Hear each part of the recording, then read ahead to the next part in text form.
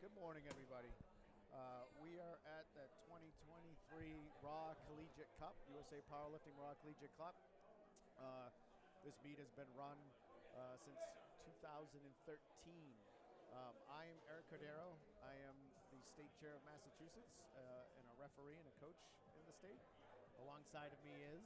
Good morning. I'm Madison Anton. I am the Vice President of Northeastern Women's Powerlifting. I am also a recently anointed state ref. Yeah, congratulations. We always need extra people helping, right? Thank you. It's a volunteer sport. We don't get meets without referees. We don't. No, Really a thankless job, I know. absolutely. So we're going to get going in a minute. The first lifter we're going to have is Victoria Turner. So all of our lifters today have to be registered in a college, university. They have to prove that with their certification they're actually full-time students. So these are all full-time students. They take on a full course load and on top of training. I know you train, you go to school. I do train, I do go to school. How is that balancing life? You know, what I always say to family and friends that ask about powerlifting and being on the team is that I wouldn't be working out if it weren't for being on the powerlifting team in college. It does give me the time, and it sets my eating right. Yeah, Gives me discipline. I think that's a common theme for a lot of people, right? This gives us a goal, Definitely. something to shoot for. We got a lot of kids from Northeastern Powerlifting competing today. Good. My team. You'll be cheering for it. All right. All right, let's get it started. Bar is loaded for Victoria Turner out of Worcester Polytech Institute. We are in Worcester right now at Evolve Fitness. So this is essentially a home meet.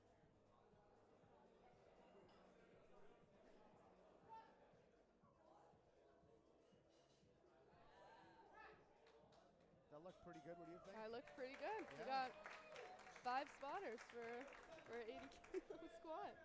2 white lights. We had 2 white lights. All right, we've got a blue on the side. I don't know what you did on the side. We only have a somewhat of an angle over here. Normally a blue card is locking your knees, right? Making sure your knees are locked, beginning and ending of the lift, or up and down on the bar. So one of the referees might have saw a knee not completely locked out.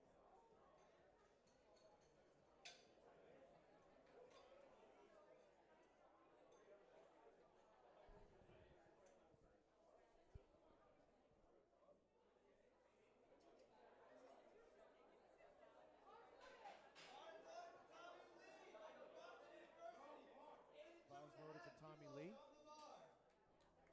Tommy lifting out of Boston University, BU. Right up the street from you guys. Right up the street. There's a little rivalry there, bean pot A little rivalry. bit, but we're friends. Beautiful A7 singlet. Great lift from Tommy. Yeah, good We'll lift. see. 3 white lights. You'll see every competitor wait for a couple commands for the squat. You got the start at the front. You're waiting for that head ref to give you a start command, making sure your knees are locked, making sure everything's in order. Complete your squat, and then you wait for a rack command to bring the bar back into the rack. You will get red lights for missing those commands. Yeah, that's a problem for a lot of first-time lifters. Definitely. Especially the commands, they're not used to it. Something we drill into our rookies on NUPL. We're practicing commands weeks out from a competition. Just something that you really can't afford to miss. Yep. And I've seen veteran lifters do it too.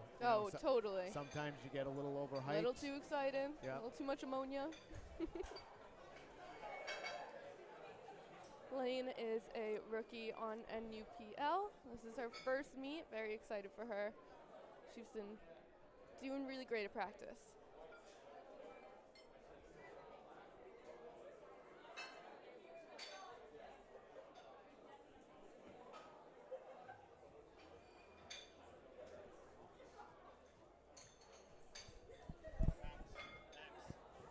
Max, they need to change the leg colors.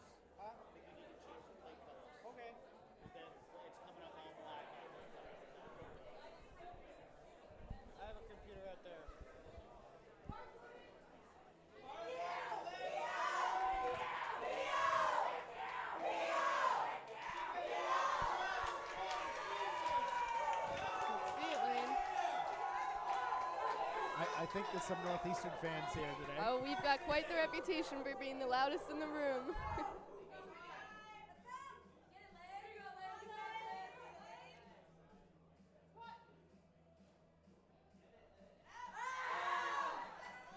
Completely raw. Beautiful squat from Lane. Very deep. 3 white lights. Let's go, Lane. Completely raw. Completely raw. No sleeves. No belt. No sleeves, no belt, no wrist straps. So a lot of our rookies go into their first meets with very little equipment. Yep. Build some character. Yeah, so for raw lifting, all the competitors in USA Powerlifting are allowed the maximum. They can wear wrist wraps, they can wear a belt, and they can wear 7mm neoprene knee sleeves. That's what is allowed in the raw competition. So that's the most that you can wear in a singlet. Everybody has to wear a singlet. Of course, you don't have to wear any of that stuff. You do have to wear shoes and socks.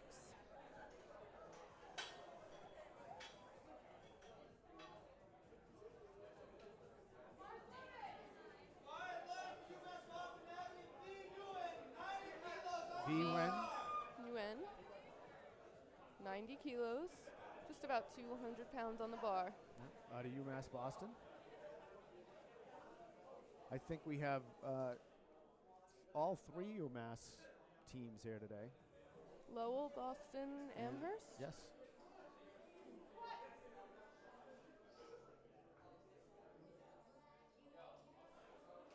Very speedy. Yeah, that was a nice, easy opener for. Very nice opener. That's what you want from an opener. You want it to look good and not struggle, especially if you're a first-time lifter. Really important to make sure you get at least 1 squat. Definitely. You know, I really encourage that for first-time lifters. It's not pushing the weight, right? It's making sure you get, numbers on the bar, you get attempts in. I would rather see a first-time lifter go 9 for 9 than, trying to push in for PRs and placing and stuff like that. That's our big night before speech is let go of the numbers, let go of the expectations, just have fun with it. Olivia from UMass Lowell, opening with 97.5 kilos on the bar. That's about 215 pounds. Yep. And Olivia, this is definitely not her first meet. I've seen Olivia lift before.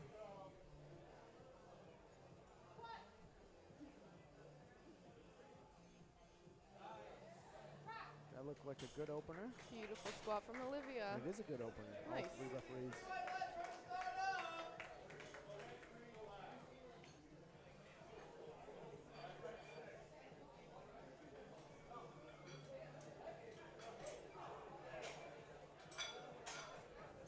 This spotting and loading crew as well, all volunteers from the local lifting scene, helping out to make sure this meet runs smoothly.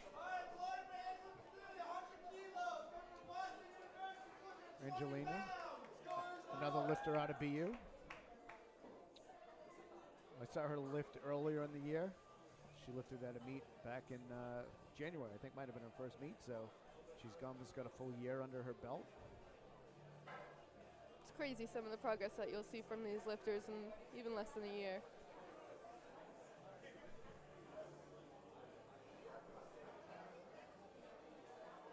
She gets the command.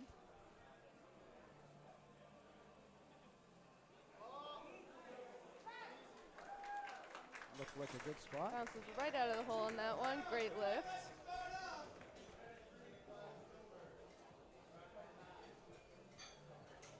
We're going to get another lifter from BU.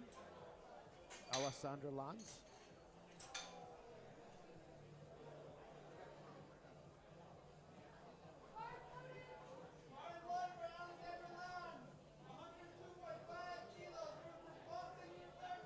Believe this is the first time meet for Alessandra. 102 is quite the impressive opener for a first meet. Of course, that's just about 225 pounds. If you were using pound plates, that'd be that 2 plates on either side of the bar. Big goal for a lot of people. Absolutely. I think she cut that a little high. I Let's see what do the as referee- well. No, I think it White looked- lights, though. From the angle of the camera, it looked a little high to me. Of course, on squat, we want to make sure that we've got standards for depth to judge everyone equally. Refs look for your knees and your hip crease. You want that hip crease to dip just below your knee for your thigh to have kind of that downward angle. If you're cutting it a little too high, you will get a red light. Yeah, and there's 3 referees on the platform, right? And they, you know, I always tell people it's a sport of angles because, you know, from our angle, from our camera angle, I think it looked a little high. Wouldn't you agree? Yeah. I would agree. Yeah, and then the referees on the side who have a slightly different look and slightly different angle, they thought it was good. Yep. So it happens in this sport. Sometimes you talk about just got to convince that ref. Jalen's another rookie on NUPL. She's been having some awesome training in the past few weeks as well.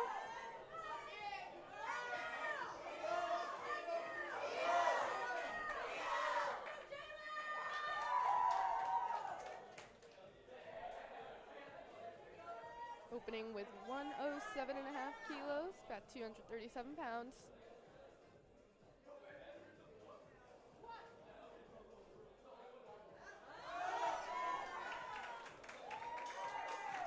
Squatting in Beautiful squat from Jalen.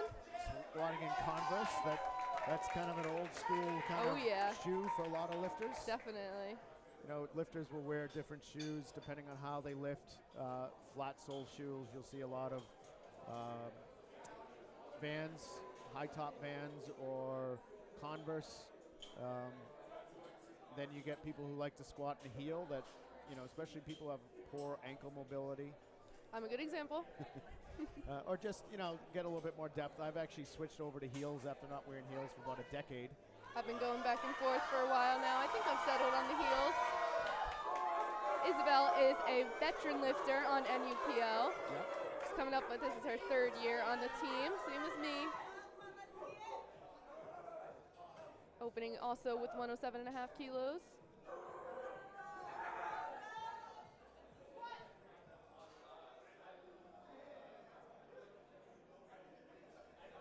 Nice and deep. Beautiful opener from Isabel. Oh, 3 white lights. Tell she's happy walking off that platform.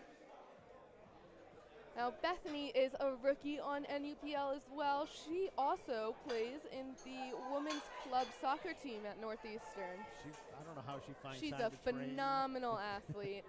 Phenomenal. Train, lift. They're just about done with their season too, I think. I hope, for Bethany's sake. Opening with 110 kilos. She is just a powerhouse. She has blown us all away this season. Well, you know, one of the best lifters to ever come out of Northeastern started on the soccer team. I don't know if you know that. Oh, yeah? Yeah, Kelsey McCarthy. Oh, yeah. She originally was a soccer player for Northeastern and then ended up on the Northeastern powerlifting team and now is probably arguably one of the best lifters in the whole world and has been for the last 5 or 6 years. For sure. You see a lot of multi-sport athletes coming into powerlifting. Beautiful squat for Bethany. 3 white lights. Great lift. Yeah, the sport has really picked up, especially since I've been doing it. I've been around the sport for about 25 years now. Wow. So I'm barely 20 years old. and, you know, it's amazing how much the sport has picked up. Bars loaded for Elizabeth. I've seen lift multiple times before. Coming out of Smith College. Yep. Smith is out in Western Mass.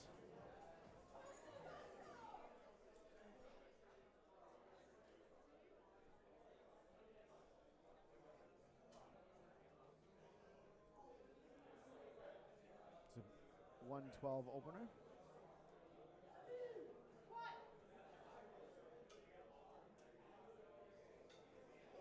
That was speedy out of the hole. Speedy, wow.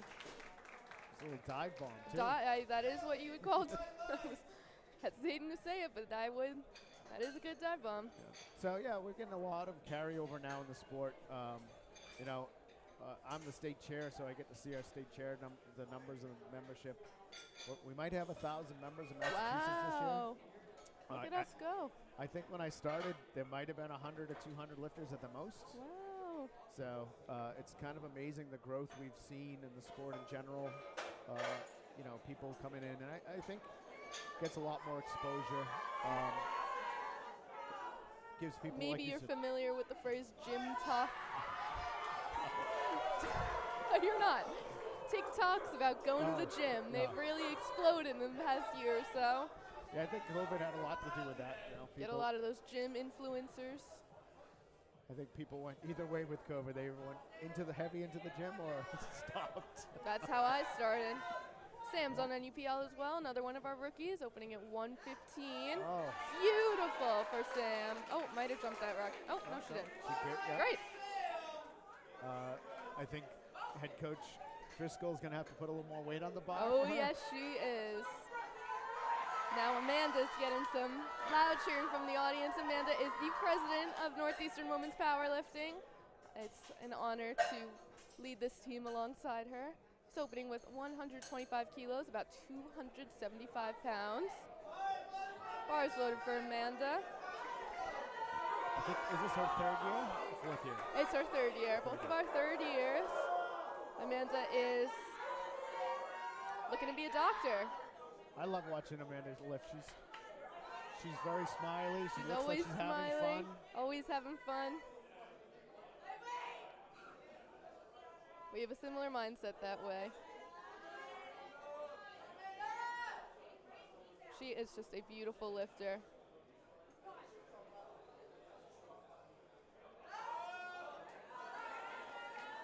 Looks good from my angle. Looks great to me. Yep. Good lift for Amanda. Amanda's always got amazing form. She really is an amazing role model for all of our rookies. Yeah, you know, I haven't been around the sport for the length of time I have. You know, watching, especially Northeastern, who's been around for a long time. I think the team started in 2007. I've really got to see. It's great seeing all you guys grow. You know, you start lifting. I oftentimes see you guys in the first meets, and you know, see you progress over a couple of years. It's just phenomenal watching you guys get stronger and stronger. Katie under the bar now with 127 kilos. She is a second-year veteran on NUPL.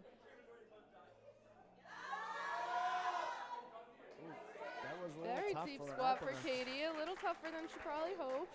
I think she might have lost a little tightness on that. I agree. Got Probably her hit a little deeper than we wanted to. Yep, knees a little forward in the hole, made it a little hard to come out. When you have an opener like that, it becomes a bit of a challenge to decide what your second attempt is going to be. Of course, you do, unless you fail a lift, you do have to go up by at least 2.5 kilos in most cases.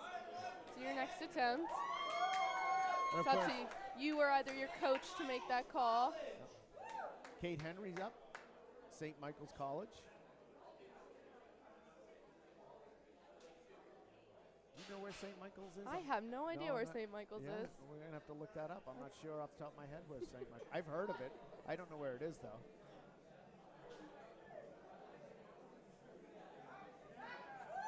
Beautiful opener for Kate.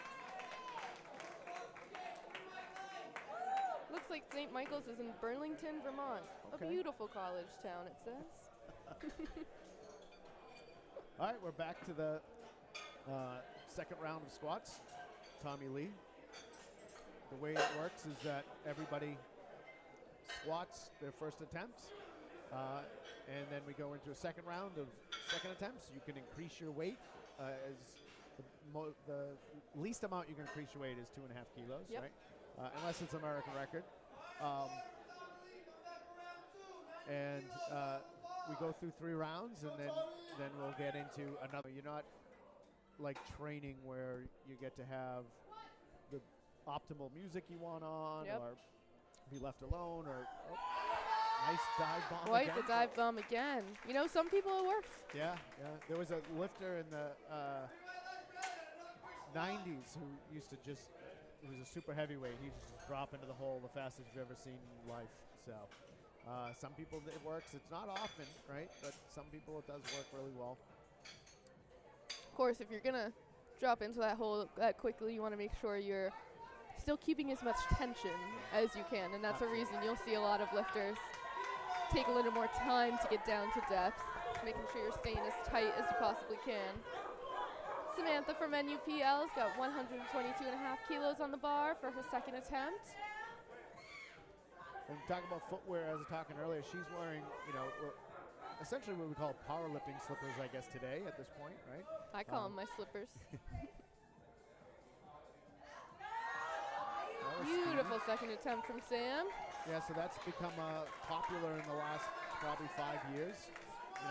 Essentially, people figured out that swim shoes work really well and have converted them over into lifting slippers, and made some improvements on them. A lot of people like to be as barefoot as they can. These squats and these deadlifts. Bench too, really all the lifts. It helps to be gripping the floor as much as you can. Yeah. Be driving through your feet as much as possible. NUPL president taking her second attempt at 132 kilos.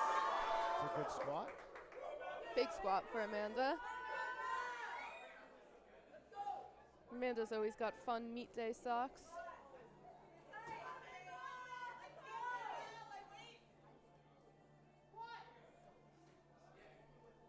Lifting the 60 key class. Great second attempt from Amanda. Good lift. 3 white lights. It's just a shy underneath 300 pounds. Which I hope she's taking for her third attempt.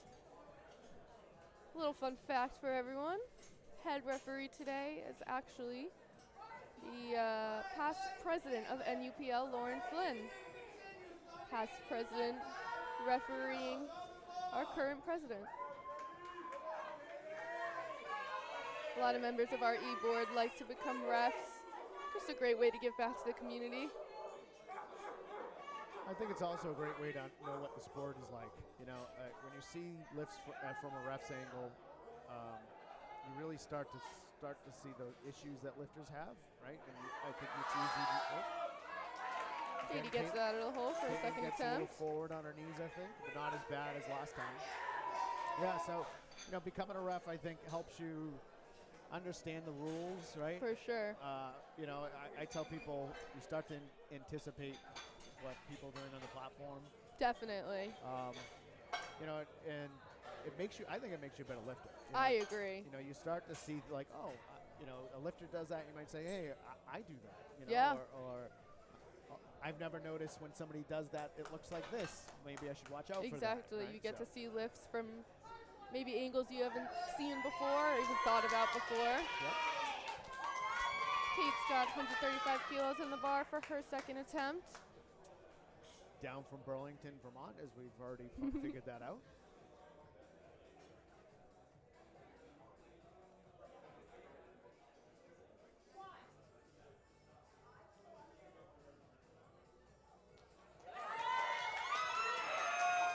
Great second attempt from Kate as well. 3 white lights. Yeah, not only have we not seen a failure yet, which is awesome, we've barely seen any red lights. Yeah.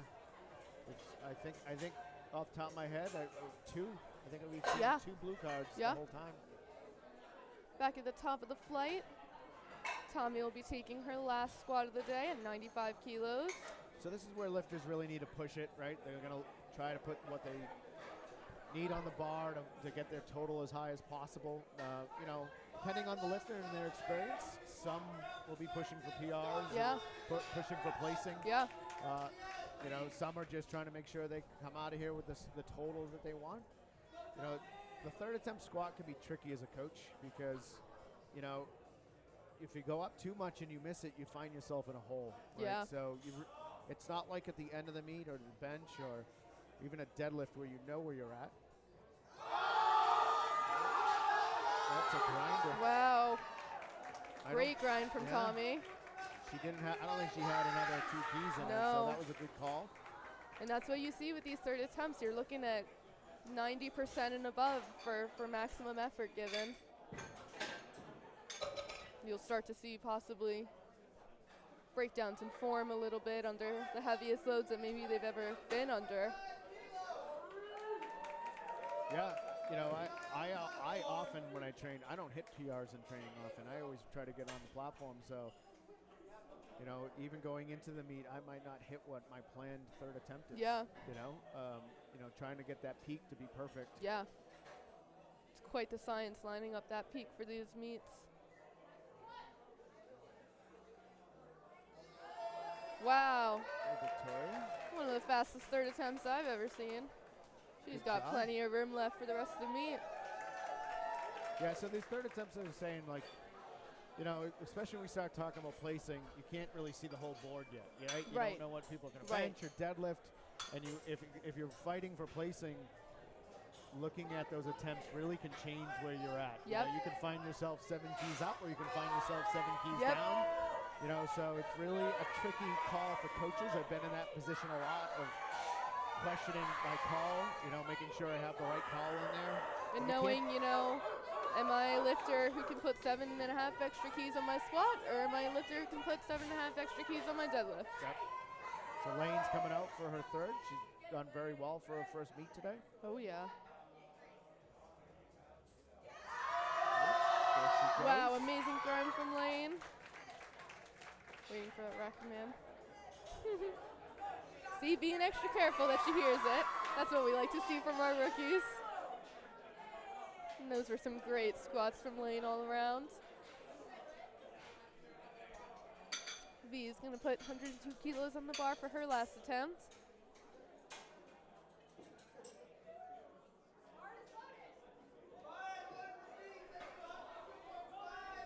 As a 56 kilo lifter, this is very nearly double body weight. Of course, if she's a little under 56 kilos, this very well may be double body weight, which is a very impressive number to hit in any of the disciplines.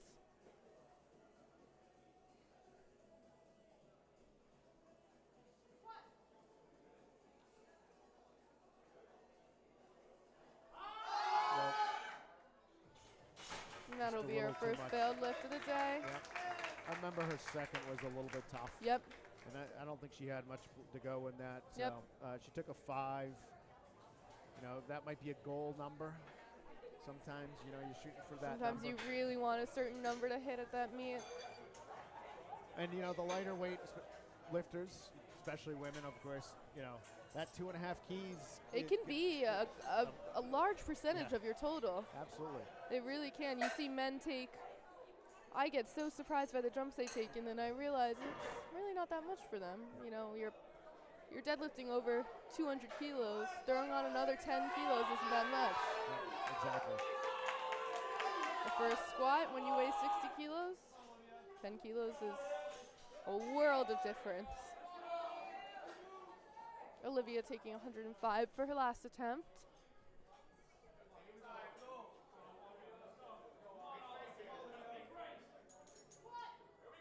Lifting in the 60 kilogram class. Nope, nope, just a little too much. A little too much for Olivia. That was another one when I remember her second squat was a little tough. She didn't have a lot of space there. Yep. That was only a 2.5 key jump. So Yep. it can be frustrating sometimes, you know. Just that extra kilo on the bar is the difference oftentimes. Yep. Bars loaded for Alessandra. 107.5 kilos on the bar for her.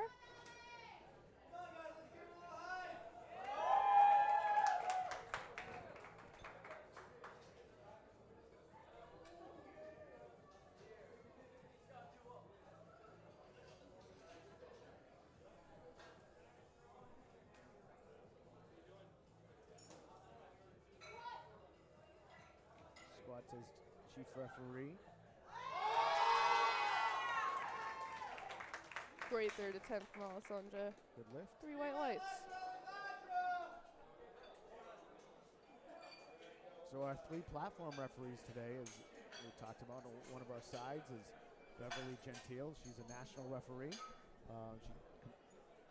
She contributes a lot to local meets. Bars loaded for Angelina. On the other side is a newly state referee. I think she finished her licensing when you did yours a couple months ago in August, Ashley Tran. And then, of course, Our chief referee is Lauren Flynn, who is a national champion. She won a national She championship is. Yes, last she year. is. That's really hard to say for anybody. It's a lot of people lifting the sport over the years. Let's see what Angela has.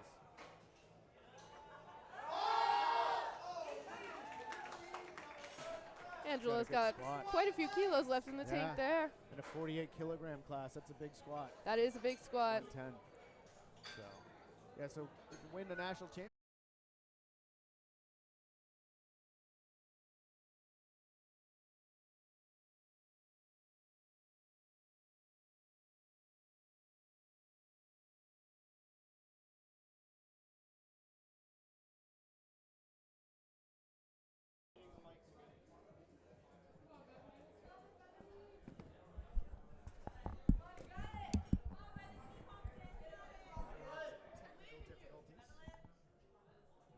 Thanks for being patient with us. Bethany's taking 122.5 kilos for her last attempt. Beautiful third attempt from Bethany. Wow. I don't know if you guys can hear that crowd cheering for her. All of NUPL supporting her. They've taken up almost half of the room. Yeah, we are. I think we're back up thanks to our tech wizard, Max. Max is our local tech wizard. Yes, he is. Max is at nearly every one of these Massachusetts, dare I say, Northeast meets. Yep. Setting up our live streams, our music, just about anything technical you need. Max has got it covered. Yeah, Max has really been a huge help in the last couple of years. Takes a village to run these meets. It really does.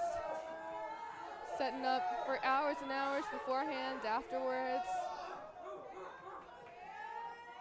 Samantha Almonte, NUPL rookie, taking 130 kilos for her last attempt.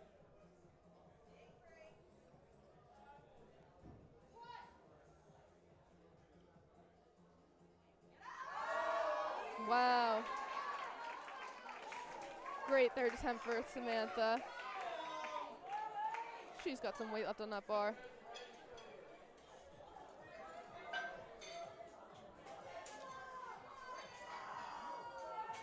All right, over 300 pounds on the bar for Amanda O'Brien.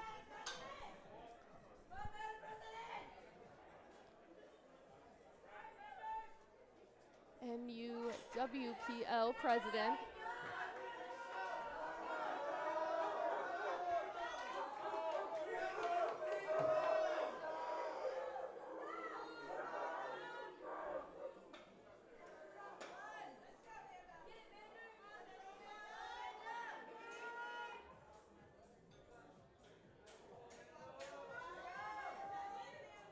Go, Amanda.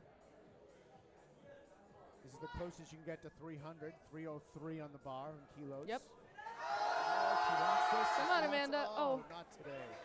Not today. So close, though. So you'll see three red lights given by the referees with the little yellow bar underneath, signifying that they failed to complete the lift. Katie taking the same weight for her last attempt, 137 kilos. This is 5 kilos above her last attempt. Let's see if she's got it.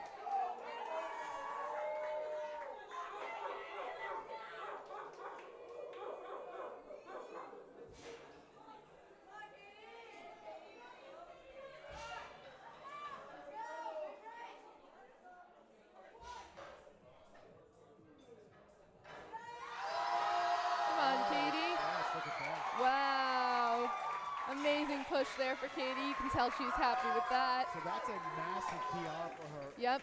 Her best raw squat last year was 95 Ps. Wow. So she put on a lot of weight in the last year, right? She competed at this meet, right? The 2002 version. Yep. 22 version.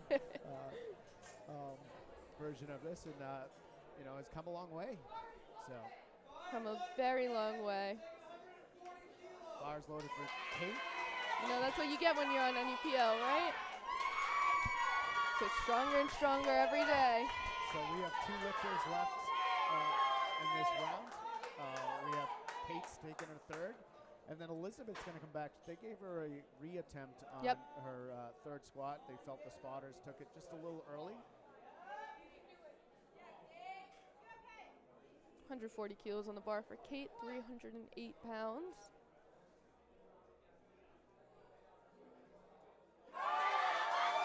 Wow, she knew it. She knew she was getting that squat. It's a big squat, 140 for Kate. Sounds like Kate's got a lot of fans. Crowd's very happy for her. Aw. So sweet to see that support at these collegiate meets. Any meet. So we're going to drop down weight. This is the only time that you're going to see the weight go back down and around is during a relift. And what happens is for a relift, the lifter gets an attempt at the end of the round. So we put them at the end of the round. It's a tough decision to make sometimes as a coach because you know, sometimes this fourth attempt really can zap a lot out of you for later on in the meet. But you know, sometimes it's, you know, it's a risk factor here. So definitely. If she gets it, the risk is reward is good. If she doesn't get it, then we'll see how the rest of the meet plays out. So she grinded. Let's see if she can get under this time. Not today. See, that's the issue sometimes with taking a third attempt is, you know, that could really set up your day now of you know, we talked about this earlier about the length of the day, you know, the energy that zaps out of you. I also believe there's a big psychology around this too, right? Missed lifts oftentimes get to your head and you kind of dwell on it sometimes, you know, especially new lifters get frustrated by that. Definitely. So asking for that lift can be a tough decision sometimes. Yep. All right, starting off the second flight is Christian, another rookie on NUPL men's team, opening at 97.5 kilos. New lifter for Northeastern. Looks like they won't put their hands down. It looks like his knees need to be locked more. Both side referees had their hand up. That's usually what happens there. Yep. Of course, when you're the head ref, you wait for those side refs to put their hands down, signaling that, a bit of a misgroove there for Christian. Yep. Fortunately, going to have to count as a no lift for him. Yeah, so once you get that squat command, you know, the lift's completely over. Yep. Once you start squatting, you have to squat all the way down and up. It looks like he didn't clear the racks enough and just clipped the rack. Is that what it was? Yeah. There you go. Yep. That's unfortunate. You know, sometimes learning equipment, again, back to that first time meet. You know, most people aren't used to squatting in front of, I don't know, what do we have here? Good 100-ish people, right? Watching you, and you're the main person on that platform. Danny up on the bar, opening 120 kilos for his first attempt. Danny is a rookie on NUPL. He is from, no, I don't want to say the wrong country, Kyrgyzstan. Wow, beautiful first attempt for Danny.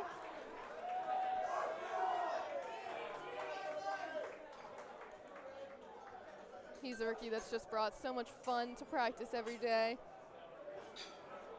Danny showed up this morning with an international USAPL membership card.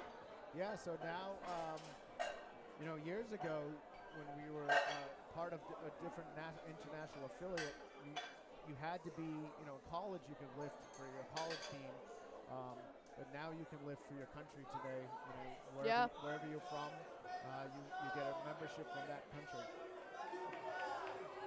Pedro opening up with 130 kilos on the bar, representing WPI.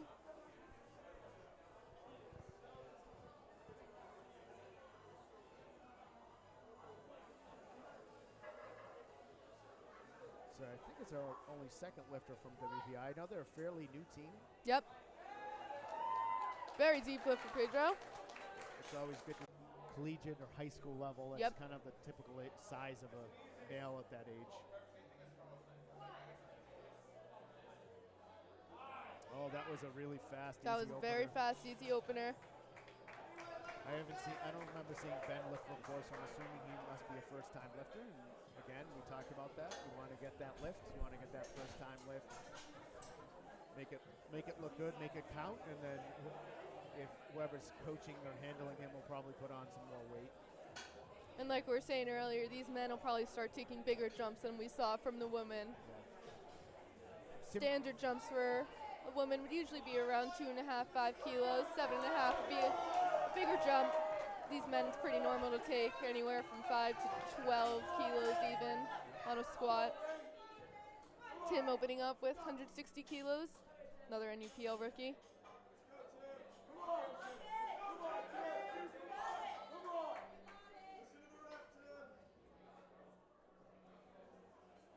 With the classic Inzer singlet.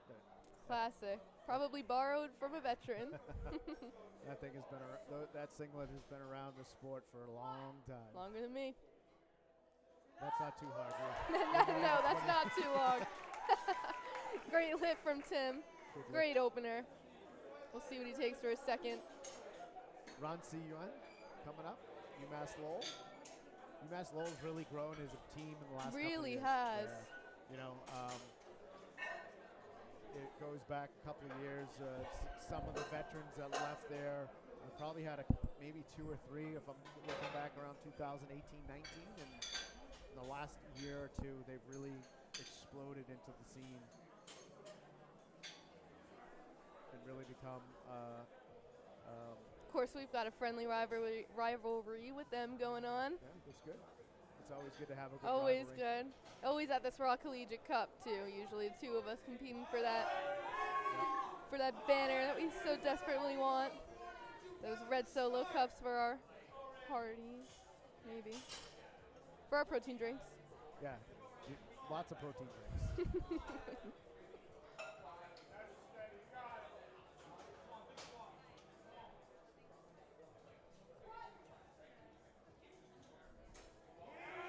Great opener there.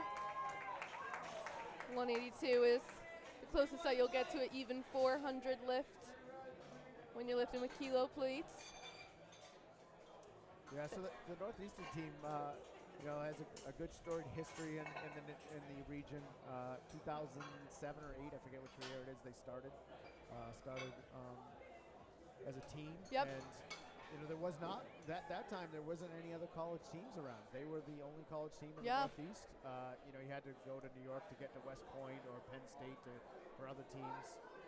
Of course, Joe Capolino being our famous founder of NUPL. He's still around in the Boston area. Still lifting equipped. Absolutely, yeah. So it's good to see we have more and more, teams arriving. Angel's going to take from Springfield College. Springfield College had a team for a while. They kind of died out a little bit. I wonder if they're coming back. That looks good for Angel. We love to see more and more teams on the rise. Yeah. Back to the top of the flight now with Christian. But yeah, I mean, just to have more teams and more competition. Initially this meet started in 2013, the first time this meet was ever run.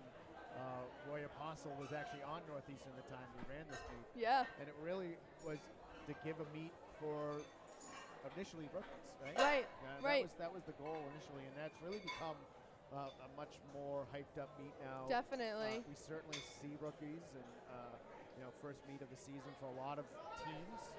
But we also see some veterans who like to come in and, again, try to get that banner.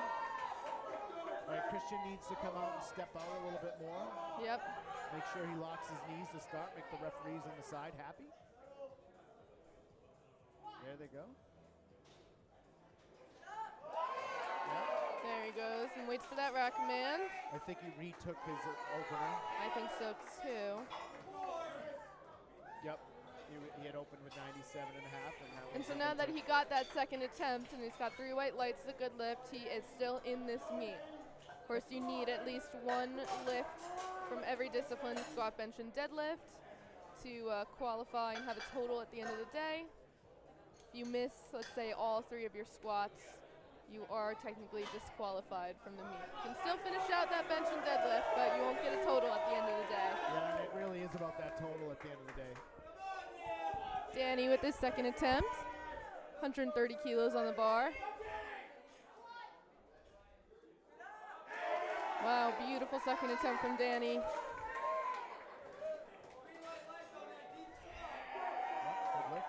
Good lift from Danny.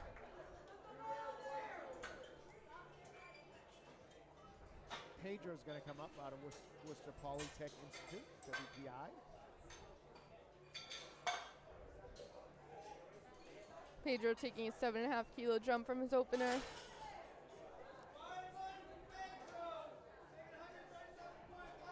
Bar is loaded. Lines up his hands.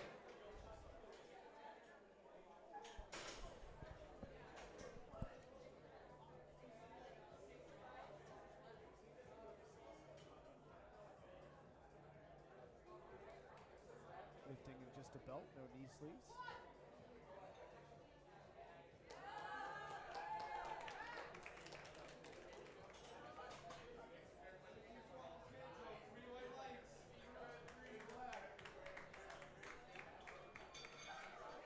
Good lift. Justin, our next Worcester Polytech Institute. For those who listening who are not from Massachusetts, it is, I was about to say it that. is pronounced Worcester, Worcester, like Worcestershire sauce. We have a lot of town names in Massachusetts that come from England. And You have will weird single pronunciation. yourself out if you call it Worcester. Yeah, yeah. It's Worcester. We have a lot of those towns around Massachusetts.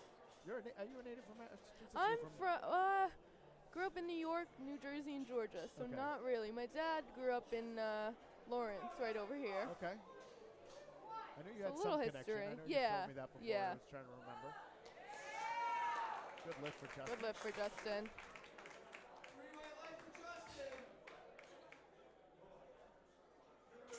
Yeah, Worcester's the second largest city in Massachusetts.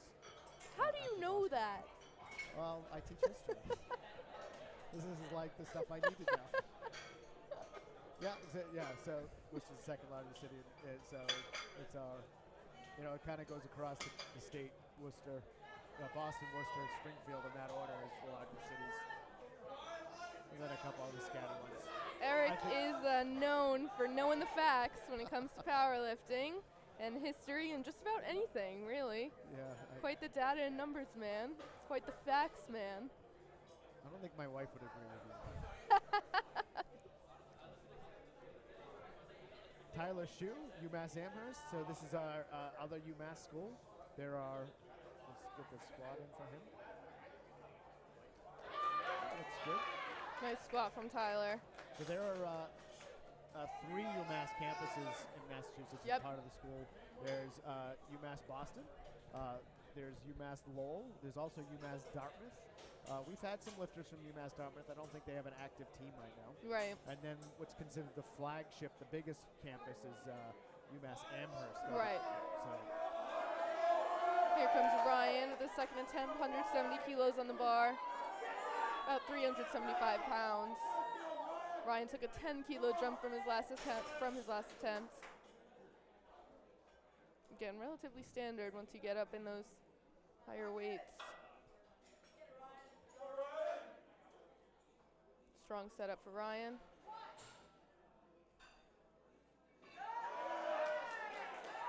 And a great lift for Ryan through white lights.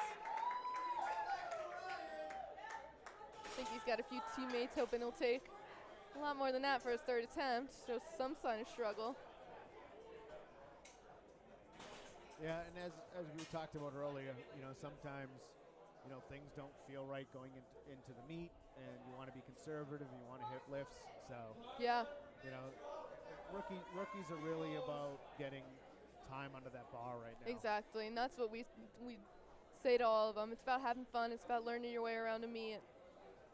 You might fail, you might miss a command or something, but sometimes you got to learn those lessons real time. Makes you a better lifter no matter what. Good lift for Ben, 170 kilos also.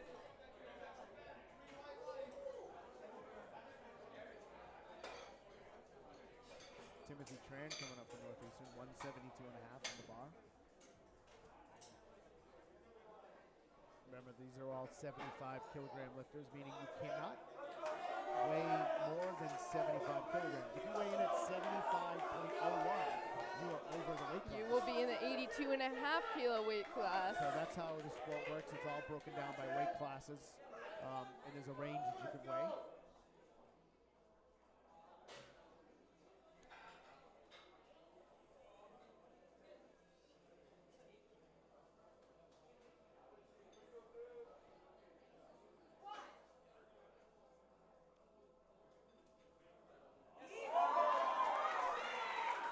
Almost a little too fast for Timothy there. Looks good for Tim. I think at Northeastern and Cabot, there'd be the short rack. Is that how you guys? That's you know, I was gonna mention that. We've got about 9 racks in our gym called Cabot at Northeastern for NUPL. 5 for the men, 4 for the women. Don't ask why. It was a bit of a fight. But our shortest men always get put on what they like to call themselves the short rack, aptly named.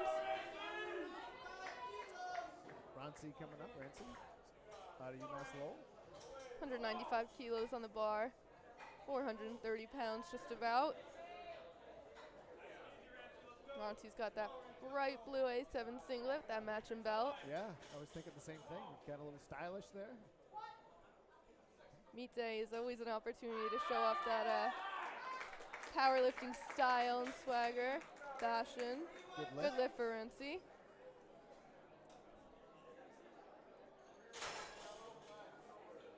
I just learned that there's quite the market for used rare singlets that are up in the thousands of dollars for some of those SPD internationals.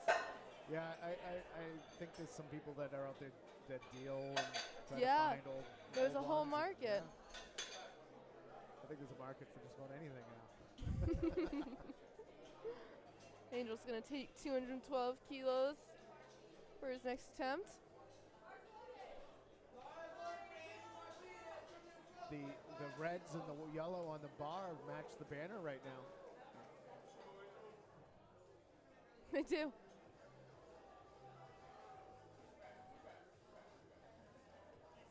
Angel is SBD'd out. He's got the SBD comp shirt underneath the SBD singlet, SBD belt, SBD sleeves. Of course, SBD standing for squat, bench, and deadlift. One of the premier powerlifting athletic apparel companies out there.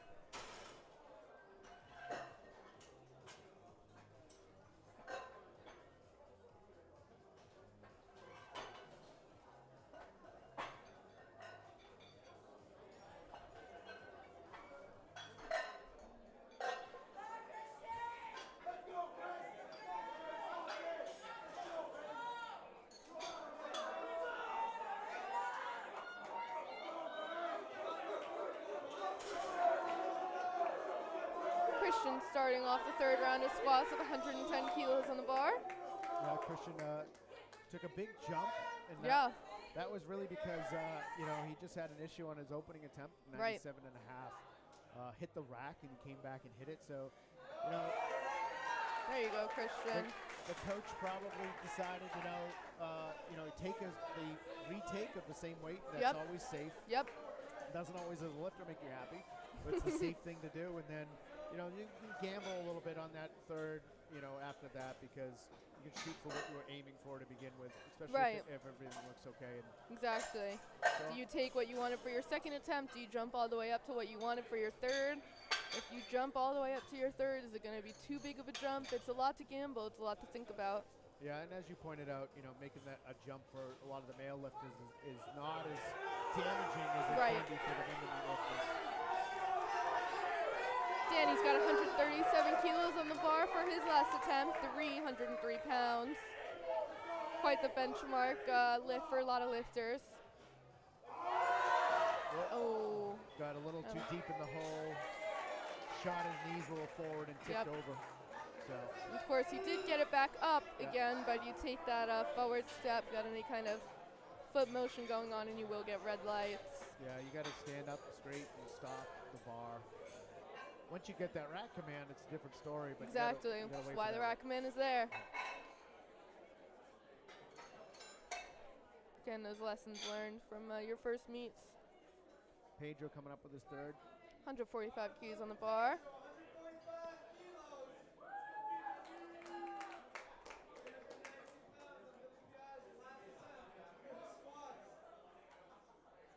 These are the last attempts. There's only 2 flights in the morning session, so we had some of the women going earlier, and now we have the 75-kilogram males right now.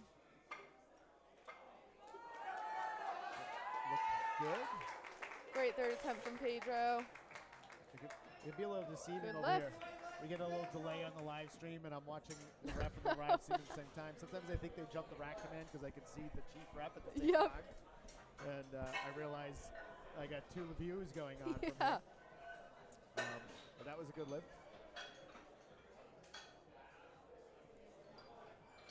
Justin will be taking 160 kilos for his last attempt.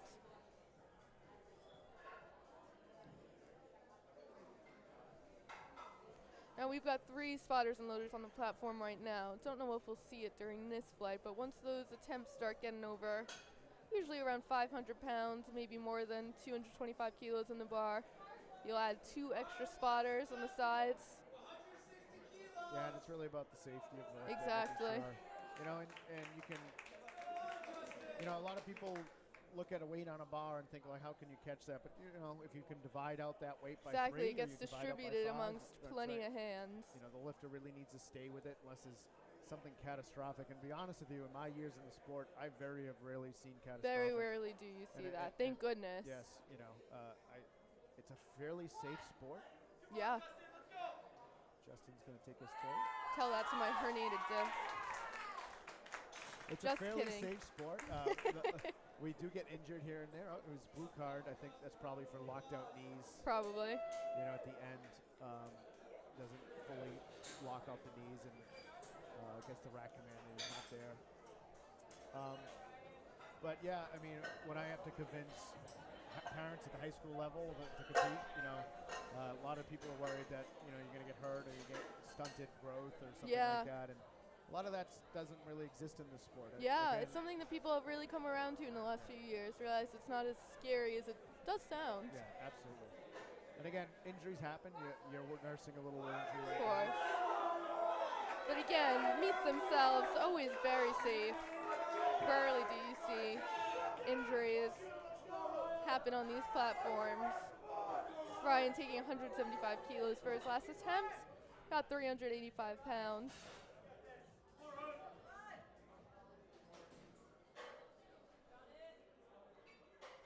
Got all of NUPL on their feet. So, Wow. good squat for Very rookie. nice squat for Ryan. For rookie lifter at 75, he's, you know, he's got up from here, right? He'll be just up from here. Oh, keep going, totally. you know. Of course, the men's team on NUPL is giving their rookies the option to either stay raw for the spring semester or start equipped. Oh, interesting. Which is a change from how we've done it in past years, so excited to see how that plays out for them. Ben Chu taking 177.5 kilos for his last attempt, just under 400 pounds. I think I can hear the agony in Joe Capolino from here as he screams in agony. Here. Yeah, I know. Where times are changing. Ben's Nice grind from Ben. Ben's squat. Let's see how the referees call it. Yep, it was close. It was a 2-to-1 call. It was definitely close on depth. He got one referee to think there was a good lift. You know, not everybody's symmetrical too. So, you know, that red light came from the side that we're on, and actually the side the camera is on. He could have been a little deeper on the other side. We're not sure. Right, You know, and which certainly happens. yeah, absolutely. I've seen a lot of lifters. One side always looks high, and the other side's always in. So, Of course, that's the reason we've got 3 reps judging. Yep. And again, you only need 2 white lights for a good lift.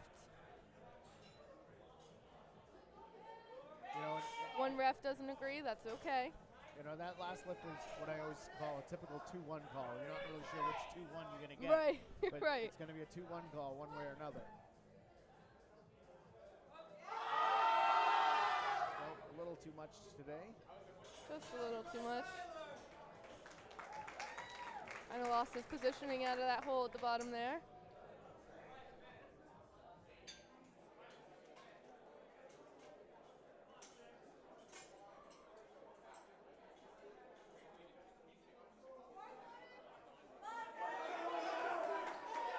Bars loaded for Tim. Taking 182 kilos for his last attempt. It's a big jump. Big jump. Taking a 10-key jump for him. Now, of course, like we said, 182. Closest you'll get to an even 400 pounds with kilo plates. This might be a goal that Tim's had in mind. Yeah, all of his lifts will look really strong. They have been. You know, and they've been really fast. So, you know, you take that 10 keys, push a little bit now. He's already got 2 squats in. Oh, yeah, that was easy. Wow. Great lift for Tim. You know, and sometimes lifters are game day lifters, right? I mean, they show up. Yeah. And, you know, as a coach, you'd say, this is your targets, and they just blow away their targets. Yeah. You know, the adrenaline. Some people just love lifting at meets and perform. Some people significantly really get extra weight just out of the environment alone. You got that crowd looking at you. You're staring down that front ref. Monty taking 202 kilos for his last attempt. 446 pounds. And I just realized I lied to our audience. We actually have 3 flights in the morning. We do? Yes. Oh my goodness. We have another group of 75s after this. Oh, no lift. Oh. Good catch from the Good catch. spotters. Yes, we got 3 flights. I pulled goodness. up the board and I realized there's a bunch of 75s who haven't lifted yet. Well, so, we're in for it. as I said, this is a big weight class for this age group.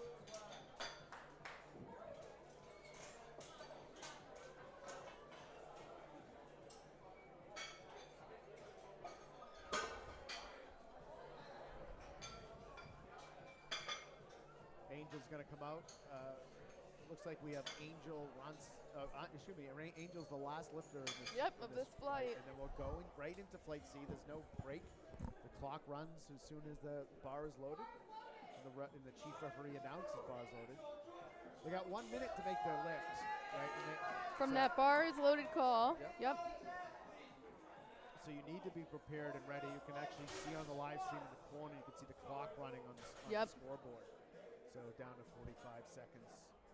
So plenty of time for the lift, but I'm just pointing out that you have to get that in with it. Yeah, of course, it's plenty of time to lift. Often what gets lifters is the time they take getting ready for the lift, all the setup beforehand.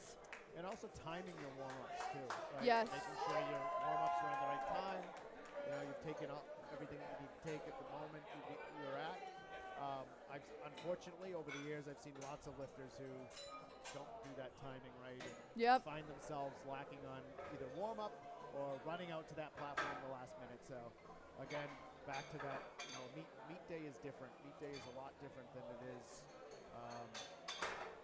for just regular training. You know. All right, we're going to start flight C. I believe flight C might be slightly smaller. Oh, it's the same size. You've got 10 lifters, so we have 20 75-kilogram lifters. Wow. For this whole meet, right? So, it's a lot. Yeah, there was 35 lifters in this morning, and 20 of them are all 75-kilogram male lifters. This is your first time watching a powerlifting meet. 3 flights is a lot of flights for a session. Are we there? We're there. Yes. So the rule now, you can only have 15 lifters. 15 lifters in a flight. So because we have 20, they had to split them in half to 10 and 10. Which 10's a pretty normal flight size, you know. It's a pretty comfortable flight size for a lot of people. You know, talking about the science and breakdown of meet day and the timing, you want to know beforehand how many people are in your flight.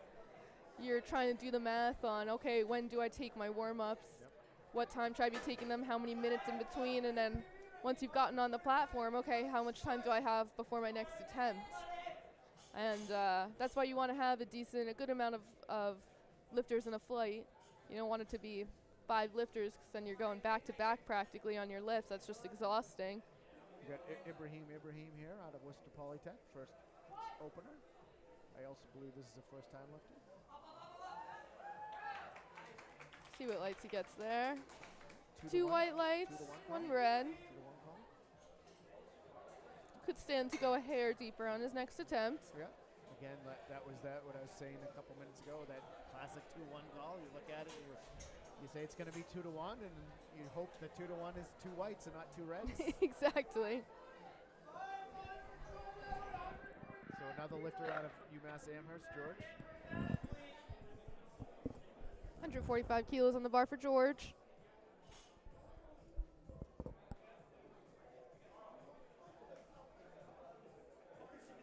Close feet stance. Very narrow stance. Very narrow stance down. Nope. Some people like to do that. We've seen some lifters, not super common, but you do find lifters that do like to squat that way. Of course, there's not exactly rules for what your stance can and can't be as far as a squat. Some people you'll see be super wide. Yep. Some people super narrow. Some people, their feet are pointed straight ahead. Some people, their feet are nearly pointed 180 degrees outwards. It's all about figuring out what form is right for your body and your leverages, as we call them, the proportions of your legs to your torso. Derek has come up. Derek Chang. Garrick's another rookie on Northeastern, opening 170 kilos. Quite the opener for a rookie lifter. Yeah, great lifter opener for a 75 kilogram. Never had competed before. I assume if he's a rookie, he's never competed before. I know that's not always the case. Such as Wendy, one of the lifters competing later today. On the women's side, on NUPL. I think it's tomorrow. Great squat from Garrick. Yeah. Of course, Wendy was coached formerly by Eric Cordero at high school. Actually, I never coached her at high school. She was only. Oh, really? Oh, just kidding then. I lied. No, but she was in college. She was a friend of one of my high school students and asked for some help. I don't do a lot of coaching outside of my kids at school because I have so many.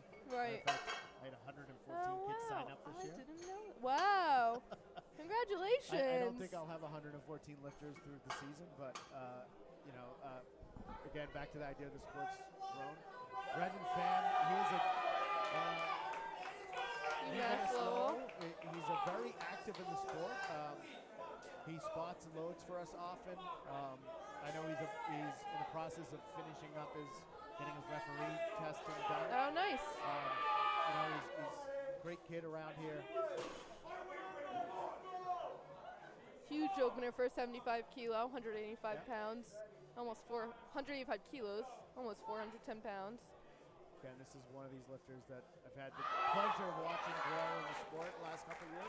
Great opener. Yep. So he's wearing that one of those SBD International. Yeah, Finnish. Finnish, yep. Yeah, from Finland. Just waiting for you to tell me what flag that was.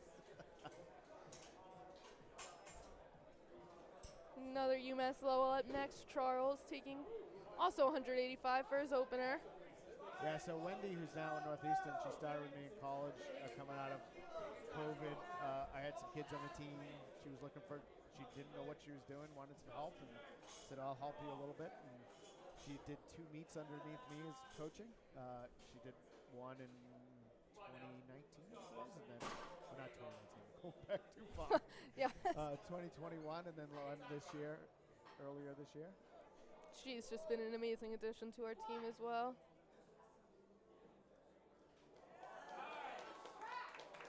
I mean, that's just an experience that a lot of our rookies don't come in with, is knowing your way around a meet, knowing your way around a bar even. So Charles has a good lift. Charles is another UMass Lowell lifter that has competed before, right? He's not a rookie.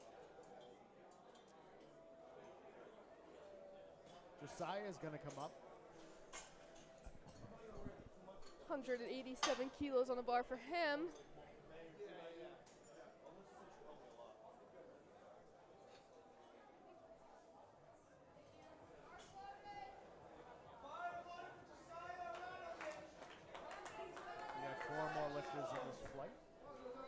starting with Josiah here. The more lifters, and then the attempts, first attempts. Out of Worcester Polytech.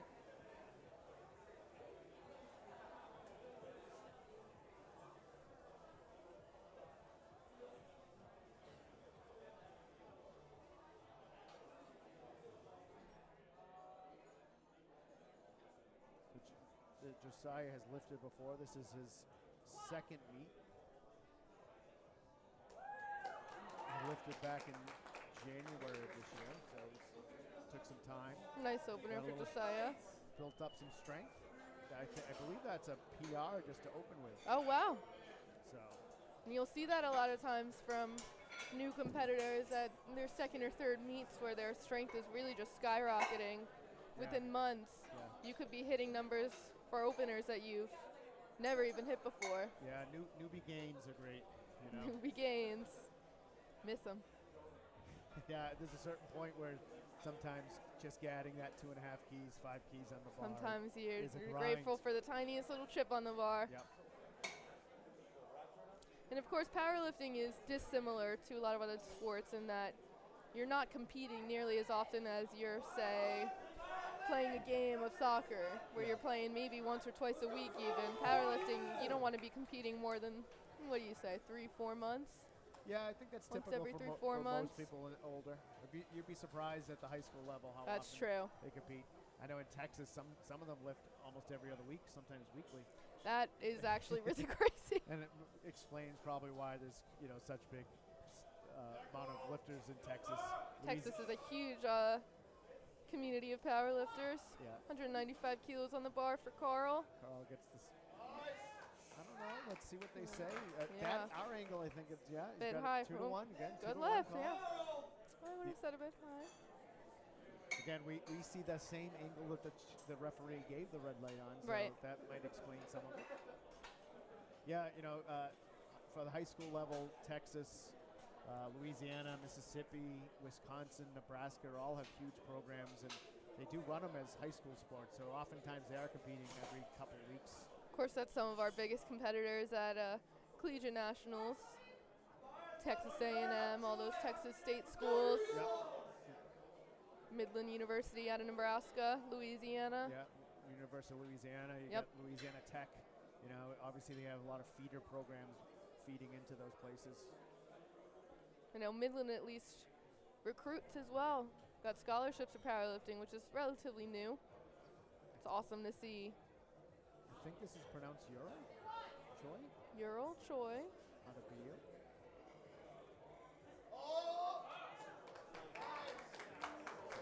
Nice Good lift for opener, Ural. 195. We're getting near the end of our openers here. We got Brian Ma will finish up our first attempts with a 217.5 raw squat for an opener, 479.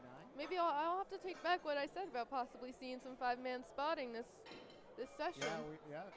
We're getting up there. He should be close after that. Yeah, I mean, traditionally it's always been 500. We always say 500 on the bar. We take that. Yep. So again, it's all about safety for the lifter. And not to say that lighter weight can't have a problem, but if you have good spotters and they know what to pay spotter attention. discretion. Of course, you got 3 tall men on this platform right now. Those maybe some me and my NUPL girls on that platform. We'd ask for some extra hands. I don't know. I've seen some of the Northeastern women take some big squats on their own without a problem. I never worry when you guys are on the platform squatting and loading. I appreciate No, that. I really don't. You guys are always really good, really professional.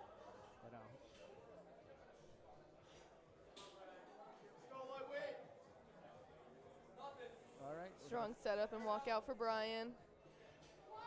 See how Brian does on this. Oh, that was an easy opener. Great opener for Brian. 3 white lights. All right, we're going to end up at the second attempts, starting off with Caleb Goldman from UMass Amherst.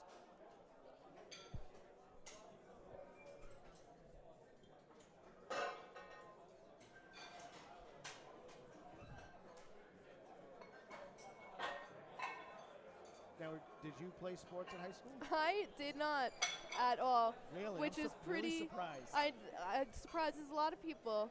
Like we were saying, usually you see a lot of kids come into powerlifting in college from another high school sport, a lot of swimming, a lot of soccer.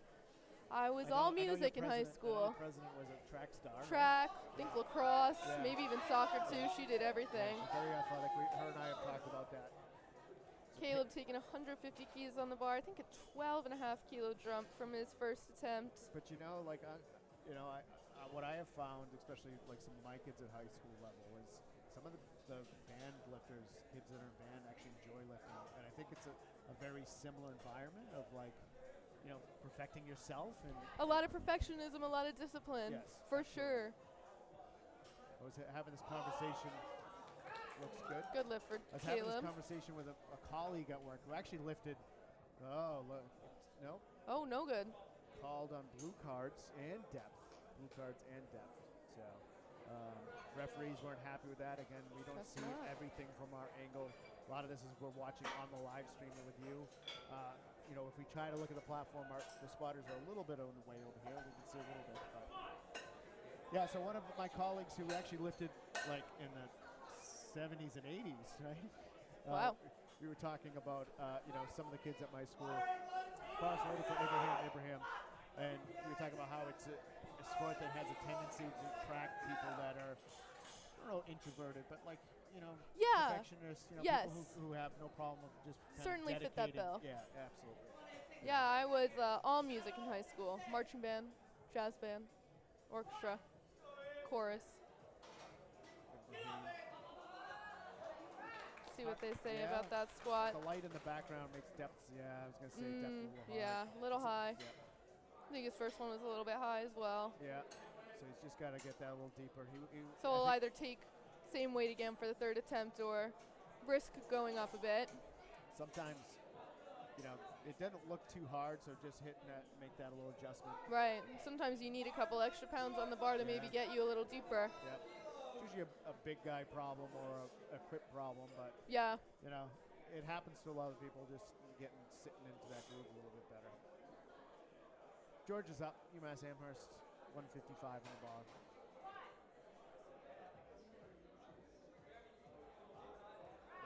Let's see how they call this one. Yeah, same thing for George. Good lift for George. He's got that really close stance, and Yeah. it's hard to tell, I think, from Definitely. our angle. Not a lot of room for those legs to go. Yeah, exactly.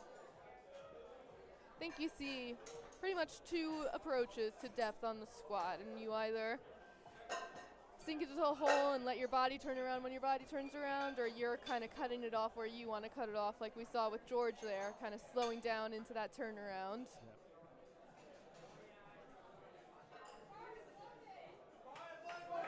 Zach Fowler taking pictures of us as we announce. Garrick taking his second attempt, 177 kilos on the bar. Getting lots of support from his teammates in the crowd. Takes the walkout. Good, nice, strong walkout from him.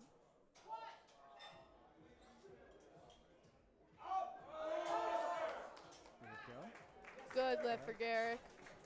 Of course, the men's team on NUPL is coached by Alex Bruskin, former NUPL alumni, and a recent addition, Cormac Walsh, been on the team for 2 years now as a coach. Amazing addition to our team.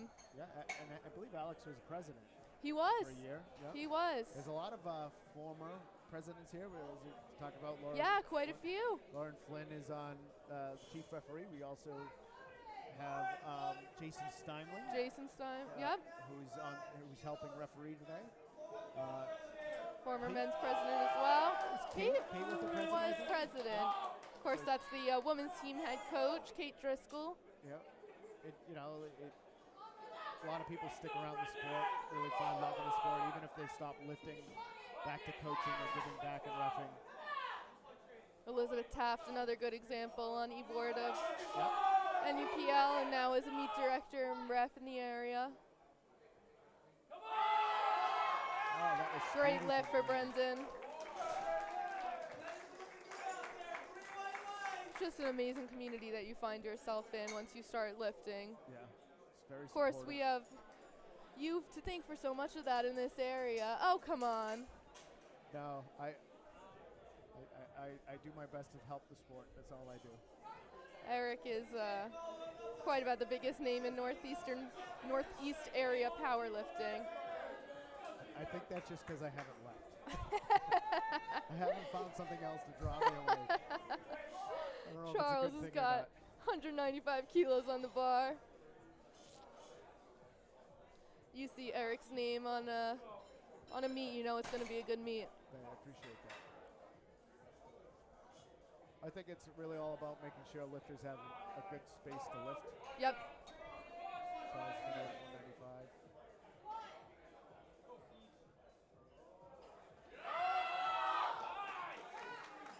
You know, Strong lift from Charles. He feels good about that. 2 to 1. 2 to 1. 1 depth call.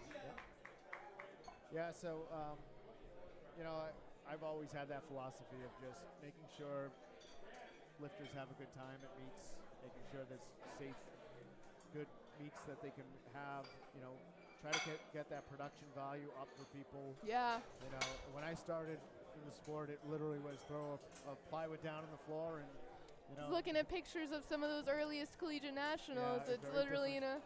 in a random room. Yeah, the sport, No crowd. The sport has changed a lot. You know, So there's much. There's a lot more It's incredible. investment in the look of meats and the value of meats and making sure, you know, people get what they want out of a meat. And it's good. It's good to see the sport progress. Totally. You notice with Carl's next attempt here, the arms for the squat rack are pushed in. Yep. You have the option when you're determining your rack heights before you start lifting, when you first get to the meet, to push those arms in a little bit. Sometimes people, when you walk out your lift, you can hit the sides of those racks a little bit with the weight, and it can throw off your walkout a little bit. So you have the option to put those in, gives you a little more wiggle room on the sides to move that weight out. Can make a big difference for a lot of people's lifts. Yeah, and the funny thing is you see it in either smaller guys or bigger guys. Yeah. Or women or people, lifters, right? So, what do they say on this? See what the refs say about that. Yeah, it's a Little high for That's what I Carl. I thought it was a little high. I Again, agree. That light in the background, I think, is a little harder for us sometimes Yeah. to see, you know, that reflection in the back with the black singlet. Yeah, so that in and out, you see a lot of lighter lifters will take. Sometimes you can see one in. I actually lift with one in. I do that as well. Because I clip the rack often because I take pretty much one step out of it. Yeah. So if you take one step, you pretty much have a chance of flipping the rack. And then you see big guys doing it because they put their arms all the way As out, wide as as possible, wide as yep. possible. So it's kind of both ends of the spectrum. You see that. Yeah. Bar is loaded for Josiah. 200 kilos even on the bar. You know, and going back to a long time ago with meets, you know, it's amazing these combo racks, which have been around now for over 20 years, but they have improved the speed of the sport and how easy it is to make changes. Yeah. You know, when I started, we were still using hydraulic jacks. Prior to that, it was mechanical. So it's really sped up meets and made meets a little bit more enjoyable for lifters.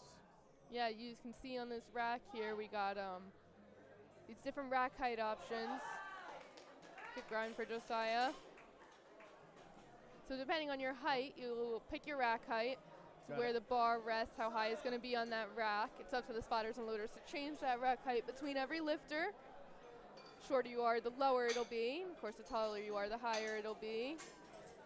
You want to make sure that's at a good height where you can easily get under the bar and set it on your back where you want it. If you're a high bar or low bar lifter, make sure you can get it out of that rack relatively easily. Yeah, so the last lifter, Josiah got a blue card. Knees. His coach actually saw approach the chief referee, which you do at a local meet, and ask what the call was for. And I saw her indicate to the knee. Must have, you know, she was unhappy with the lockout at the top. Again, you know, we have 3 referees, so you know the side referee might miss that because the spotter gets in the way. Right. So, but the chief referee saw Which is, it is a rule in the rule book for refs to give the benefit of the doubt in a situation like that. And good practice to always ask a ref why you got a light if you're not sure. I feel like this second attempts have been speedy. They have Like been. They've we're flown almost, by. Yeah, we're almost at the end here. Yeah. There you go. Nice lift for Uriel. Ural? Ural. The announcer's announcing it. Ural. So we're going to go with That's what I'm Ural. going with. Yeah. Brian Ma, I've seen Brian lift before. This is our 500-pound squat. Back Yeah, to that first of the day. Yeah, that's back to the how many spotters we need on the platform. Here we go. So we'll see what they want to do here. Yeah, it can't in kilos load 500 exactly, so Right. this ends up as 501 and a half. Exactly. Same with that 400 too. I'm at the point 300 now as in my well. life I just think in kilos. I try not to don't do weigh pounds myself in pounds. I Yeah. don't think in pounds. If I have to go to a gym where it's pounds, I'm doing a lot of math on my phone. I was coaching at a meet a couple months ago, and someone was like, "How much is in this pounds?" I'm like, "I have no idea. I know that's what it is." I in go to the kilos." doctors, they ask me how much I weigh. I say, "Can I tell you in kilos?" That's funny. Yeah, if you get your mindset on it, it works really well. So the sport is all done in kilos. You know, kilos have a tendency to be more accurate. It's also an international weighing system. So More of those higher quality Yeah, equipment will be in kilos, like these Helico plates we got. yeah. Talk about improvement in sport. I'll tell you, 5 or 6 years ago, it was hard to find kilo plates Yeah. around the country because, you know, a lot of meets are still done in pounds. So you still can run local meets in pounds. You don't see it as much. Yeah. It is in the rules that you're allowed to do that for a local meet. See what Brian has to finish out our round of squats here. There you go. Help back into the rack. 3 white Good lights. lift for Brian. All right. So back to the bottom of the order for Ibrahim. Yeah, so, you know, that's been a big improvement. It's just the amount of manufacturers that make plates now. Yeah. That, you know, there used to be just 2 companies, and now there's a plethora of companies out there. And how well calibrated they are. Yeah, yeah. How accurate they are. And even the combo racks, again, the rack we're using today, the ER racks, are out of Denmark, and that was the original design, the original maker of these racks, and then eventually other companies have come along, improved it, you know, or made it their own version of it. Bars loaded for Ibrahim.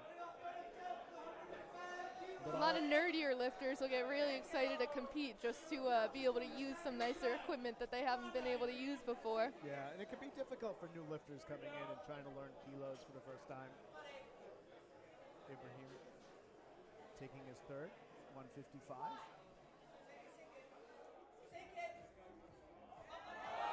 Looked a little deeper to me than the last one. Looked a little deeper. And good lift. They're giving it to him. You know, that's the other thing too. People don't realize when they're training pound plates. A lot of gym pound plates are very inaccurate. Very. You know, I've weighed some pound plates that weigh as little as 43 pounds. Yeah. And as much as 49. And you would have no idea Right. Yeah. until meet day when you're like, wow, I've taken this before, but it feels a bit heavier than I'm used to. Yeah. So if you train a lot on pound plates that you're not sure, you know, Or if you're using plates from different brands on either side of the bar. you know, I'm a big believer you line up the brands because oftentimes they're a little closer, but even that is a little off sometimes. So, you know, sometimes you come in to meet looking at weights and you've been squatting with pound plates that might have been lighter, and you have a lot less on the bar than you thought you did in the gym. You know, that's really a big difference in this meet. Caleb taking 157 for his last attempt. UMass Amherst lifter. That looks like a strong lift. Good lift for Caleb. See if he got his knees locked out. He did. Yep. Another thing you'll see with people new to the competition side of powerlifting is giving your attempts, and you have to give your attempts in kilos Yes. to volunteers at that scoring table. Got to make sure you're giving it in kilos and kilos exactly. Don't tell me 67 if you want 67 and a half. You have 1 minute to put your next attempt in after you lift. Yep. Of course, it can be you or your coach. And you can't change that at all. Can't change it. Until your third, you know, so once you put a lift in, that's another thing I think a lot of new lifters don't understand is that once you put that that third attempt in, for example, George is coming up here with a squat. This is the narrow stance squatter. Yeah, once you get your, what do you think? See what they say about Yeah, that. yeah. Good lift, Again, yep. That was that narrow stance. Yep. It can be a little tricky sometimes Yep. in that angle. You know, a lot of new lifters don't get that. You know, they walk to the table, they ask for a certain amount, and they want to go back and change it. You can't change Can't it do once that. it's in it. Once it's in. The only exception to that is the deadlift. Yep. And the deadlift, the third attempt deadlifts, you're allowed to make 2 changes. And of course, that's because at those third attempts, you're battling it out for that top spot for a podium spot. So if your competition has got something 2 kilos heavier than you, you're allowed to go back and say, actually, I want to try and hit something more than them to place on that podium. Garrett coming in with 182 kilos in the bar for his last attempt. He's got just about the entire team out here in the crowd cheering him on.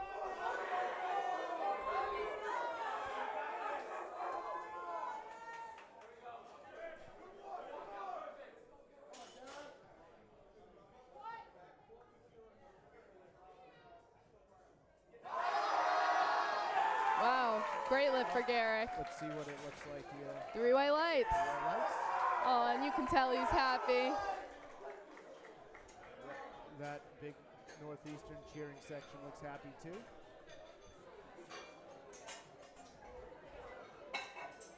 Another thing we like our rookies to know, be as loud as possible when you're cheering everyone on. Yeah, it hypes you up, gives you, you know, a little bit extra. Northeastern's, what's that called?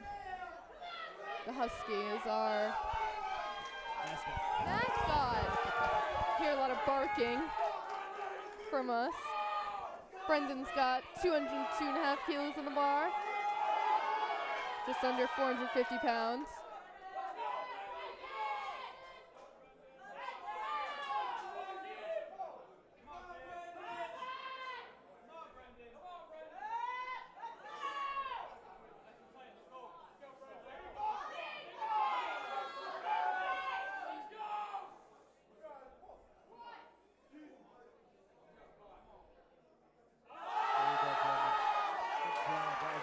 Nice attempt for Brendan. He'll be happy with that. Yeah, he is. Very excited about that.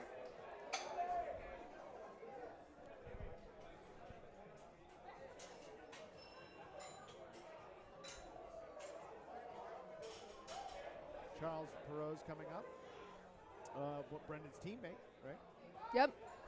Competing against each other. You know, that's the thing about this sport is, you know, certainly your teammates, but at the same time, there's an individual side and a team side. They're still your competition. Yeah, still your competition. And you might, you know, obviously cheer for your teammate and want them to do well, but part of you also wants to come out on top. Exactly. So.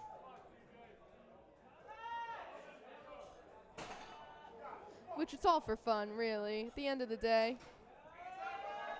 And that's definitely an attitude we maintain on NUPL.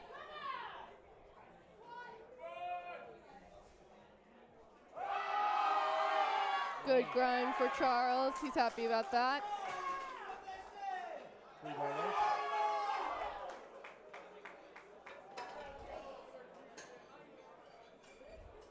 So our meet today is run by Alyssa Orlando. Yes.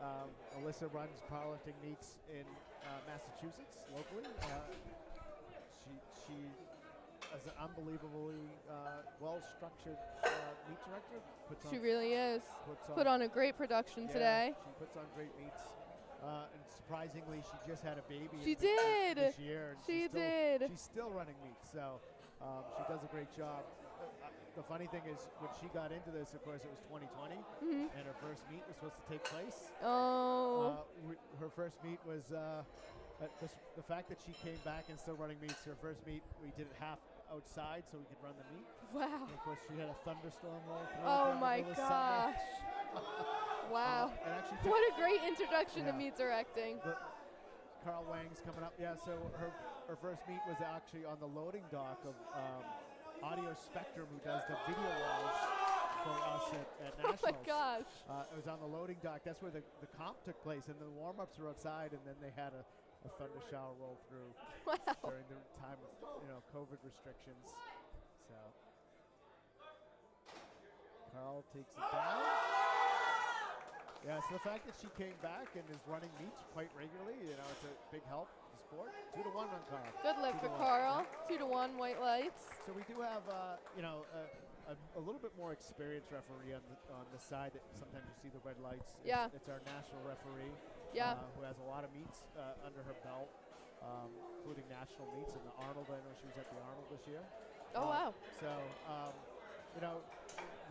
that sometimes she's used to seeing a lot more stuff, right? Right. And I think veteran referees have a tendency to not to be more strict, but to Looking for a lot more things. yeah, a little bit more things, and also not hesitant to throw the red light. Right. Not scared of giving that Yeah, I red. think as a new ref, and certainly myself, like you're gonna either think you feel bad red lighting people Yes. sometimes. Definitely. You don't want to throw a red light. That's not what you want to do. But I think, if you ref longer and longer, you kind of accept that's part of the sport. Right. Right. So. And at the end of the day, that lifter's going to learn from that red light. 205 kilos for Joe. Just short. Yeah, just a little bit. Good try. So I just passed my ref exam. I'm officially a state ref, but I've yet to ref my first meet alone. Of course, when you take your ref exam, you take a practical portion where you're sitting next to a ref at a meet, and you're both given a call. You have to agree with that ref to pass. December 9th, Clash at the Coliseum. Another Alyssa meet. Yes. Will be my first Okay. ref, all on my own. We thank you very much. The organization thanks you for giving back the sport. We really do. Again, it's not, this is a lot of people to run a powerlifting meet. You need 5 spotters and loaders. You need so many hands. You need at least 3 referees, but usually having more helps, especially because we drug test and need some hands for drug testing. We have crossovers. If it's more than one day, you're going to be there a while. We need scoring help. It's a very labor-intensive sport, unfortunately, on the meet director side. 210 kilos on the bar here. Nice grind. Sometimes I see those 5K races running, and I could lift for Euro, and I get a little jealous about how easy it is to set a timer up and let people run. I'm sure there's a little more than that for a 5K race, but they don't have to bring in. They're not putting any weight on the bar. And they're not bringing in sets of plates and equipment. Sometimes I think I picked the wrong sport. No, that's not true. I actually love this sport very much. Powerlifting is a great sport. It really is. Brian Ma is going to finish us up here in our last attempt. So after Brian squats, we'll have about 10 minutes of a break. We'll take a pause on commentating here, unless, of course, you guys want to hear us sit and chat for 10 minutes. We'll take a break so we can catch some air and then we'll be back for bench. And, of course, we'll start with that same flight of women that we started with earlier. Go through all 3 flights again. And the order is not necessarily the same. No. The order is determined by what's on the bar. Yep. So, you could have been the last squatter in a round and be the first bencher coming up. So something you got to look out for as well. Make sure you're checking that lifting cast, it's called, is the scoring kind of display that we use here. Brian's happy with that. Yeah, that was an excellent lift. 3 white lights for him. All right, we're going to take a break. They're going to break down and set up for the bench and run the clock for about 10 minutes, and we'll be back shortly before we start. Thank you for tuning in. We'll be back.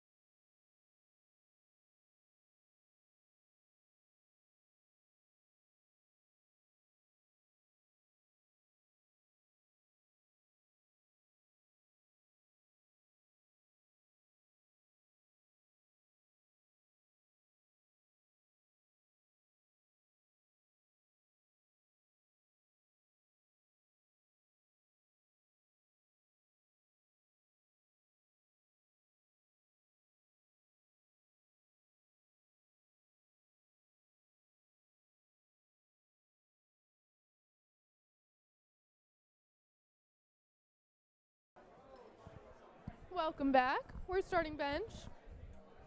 Starting off this first flight with a 42.5 kilo bench from Alessandra. I'm sorry for being a little late coming back. I got Line for the bathroom? no, well, the line for the bathroom, but then on top of it, just that people want to say hello. And Of course, because you're a local celebrity, like we said. I'm not a celebrity at all.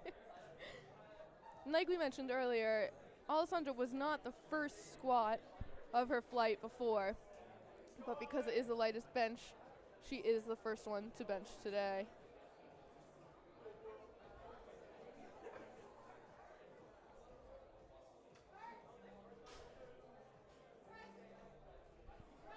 Looks good. Good lift for Alessandra. Of course, like we said, there's 2 commands for the squat that we talked about. For bench, you've got 3. You get a start, same as the squat. You get a press command once the bar is motionless on your chest. You have to wait for that head referee to say press. Then you get a rack command, like the squat as well. And that's when you rack it. You have to follow all those 3 commands to avoid getting a red light.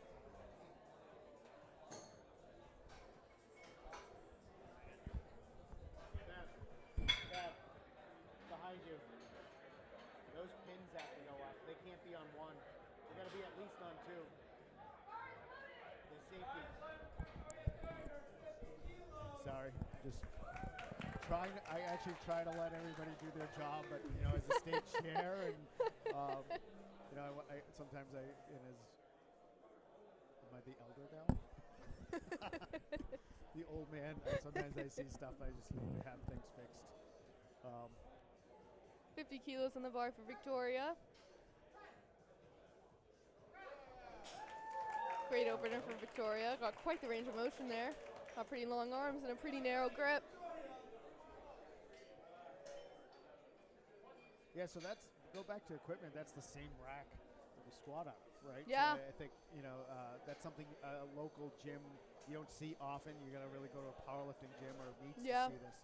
So that bench slides right in, and then you also have what we call face savers, right? So those safeties on the side. The safeties on the sides. Again, I'm so old that we didn't have that when we started. There was no face savers. It's really protected a lot of people over the years. Make sure if the bar gets dumped, it protects them from injury. Yep. God forbid you lose control of that bar and it falls. It's not going to fall right on your neck. Yep. Don't really see it a lot in especially raw lifting. Yep. Equip lifting a little different, but so we don't see it as much as it used to when equip was probably more popular, but certainly a lot more lifters lifting at the time like that. A lot more common. Common, yes, thank you. 52.5 kilos on the bar for Olivia. Nice bench. 3 commands compared to the 2 in the squat.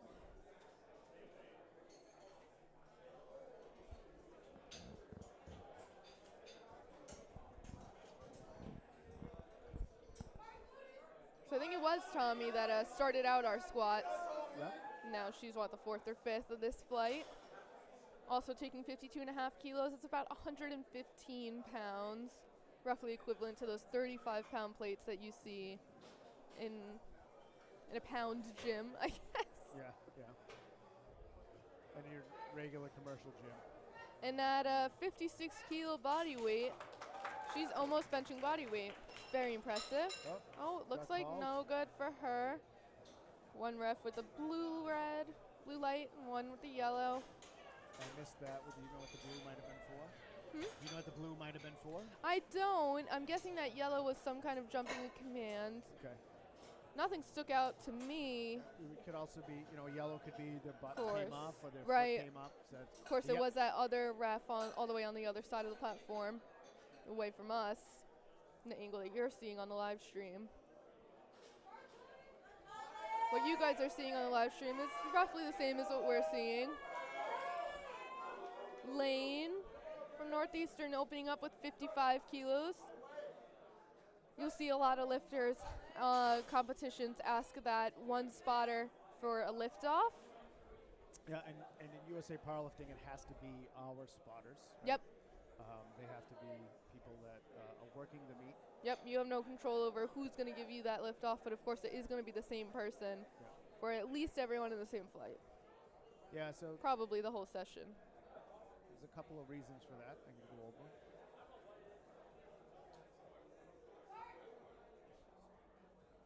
Some reason the side referees weren't happy. They are Very fast opener for Lane. Again, 2-to-1, no lift. So yeah, it was 2-to-1 blue and a yellow. I'm not sure if that's the right card on the side. Like I said, I think this is Ashley's first meet. I'm not saying it's not. I'm just saying like I'm not. Yeah, sure but it was that same blue and yellow Yeah. that we were seeing before. And sometimes learning the cards can be difficult. You know, when you're an elder again like me, you get used to it. Practically ingrained in your brain. Yeah, I don't know. Sometimes I throw the wrong color here and there. And you just think one thing and then you realize it's the wrong color. I mean, technically, oftentimes if you throw a yellow, it all counts because yellow is any infraction. Pretty much, right. But yeah, you want to have indication of what's going on for the lifters, so they can fix what's going on.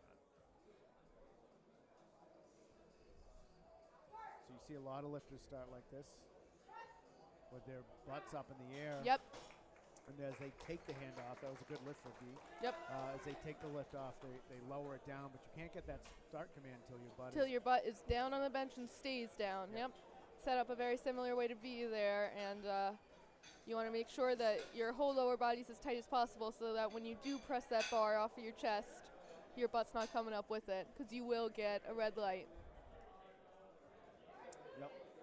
That's a common problem, actually, for new lifters, is having that butt come up on the bench a lot. Yeah, a lot of people don't understand leg drive a little bit, right? They think, pushing through your legs and it makes your butt go up compared to pushing. I like to think of pushing back. Yeah, that's what I teach my kids. You'd almost want to slide back completely on the bench if there was no weight on that bar. Yep. Sam's opening up with 62.5 kilos, just over 135 pounds. I've been on some commercial benches. You slide back with weight on the bar and Yep. it just keeps going. Great bench for Sam. Good job. Elizabeth also taking the same opener.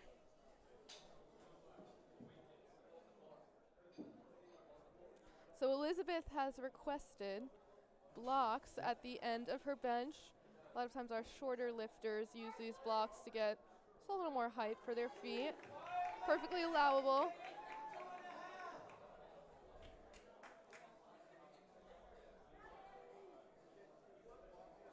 Now you would know this. Are there any qualifications to requesting those blocks? Could you request those blocks if you were 6'5"? Yeah, no, you can request the blocks no matter what. There's no height limit. Anybody's allowed to have the blocks. Nice bench for Elizabeth. Quite the narrow grip there. Very impressive. And the blocks normally come in multiple sizes. Yep. And local meets is a little bit more leeway in what blocks we use, but they can be as high as 30 centimeters, which is wow. Yeah, which is a big block. Yeah, that's a lot of extra. You don't see a lot of people use that, but every once in a while.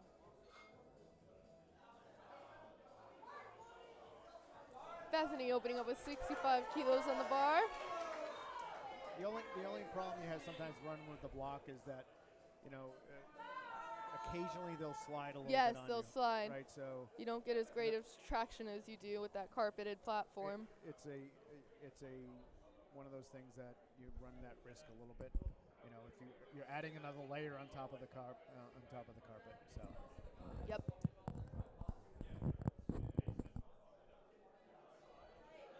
Bethany's coming up. This is your soccer player, is that right? This is our soccer player. Speedy opener for Bethany.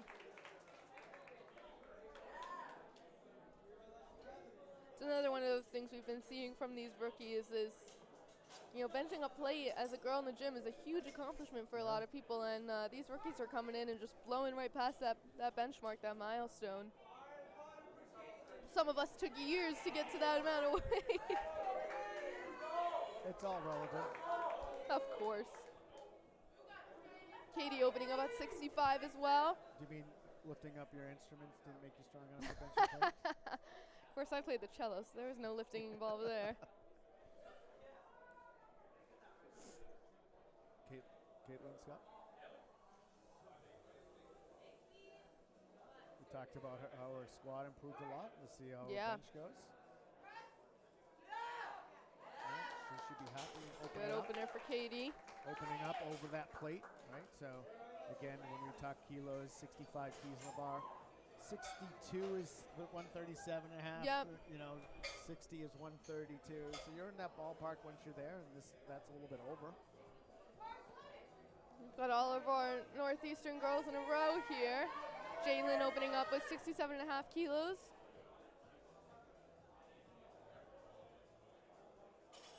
This is what happens to me when I'm coaching my team locally. I have so many girls, and not a lot of other schools have girls. Yeah. Just a line of girls. Yep. Boston Latin, Boston Latin, Boston Latin. Yep.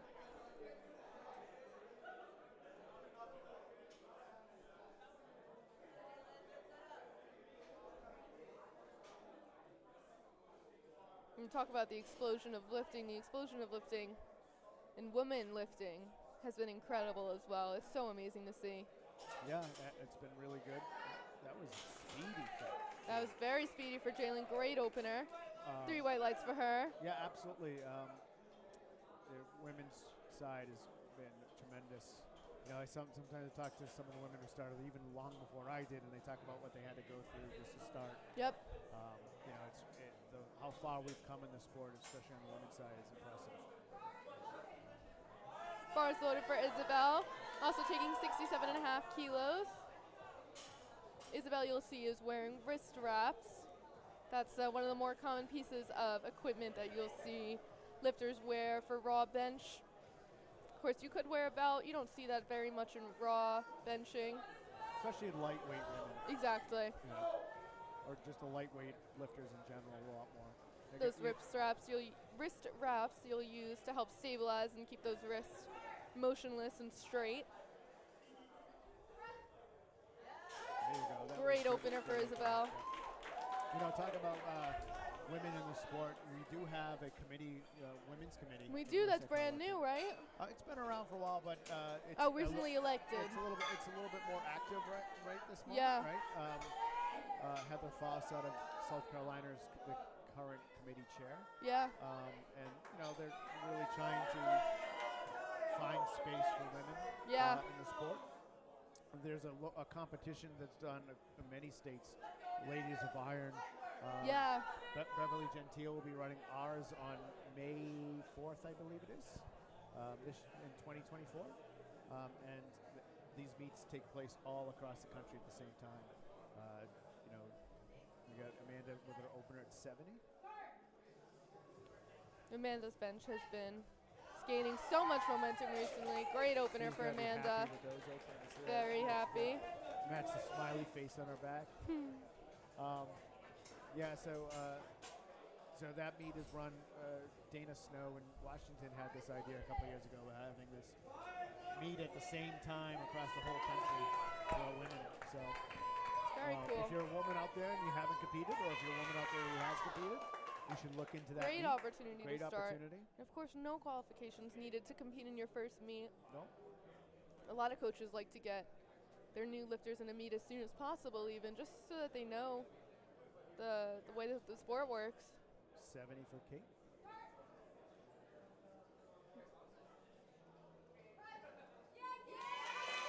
Great opener for Kate. Very speedy.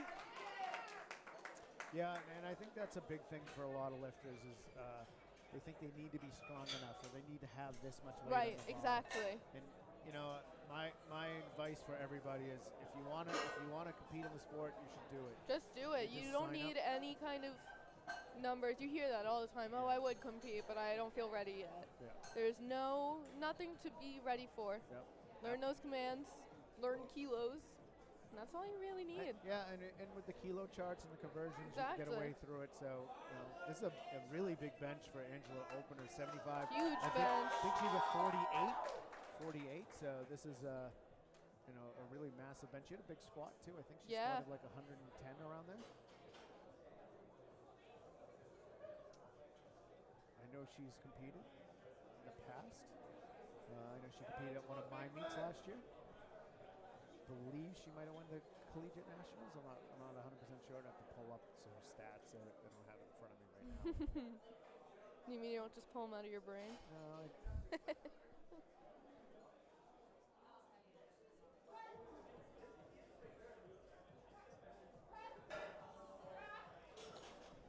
So we'll see what the refs say about that. Yeah, no lift for Angela. You'll see when she touched her chest the first time, she had a bit of a double bounce there. Yeah. Which would count as up and down motion of the bar. And it kind of went almost at the same time she said press. Yep. So technically going down, there's no up and down call, right? Right. So you can bring it down your chest and go up and down. The fact that it touches her chest and then moves around a little bit. And bounces a little bit, yep. Again, the timing of the press command and that bar is probably a little off. So, yep.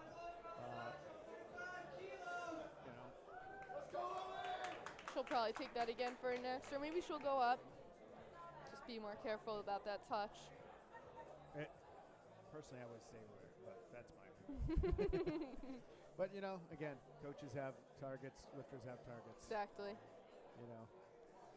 Alessandra taking 45 kilos for her next attempt. You got to remember, at 48 keys, even 2.5 keys. Exactly. It's a substantial amount. Yeah, exactly. Just under 100 pounds here.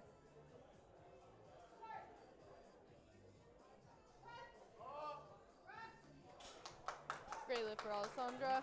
3 white lights. So now, with the new rule adjustment, talk about weight you can take on the bar. You can. So for a long time, you could only take 25 keys, which is the collar and the bar. You can take a 20-kilogram attempt. Yep. Anybody from 14 all the way up to Masters 2, I believe it is, or And now you can actually open with the bar only. You can't. It's the one exception in the rule book now where you can't take 2.5 keys. You can only go from the bar to the collar, unless you're in the youth division or Masters 4. Right.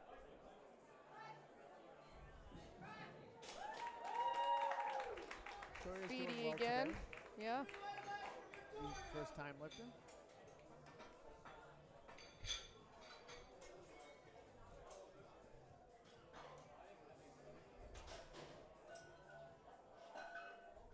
So we're at Evolve Fitness and Training in Worcester. They opened up, I think, about a year or two ago. Oh, a new gym. Yeah, they're fairly new. Tommy taking 55 kilos for her next attempt. About 120 pounds.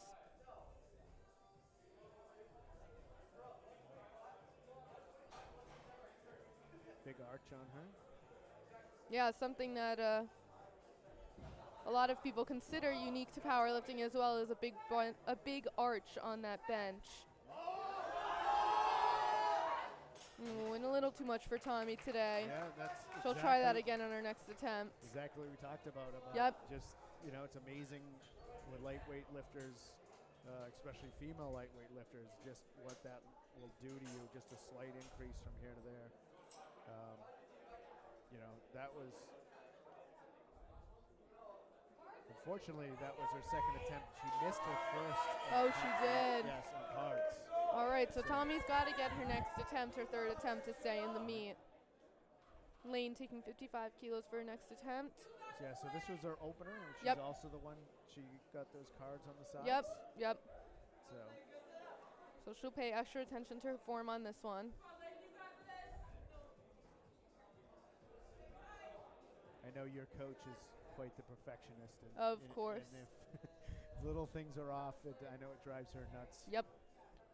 But she's such a good coach. She'll amazing. There you go. 3 white lights for Lane. Much better. Yeah, I think, Kate Driscoll is certainly, I would say, an underrated coach in the sport. I think a lot of times there's a lot of us coaches that coach one team and they don't really coach outside of that team very often. And because of that, they have the athletes that they have in front of them, right? Yeah. Bars loaded for Olivia Pham. It's not like they're recruiting athletes. Right. Or again, And then that's something we're so fortunate to have with Kate being our coach is you get that instant feedback that really is a privilege. In terms of powerlifting coaching, you really don't see that very often. She's watching you lift just about every time you're working out. And she's a great communicator. Amazing.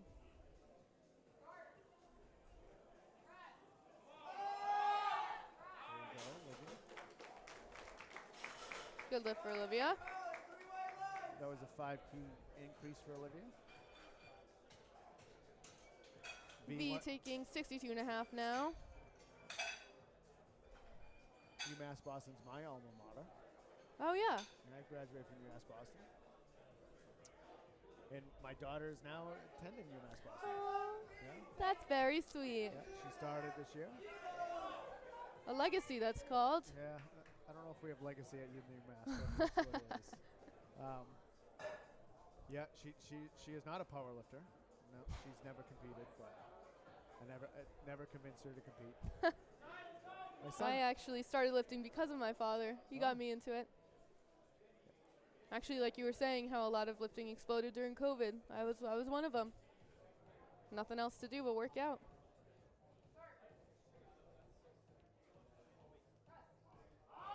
good lift. Indeed. Nice lift for V. I think it's fine. It is fine. Yeah, my son competed. He doesn't compete anymore, but when he was in high school, he went to high school nationals and competed. Nationals? He went to Equipped, yeah. What? Equipped? Oh, absolutely. Of course, actually. Why am I surprised? He's your son. Yeah, I mean, he did both like you do, right? But for both national trips, he competed in Equipped both times. Wow. Yeah. I think it was 6th and 7th finish. Wow. So he has given up the sport and as an adult and has graduated college. I think track was his first love. Those are two very different disciplines, I will say. He was a sprinter. So sprinting, and you'd be surprised, sprinting and lifting goes a little bit more together.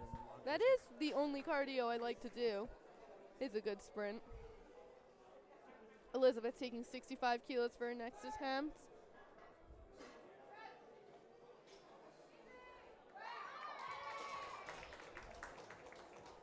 The only sprinting I did in high school was from the police.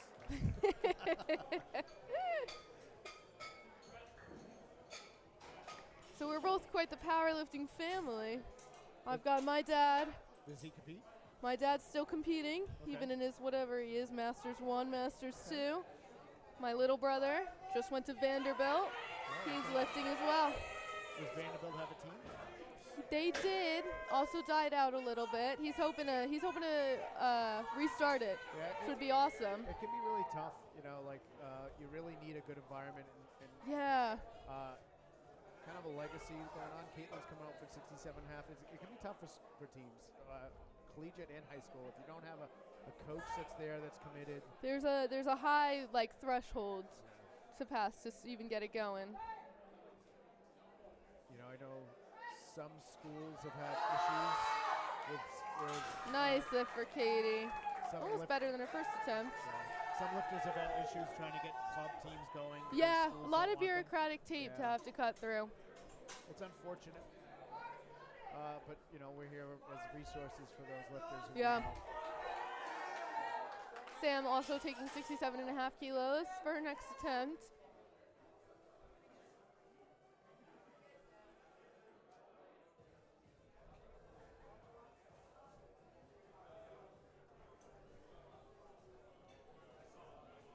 Got that over that plate on the bar again.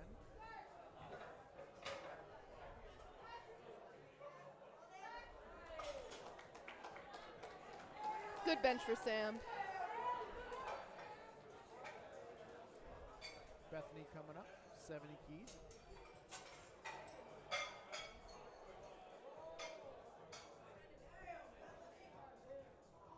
Then we got Jalen and Isabella right behind her. Yep, this is our NUPL run.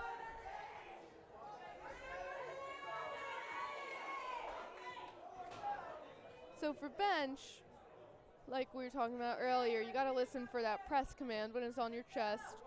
A lot of times meet directors will turn the music down a little bit, crowd gets a little bit quieter to make sure those lifters can hear that press command. Yeah.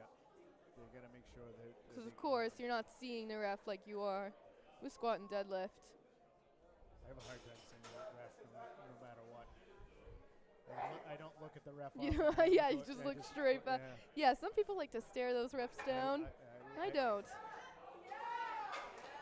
Nice bench for Bethany. Good job on that lift.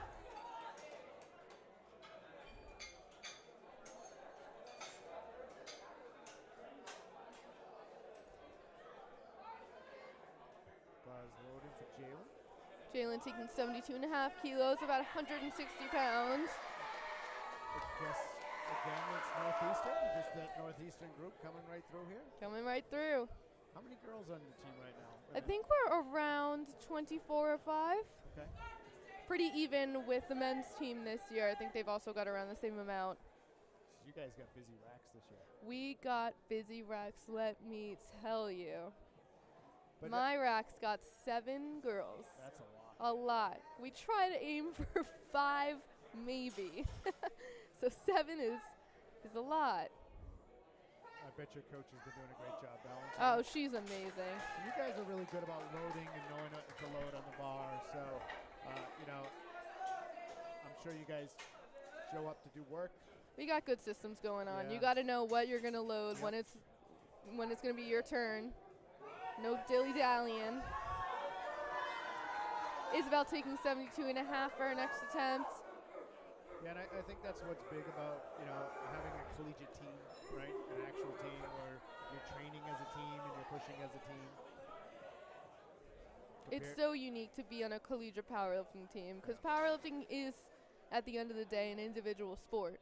But we make it into something that is so close to a team sport. And it's just so amazing to have that support around you all the time that you don't really get to have if you're lifting by yourself.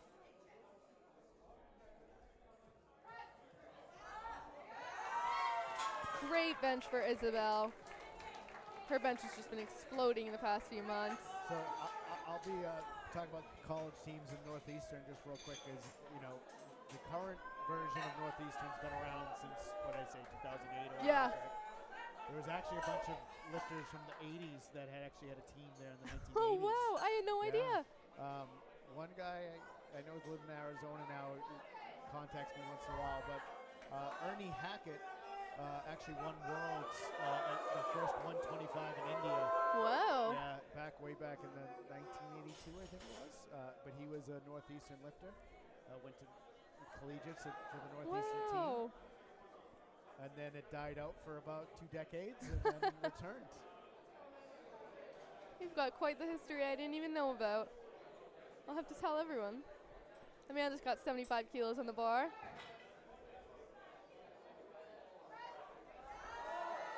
Yeah. Great bench for Amanda. Yeah, Ernie Hackett was a incredible lifter.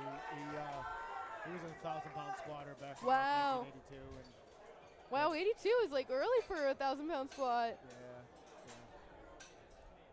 That's impressive. 84, whatever it was, somewhere in that ballpark. He actually used to be my chiropractor. He stopped lifting and he used to run an office in Massachusetts, and then now he's gone. Wow.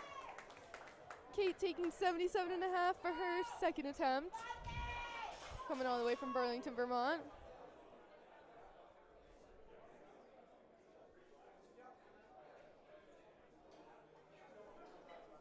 I wonder how Burlington's doing. They had a big storm that They did. over the summer that flooded the whole They city. did. Yeah.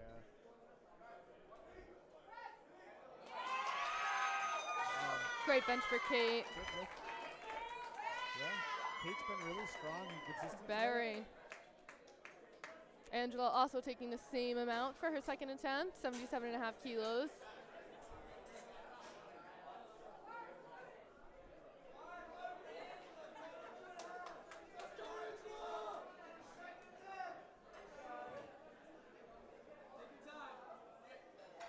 Now she missed this one on a technicality earlier, had a bit of a double bounce. Yep. Obviously she needs this. So she needs this to stay in the game.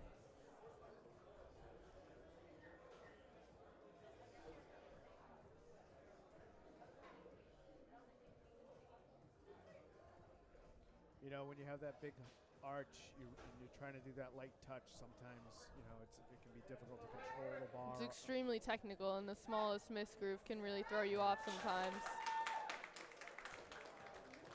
And she gets 3 white lights. And she went up, right? She went up from 75. She did. She opened with 75 and took 2. So that might have helped to balance up. When we talk about that weight, sometimes just helps you settle a little bit. Definitely. Yeah. Especially equipped, which, again, a whole nother ballpark. Yeah, you can't do that here because it is the Raw Collegiate Cup.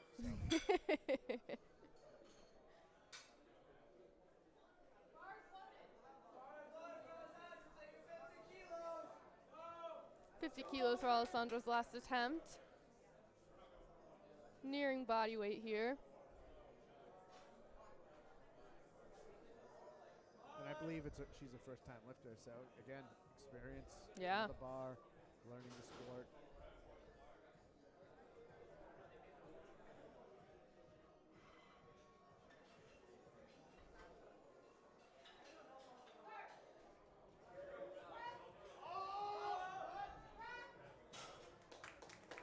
Yeah, you know, got a red light. Good lift. Probably a butt or a foot. That's Yep. kind of what the yellow oftentimes is from the side. Not the only thing, but that's usually what's called from the side. You know, I know BU has had, talk about problems starting. They've had a lot of lifters over the years. The university has not been very supportive of them in the past.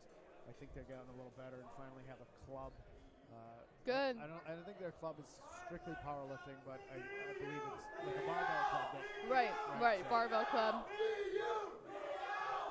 Tufts is starting one up too.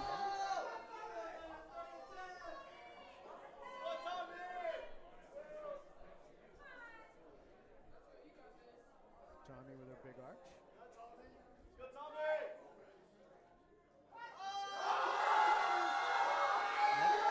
Great bench for Tommy. Our whole team's cheering her on over here. If I remember right, she needed that, right? Yep.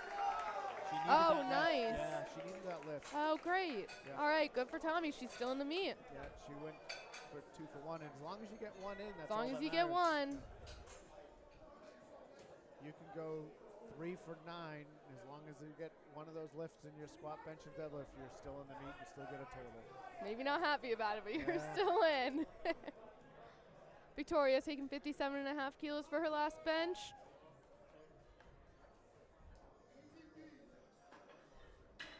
Victoria out of Worcester Polytech.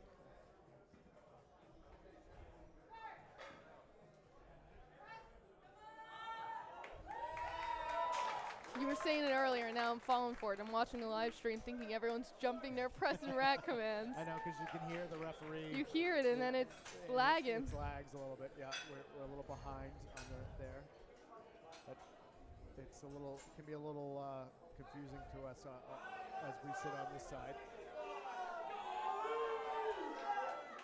Olivia Phams Cup.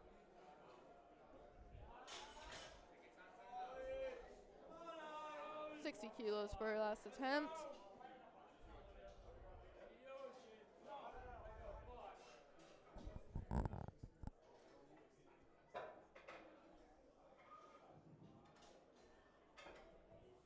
Again, that's that. Take the 132 or the 137. You can't have the full plate. Oh. Too much. Didn't get off the chest for Olivia. Yeah. She'll have that soon. Yeah, and again, she took only a 2.5 increase. Makes all the difference. Yeah, I mean 2.5. You know, that was just a little heavy compared to her last lift, which she hit at 57.5. Lane taking 60 kilos as well for her last bench. In case you're not sure who team is looking, I think you can hear it through the live stream. They're certainly loud enough. Oh, yeah. I know we've got some people from the team watching as well.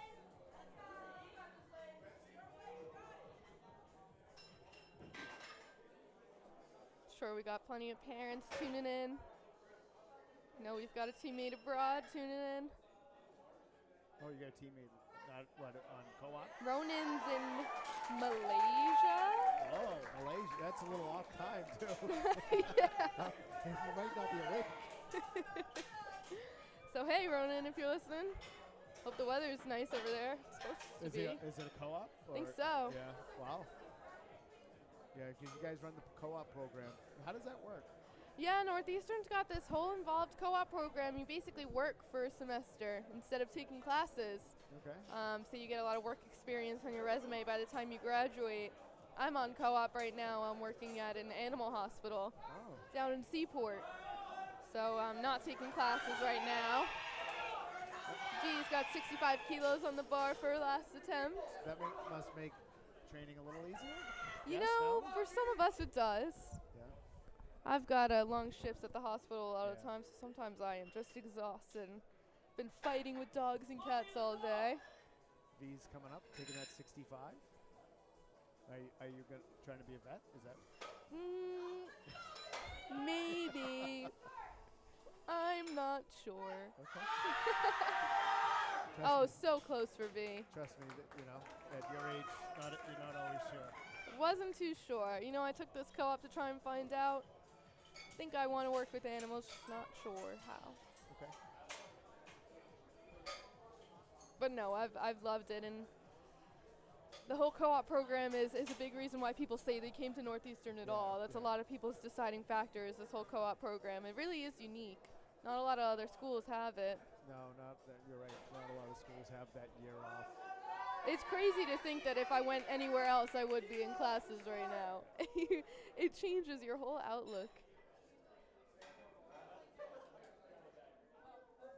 Yeah, so they asked the spotters. So like we were talking about, maybe she felt those blocks sliding a little bit. Yeah, I saw it slide a little bit. And they can request this, right? They can request the spotters put their foot on the back and make sure that the blocks don't move.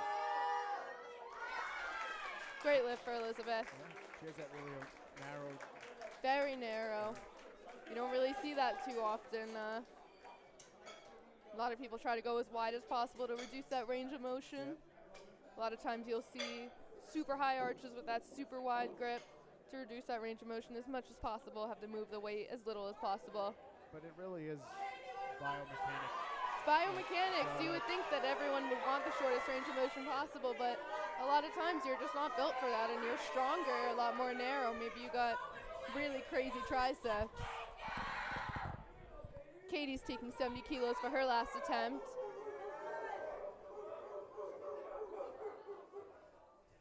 She's been taking 2 kilo jumps this whole time.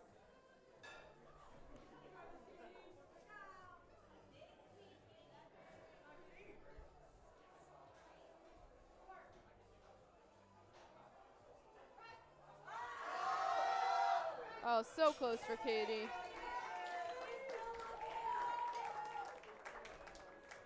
See a lot of lifters after a meet take fourth attempts, as they like to call it. Yep. Go to a gym with their friends after the meet and just try and pull crazy numbers that maybe they wanted to hit in the meet. Just getting the most out of that peak of programming that you want to. You can. Sam taking 70 kilos for her last attempt. Of course, Eric's shaking his head as I say that because it's not quite the teenage lifter thing to do. Absolutely. It's not my favorite thing to hear. You should have good numbers, program numbers on the day. Of course, I predominantly compete equipped, and after an equipped meet, I don't want to throw in more gear. Oh my gosh, never again. Burn it. Just kidding. It's very expensive. But yeah, I mean, sounds crazy to say, but if your programming is really lined up and really calculated, your peak will be on meet day exactly.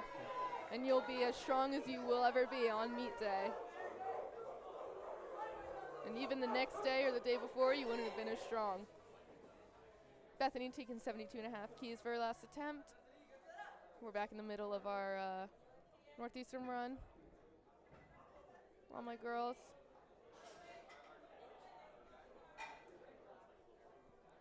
So you have to be a little more subdued over here instead of in the crowd. You can't be screaming Yep. and yelling and jumping Yep. up and down.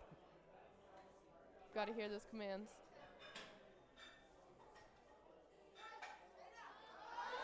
Wow, great third attempt for Bethany. She'll be Strong happy with lifter, that. strong rookie. She got a huge Extremely. upside. She's blown us away this semester, as well as Jalen. The progress that they all make in just a couple of months under case programming is incredible.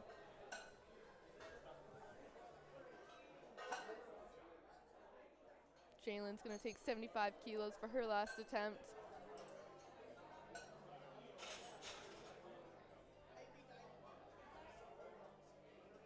Now, if you're familiar with these kilo plates at all, you'll notice that this looks like 70 kilos on the bar. In competition, we use these collars that you might not see in a lot of gyms that actually weigh 2.5 kilos, and thus adding the extra 5 keys to the bar. Yep, 165 pounds at the bar. Yep. This is oftentimes a goal for lifters, right? Yeah, that competition red, as you call it. Get that red on the bar.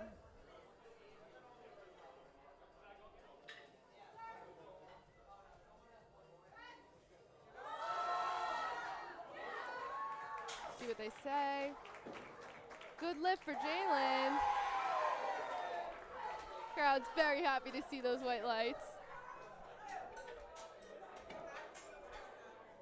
Isabel taking the same for her last attempt.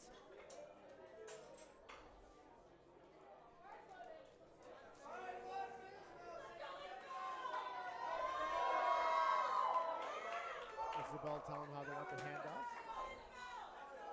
You want to make sure on meet day that you've got a little script prepared for what you want to tell that spotter giving you a handoff.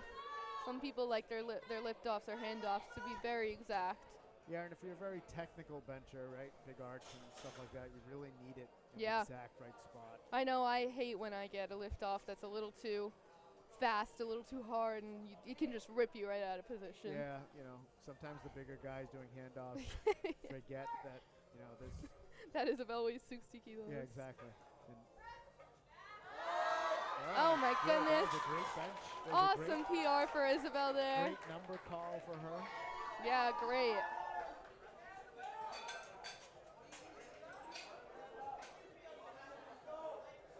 Amanda taking 2 more kilos at 77.5 for her last attempt.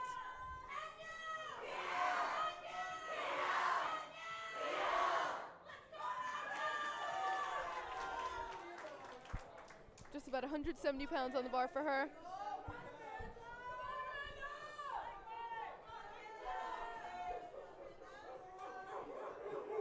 This should be a PR for her, I'm assuming, Yes. if she hits this.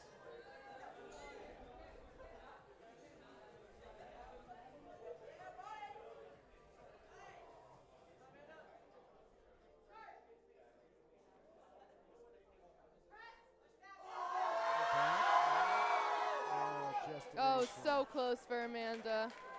Almost there. She'll have that in a few weeks. She already hit a PR, I believe. Yep. Right, so her best raw bench is 67.5 going into this meet. So for this meet, yeah, everything's a meet PR. Yeah. So Of course, that's she's having a good terminology day. you'll hear as well. Meet PR versus gym PR. Yeah. What you've hit on the platform versus in training. If my British friend Pete Spence hears me saying it, would be a PB, right? Personal Yep, best. personal best. But in the U.S., we have a tendency to say PR, personal record. I think the PB kind of gets thrown around a little bit too. You probably only hear it in lifting sports and maybe track. And Right. field. That's where Right. you hear that. Kate taking 82.5 kilos, 180 pounds. Wow, that's a Great lift. third attempt. Great lift. 60 kilogram lift. That's the there. lift you look at, and probably not many kilos left to grab there. That was a great third attempt for her. So I think we have one more bench for the women, right? Yep. She's going to take 82.5. And then we'll start all over with this second flight.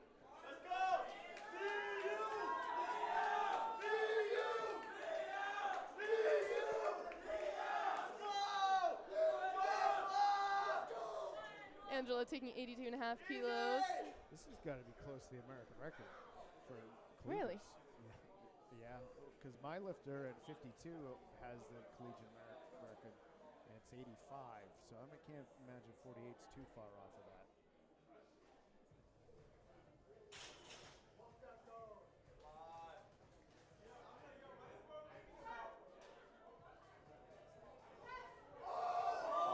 Wow, great lift for Angela. 3 white lights. Eric's just looking in the back of his brain for what this record is. Yeah, I was just looking it up. You can go to the database and actually find it. I'm more curious now than anything. It's funny being an equipped lifter. You end up holding a lot of really random records in your state. Actually, so the collegiate record's 91, so. Still pretty close. Yeah. 91 at 48 keys. Body weight is incredible. Yeah, Jess Espinal set that a couple years ago. All right, starting off this second flight is Pedro from WPI, benching 72.5 kilos for his first attempt.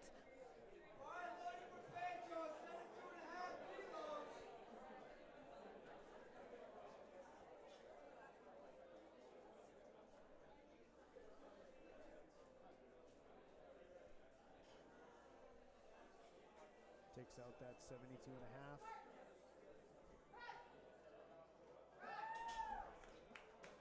Speedy opener for Pedro. Oh, yeah. Looks like he might have missed a command there. I'm going to jump the press command. I'm not sure. Again, I'm watching the live stream, so everything Yeah, looks fast to me. Yeah, so I'm feeling that might have been what was called for it. But of course, he'll probably ask a ref. It was a yellow. So could have been any of the commands. And it was the chief who called a yellow as well. So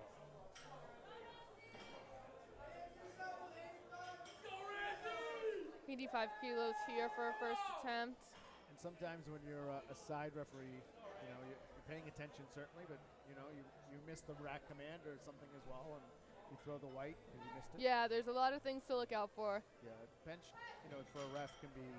It's a lot. It's a lot. You're looking at, if you're a side ref, you're looking at feet, you're looking at making sure their butt doesn't come off the bench, you're looking at their elbows, you're looking at that touch as well.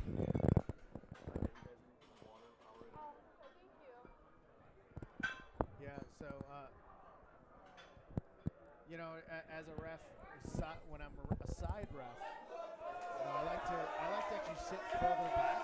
Yeah. On the bench, yeah. If you have the space, because it gives you a kind of a wider angle Yeah. lens, right? You can see from the foot to the head as much as possible. I prefer that as well, If I can being a little less perpendicular. Yeah, if I can get really far back on the corner, the back corner of the bench, I can see a lot more.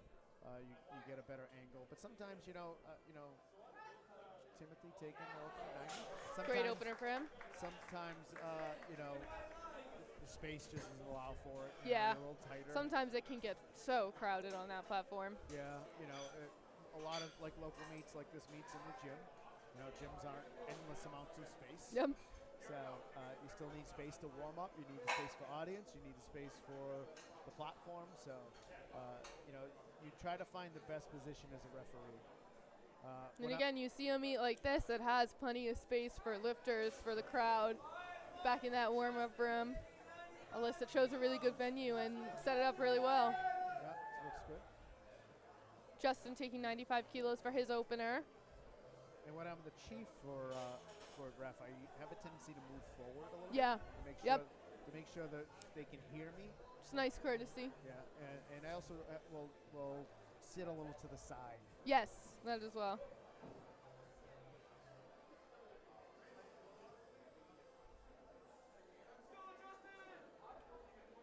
In practice, we try and have whoever's giving them a handoff also give them those commands, because it's not exactly the same, but at least it's coming from behind their head like it would be at a meet. So Justin got a good lift on that. So not too long ago, he would have got a red light. I was going to bring this up. I'm glad we're talking about this. You know, you used to not be able to lift your head up. Yep. And a couple of years ago, a rule proposal was put in. Yep. And you're now again allowed to bring your head up. There's only a short time you weren't allowed to bring your head up. Yeah, that used to be a reason that a lot of lifters would compete in other federations. A lot of lifters that have this kind of scooping motion with their bar path and their arms like to raise their head. Just kind of happens a little bit naturally with that movement. And good lift for Danny here, 97.5 kilos for his opener. I believe he's got Kyrgyzstan written on the front of his singlet. Of course, his home country, as we mentioned. But yeah, so recently a new addition to the rule book. Now in USAPL, you are allowed to lift your head off the bench. When I started, you were allowed to. And then they banned it, and now it's back? Yeah, they banned it a lot, I think, for shirts, to try to restrict how much bench shirts were helping. You know, a lot of equip lifters, especially bigger equip lifters, like to pull their head up to be able to touch, and a little less stress off of that shirt to be able to touch. So they, you know, at the time, they took it away, and now we have it back. We can allow to take the head up. It does, Christian, 100 to the open. So it does allow for, you know, it allows less things for the referee to look at. Right. You know. Right. You know, years ago when we had that rule, you had to have a ponytail. Right. You had long hair. Right. You had to have it up the side. So it is a little bit more lifter friendly, I would say. Ryan taking 100 kilos here for his first attempt.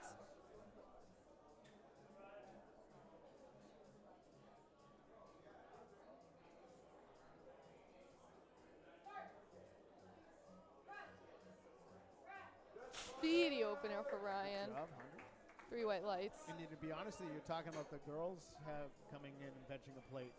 100 kilos for rookies is a lot. Boys is, you know, it's 225 on bench is a huge milestone for a lot of lifters. Yeah, I mean, that's just shy of you know, regular gym 245s on the side, 225. Yeah. And I remember when I started lifting, that was a goal, right? Yeah. Trying to get those 2 plates on the side. So to come in as rookies and, you know, take 100, 102 and a half keys, it's impressive start. Don't realize how much they're showing us up. Tyler taking 107 kilos here. Is our UMass Amherst lifter. I believe he's our only UMass Amherst lifter today. Maybe there's another one. I know we have a bunch of UMass Lowell right now. Good lift for Tyler. And I know we have a UMass Boston one. Yeah, you might be right. You might be the only UMass Amherst. Ben taking 110 kilos for his opener. You know, talk about teams that have disappeared. They had a really strong, you know, showing of team. Bars loaded for Ben Chu, taking 110 on his opener. And, you know, they don't have a coach out there. You know, a lot of teams don't have a coach like Northeastern. And that, I think, you know, that's a big factor. And when COVID hit, I think they lost a lot of members. Yep. And that hurt them. You know, UMass Lowell, for example, has mentors, maybe not coaches necessarily. And let's see Ben Chu take a look.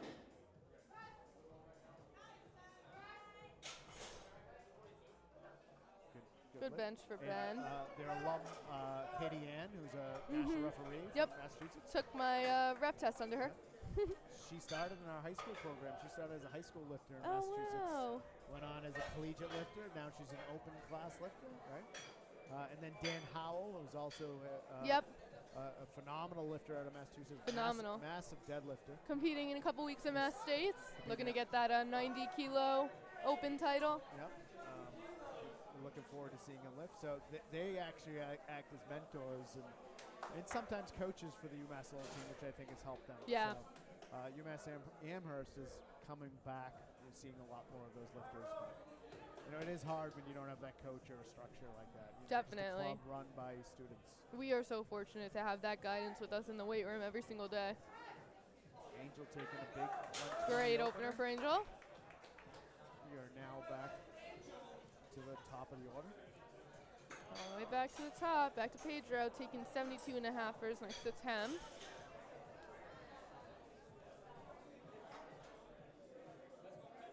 Missed it on the first, so he's looking to get it again.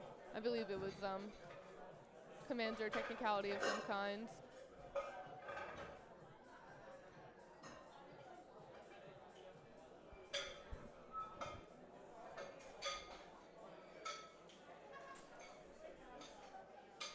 So I was checking, so on Lifting Cast, if you're not following along, you can actually pull up both the live stream, Pedro's bar is loaded. You can pull up on Lifting Cast and find the meet And it actually will give you a lot of data on there. It'll show you where they are on order. It'll show the results. And I was just curious because I was bringing up the fact in UMass Amherst, and I can click on their team and see how many Oh, there you go. they have. So they have 3 today. I guess they have 2 in the next fight. So Good lift for Pedro, so he's still in the meet here. now, do you know how team scoring works? I do. I don't know if the audience is familiar. Can you explain it? Oh gosh. Okay, so every team competing is allowed to register up to 12 lifters, 12 on the men's side, 12 on the women's side, for a total of 24 across the board, and 2 per weight class. So you can have up to 12, but also only 2 in a weight class. So the women's team, for example, on NUPL, we've got 13 women competing today, but 4 in the 67 kilo weight class. So you have to take 2 of them off our scoring team. We now have 11 on the scoring team. If you place, is it top 5 or top 3 today? Top. It goes all the way down. Oh, okay. Well, it goes all the way down. And you get a certain amount of points depending on your placing. So you get 12, team with the most amount of points will win the cup. 12 points for a winner. And good lift for Ron. So 12 points for a winner and 9 points for second, and then all the way down. Right? Got it. So Feel tested here. Did I pass? No, you were fine. Yeah, so you get points for all your lifters. You at least get 1 point for a lifter if they're on your scoring team, right? As you said, you have 4 67 and a halves today. Only 2 of them can count for your scoring team. You know, sometimes you'll see teams enter an A, B team. Right? Yeah.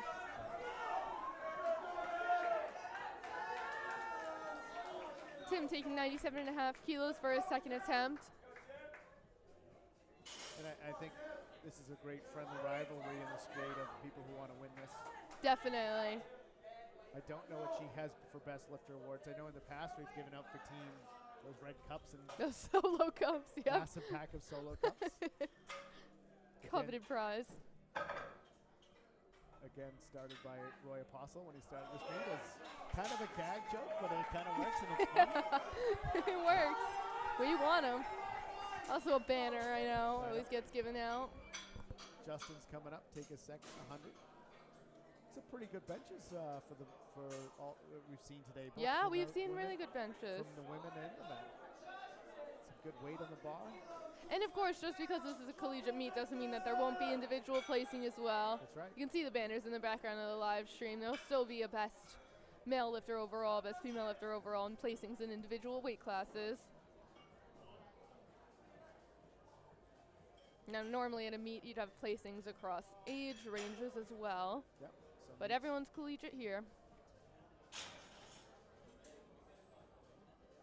Yeah, and again, that's a different thing here is you're all entered as collegiate lifters. Right. Every lifter here. So in a regular, say, teen or junior meet, some of these lifters might be entered in. Good lift for Justin. Yeah, good lift. 3 cards on the front. So, you know, you might lift as an 18-year-old, 19-year-old, Right. Team 3, or you might lift as a junior. Right. Technically, because you go to 25, you would lift as an open. Yep. But here it's all collegiate, right? You just have to be a full-time student. Yep. And be within that range of younger than 26 years old. Yep. So Danny taking 102 kilos here.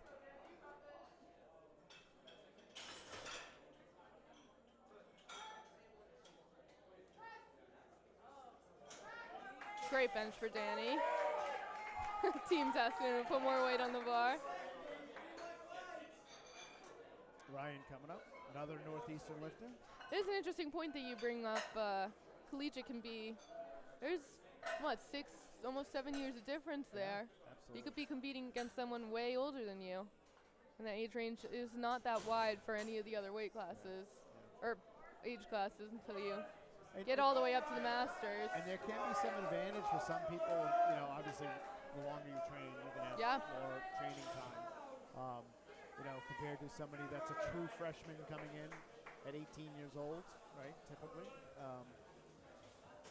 compared to someone who picked up the sport, say, at 20 or 21, and then you can be a grad student, right? Yes. And be a collegiate lifter and be 24 years old. And great lift for Ryan. And been lifting for your whole life to that point. So So We have a kid on the team, not a kid, Pat, who served in the military before coming to college. So he's, I think, 24, 25.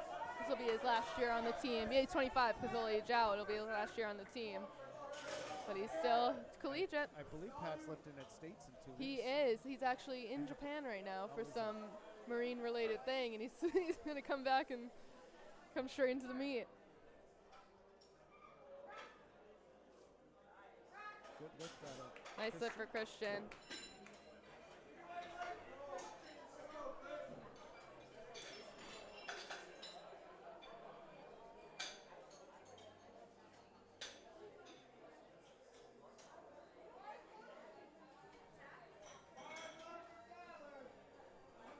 Tyler taking a 5-kilo jump from his last attempt, taking 112 kilos here, about 250 pounds.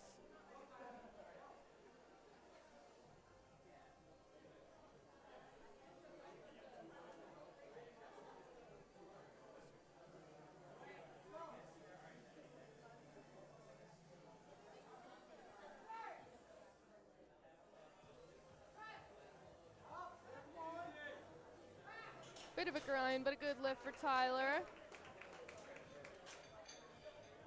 He gets 3 white lights.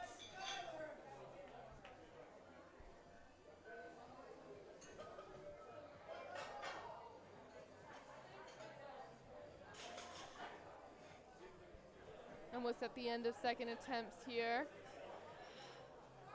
Ben will take 115 keys for his next bench. Yeah, and Angel will finish off the round for us before we go into our third attempts.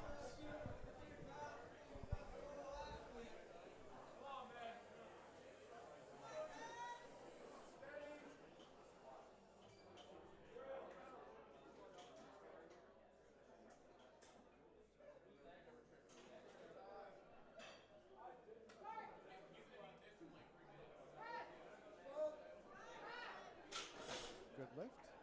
Should be good. Good lift for Ben. I called that a little early, but you know, it looked fine from where I looked. Sometimes you miss the technical stuff here and there when you know the butt or the foot, you know. But and sometimes you see lifts that would certainly be good, considered good in a regular weight room, right? For most people. Yep. They just the technical stuff of the Yep. sport. And you know that's why we have these commands, is because you got to standardize across everyone.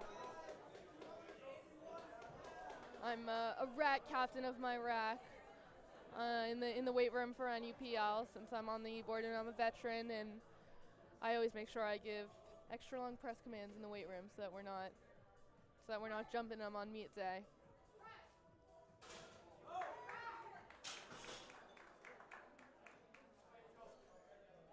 Two white lights for Angel. And here we go. Top of the order, 77.5.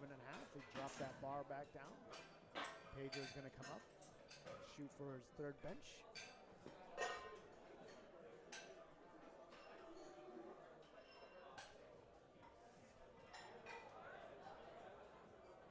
We've got Kevin Drury and his wife today taking photos at this meet.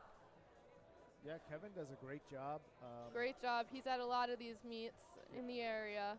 Yeah, so if you're a lifter or you're a parent of a lifter and you want to buy some photos for your lifter, you can contact Kevin Drury.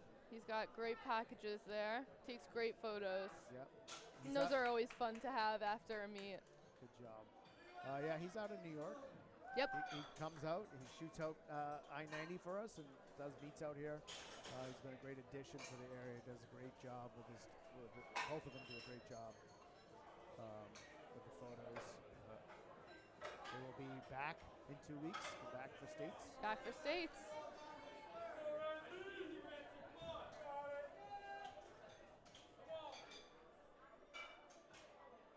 Something that you see at a lot of these meets now that you wouldn't have seen 5-10 years ago is so many more cameras in the audience as well. Yeah. So many people coming out taking their own photos, making a lot of social media content. Yep. That was my position on the e-board last year, was just to be in charge of our team's social media. And let me tell you, it was quite the job. Well, you did a fantastic job last Thank year. you. It was fun. You had a lot of good content out Thank there. you. It was fun. Of course, Zach Fowler and Dario Bernard in that position now. I did it with Zach Fowler last year. He's great behind the camera, and so is Daria. It's fun. It's fun to shoot powerlifting. You have cool lighting in these gyms. You get cool photos. Yeah. It's nice to capture those happy moments. You know, that's back to changes in the sport that I've seen over the years is just the production and all across the board. The fact that we have people who want to do photos. Yep. And capture the that moment. There's a market for it. There's a market for it, exactly.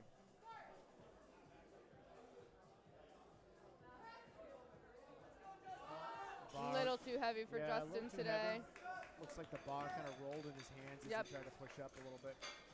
You'll see once you get to those heavier weights, those PRs that you're hitting at 90% effort, we call them misgrooves. The slightest little differences in technique can really throw off the entire lift, especially on bench. Yeah, and just a little fix here and there on any lift can really change the number of the bar. A knee caves in just a little too much, an elbow pops out just a little too much. Tim taking his last attempt at 107.5 kilos. Northeastern lifter. I did the quick head count. I think you guys make up a quarter of the meet for the weekend. Yeah, I think it's about 33 of you out of the 120 something registered.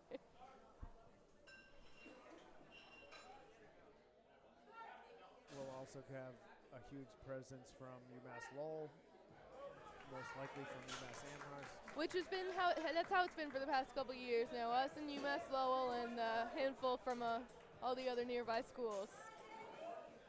Danny taking the same amount for his last attempt as well.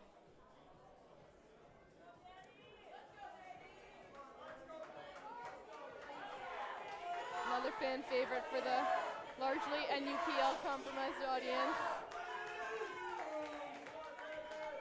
Seems to be a fan favorite. Oh yeah.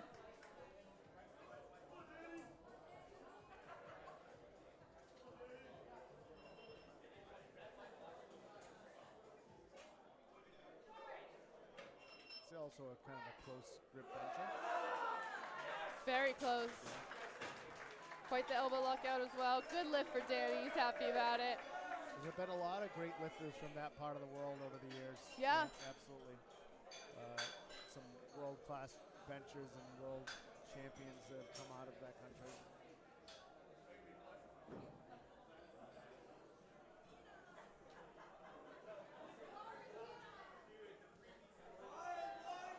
When I think about international lifters, I think about those French world champions with their extremely narrow squats, extremely low bar squats. Yep. Christian's got 112 kilos on the bar for his last attempt.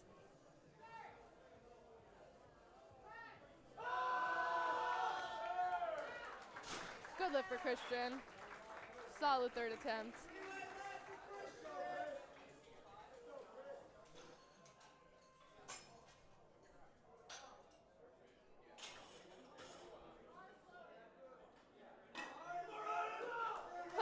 Kilos on the bar for Ryan. Ryan is being handled today by the men's team president, Brendan Witz. Witz, as they call him. I double-checked, and Christian out-benched his squat today. Oh, wow. 112 to 110. That's not something you see often. Yeah. Obviously, he's got a big bench for himself. Ryan's going. Good lift for Ryan. He's had a great performance so far today.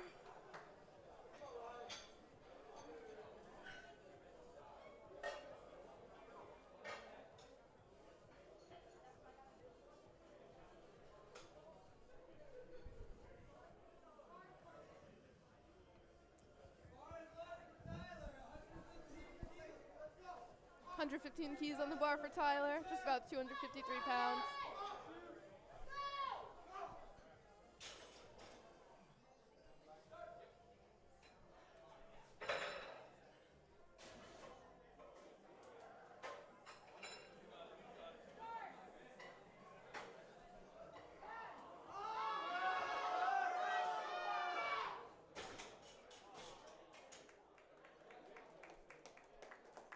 No good for Tyler. Yeah, I think the chief referee thought that the bar was descended a little bit, right? And stalled out, and there was decision on her part to say rack. Once it starts, again, that up and down motion, once it starts going down, even if you get it back up, it won't be a good lift. What you can do is have uneven motion on either side of the bar. Your arms can lock out at different times. That is allowed. So long as the bar remains in an upward motion the entire time, you can have your left arm lock out before your right, or vice versa. Absolutely.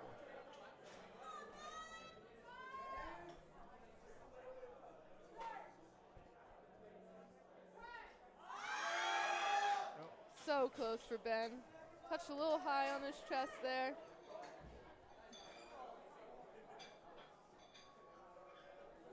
You know, and again, it comes down to attempt selection. Yep. You know, Ben took a 7.5 key jump, which is a really big jump, I think, for this weight class. Yeah, you know. totally. 10% of your body weight. Yeah, it took a 5 and then a 7, and that's a hard jump to make. Definitely. You know, 15 extra pounds on that bar is quite a lot. Yeah. 132 keys on the bar for Angel, almost 300 pounds. Again, Speedy third attempt. We're not sure about like the target of the numbers. Right. Right. You know, Right. Why a coach calls that. A lot of lifters will see, will use the Raw Collegiate Cup as a qualifier for Raw Nationals. Yep. Or for Raw Collegiate Nationals at least. Of course, Collegiate Nationals is April 11th through the 14th of this upcoming year. Hosted in Atlanta, Georgia. Used to live there, very excited. Haven't been back to Georgia since I left. I feel like you've bounced around everywhere. I have. So of course, to qualify for Collegiate Nationals, you do need to hit a specific total for your weight class. Yep. And this year they're doing something different. This year they're doing a lot of different. So like just as there's a scoring team today, there will be scoring teams at Collegiate Nationals as well. And the scoring team this year has a different qualifying total than the rest of the team. So those 12 lifters on the men and women's team have a lower total, qualifying total needed, than people not on the scoring team. For example, in the 67 kilo weight class I'm competing in equipped, the qualifying total for the scoring team is 285. Qualifying total for non-scoring team, 385. Wow. That one is the biggest difference. Not all the weight classes are such a scary difference. That one's the biggest difference. But yeah, I think they based it off average of the top. Probably. 10. So I think for the scoring team, I think averages out like top 20. Right. And then the non-scoring team is off the top 10. So I think what ends up happening is you end up with top 4 or 5 lifters who have huge numbers, and then 20 that's much lower. Exactly, so especially in a weight class like 67, which is probably the most densely populated one in all of women's powerlifting. Yep. Here we go, George, another AMRS lifter. He's opening attempt. Well, you're talking about how collegiate powerlifting is just blown up in the last couple years. I think that's why they're trying this new qualifying total. Just got so many people trying to compete at Collegiate Nationals and need a way to cut it down just a little bit.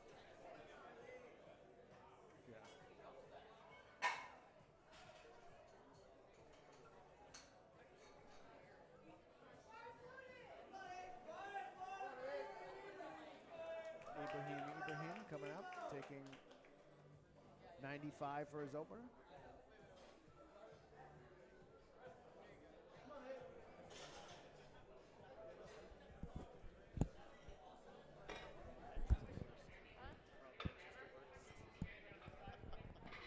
Sorry.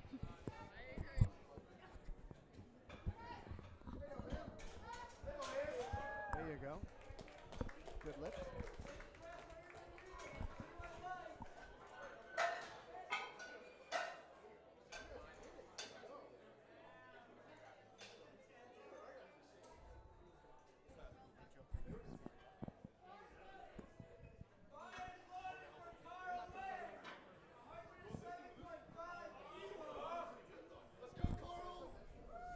170 kilos on the bar for Carl's first attempt. Had to be you.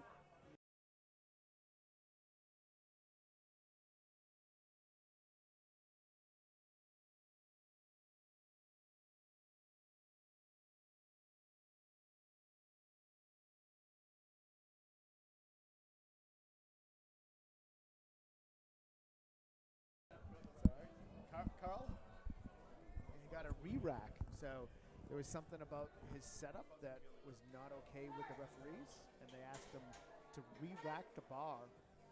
You still can do that as long as you don't get the start command. As long as you don't get the start commands, Yeah, you can so- re-rack it. so No good those there. yellows, If I had to guess, it might be his elbows not locked out, or maybe it's a yellow, so it might be his right feet. for the re-rack.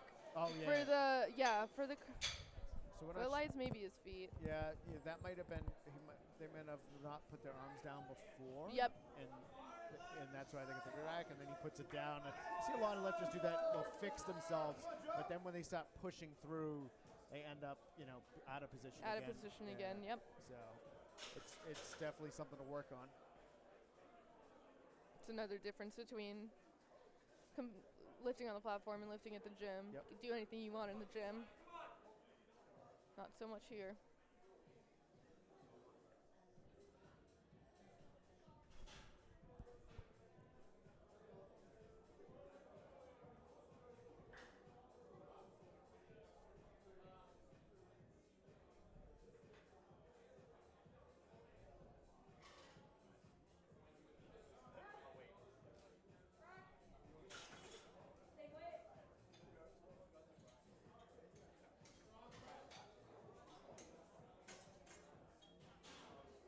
Same weight on the bar for Derek, Northeastern lifting.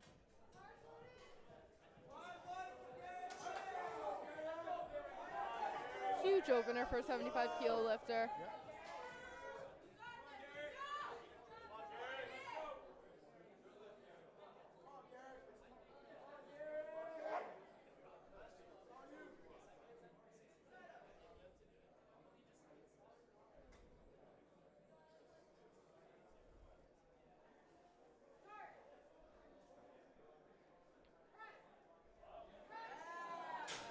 Another coach on the men's side of NUPL is Laura Eustace.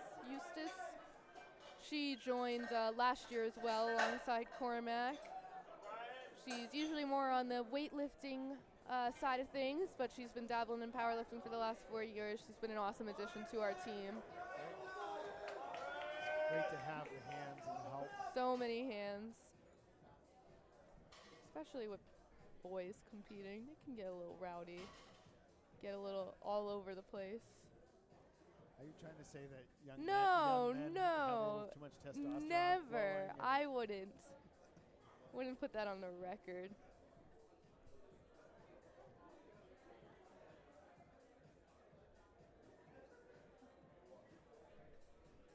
Yeah, it almost, in some ways, attracts. This is my observation of coaching. In some way, let's see what Brian does. Nice job. 125 kilo bench for Brian. Brian finished us off with squats. One And red back to light. that conversation we had earlier. He was the biggest squatter of the day. Yeah. But he's not the biggest Yep. bencher in this flight here. So Brendan Pham will come up with 130. My assistant coach at school and I were talking about this yesterday. Is that a lot of the girls come in and they really like the structure, Yep. right? And they like the teamwork Yep. and structure stuff. Where sometimes I got to rein in some of my younger boys who just Definitely. want to throw as much weight Just on the wanna- bars yep. and go at it, right? So What I will say is that you do see men have a lot more issues with overshooting. that was a great Great open bench. bench. That was too late. That yeah. So See a lot more boys in the gym overshooting than girls. But hey, it happens to everyone. You're in your brain. You just want certain numbers sometimes. Can't let go of them. Caleb's taking 132 kilos for his opener, almost 300 pounds. Yeah, it's interesting back that the philosophies on training in the sport of the way they've developed over the time period. A lot of lifters now use that range, that overshoot, the idea of RPE, which really was started by Mike Toucher probably a decade ago. It's really caught on. Big Of course, RPE being rate of setup arch. perceived exertion.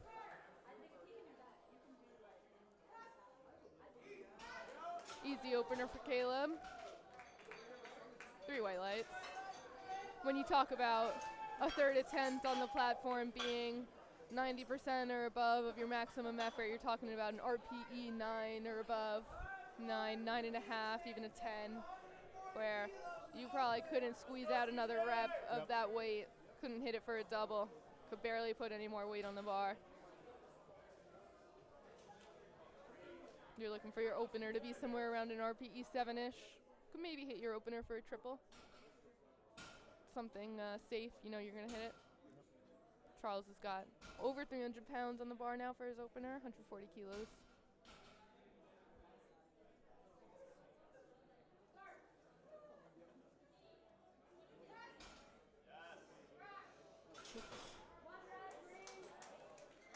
Good lift.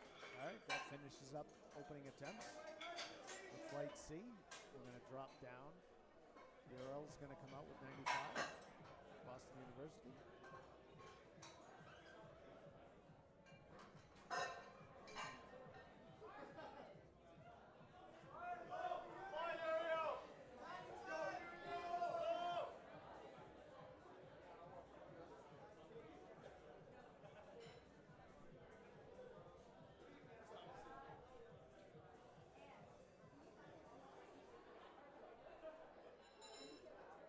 Do you play at all anymore? Do you play music at all?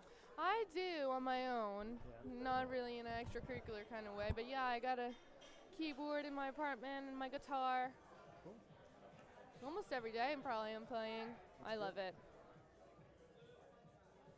More for yourself right now, right? More for yourself right now. Yep. Ural. Good lift for Ural. George taking 97.5 kilos for his next attempt. Now I know we got a little bit similar taste in music. Got the oldies, the rock, the metal. Yeah. We went to the same concert one time. We were both there. Who was it? I don't know. What was the band? Oh, who was it? I try to listen to a lot of different stuff. You do? I have a lot. I listen to more than I think people realize I listen to. I really like music. It's another one of your interests, I know. Yeah, you got a lot of history and facts on that as well.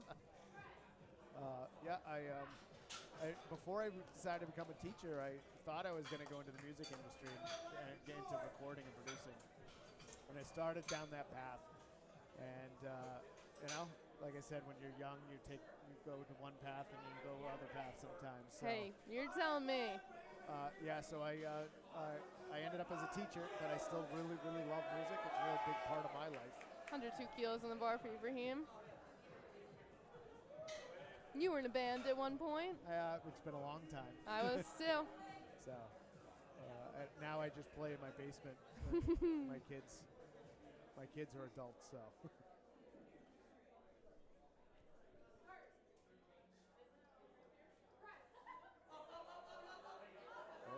Up and down. A little up and down there. Yeah, it looked like it was going to go down quick. You probably could have, again in the gym, squeeze that out. Yep. It's a poor looking rep, but here it's not going to count. Right, even if he did end up blocking it out, it would not have counted. Yeah. Good catch by the spotters. Of course, with bench, you worry a lot about it. Phone back on your face. That's the danger. The last concert I went to was Depeche Mode. I went 2 nights Oh ago. my goodness, that's awesome. Yep, Where was that? At the Garden, Boston Garden. I'm not a huge Depeche Mode fan, but I've always heard they were great live, and they were really good live. I told you my music taste is everywhere. It is. We had a good time, my wife and I.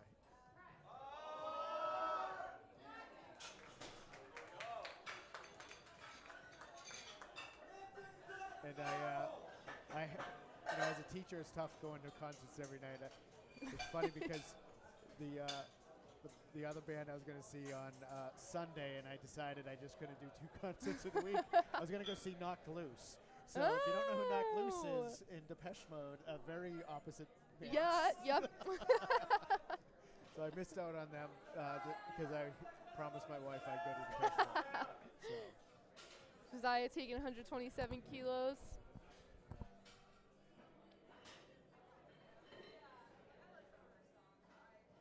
Looks like we've had some switches and spotters. Yep. Northeastern shirts. Sometimes you got to give them a break. You know, it's tough spotting and loading. It wears you down. It is exhausting. Especially if you're spotting and loading a flight of heavier men that you're just throwing reds all over the place. And it really is exhausting, especially when you have to make a lot of changes. Yep. Right. So if you have a bar that's close and a red might come off, but when you got to go from good lift with Josiah, that was a long setup. I was watching the clock. I was thought he might run out. Brian Ma's coming up with 130. Yeah. So like. You know, if you got a flight where you're gonna drop all the way down to a red and then go all the way back to 4 or 5 reds, that's really a lot of work. You know, so you know, it depends on the meet. Slayer, was it Slayer that I saw that you were there? That was.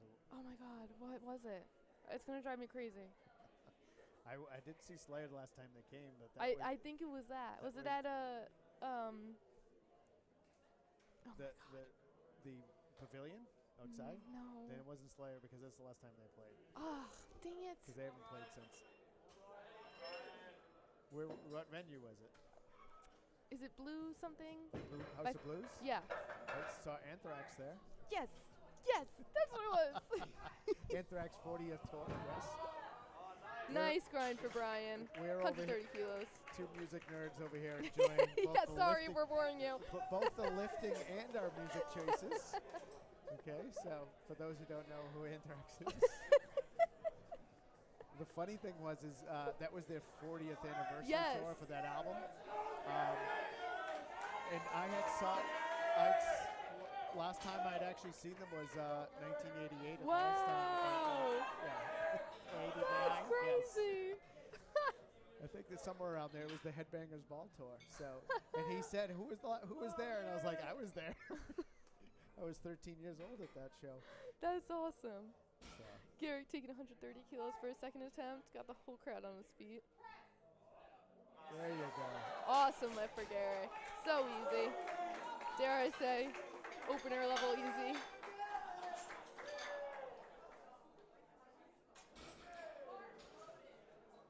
Now I like you even more to know that you went to the Anthrax show. Yeah, I'm all over the map with my music too. No, it doesn't look like it. Brendan taking 137 kilos. Yeah, my opinion on music, if it's good and you like it, exactly. Doesn't matter what it is. I like music because it's music. Yeah, exactly. Just over 300 pounds on this bar. Yep, 303. Oh, that was a good bench. That was a very nice bench. Now, Brendan is wearing 110% singlet, which I've never seen before. Of course, 110% is a supplement company that we're very fond of around these parts. Out of New Jersey? Yep, Kevin Papa. Make amazing pre-workouts and I don't even know what else. They're all over the board supplement-wise. Of course, everything is legal. Yeah, if you're going to take a supplement, make sure you get it. Gotta make sure it's legal. Gotta make sure it's from a trusted company. Which that's the benefit of a company like 110%. You know that they're checking what goes in their stimulants. USAPL is a drug-tested federation. Yeah, a lot of people don't realize that that you can get a positive test for something that might. I know a kid that just took a new pre-workout the day the meet and popped. Nice grind for Caleb's second bench. 142 kilos, about 315 pounds. 2-to-1 good lift. We're getting some crazy heavy benches out of these 75. Yeah, we got 145 to finish out our second round.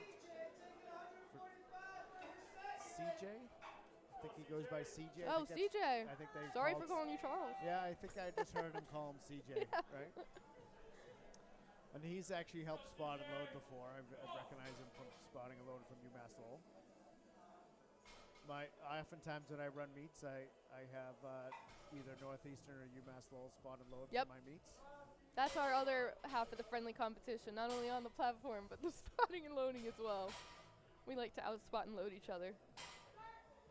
I know you guys do that to help fund your team. Yep. Great lift from CJ. And I'm always Closing out the second round of benches. I'm always looking to help you guys out as much as I can. And we love to help out right back. No, we do. It's a love-hate relationship, I guess, right?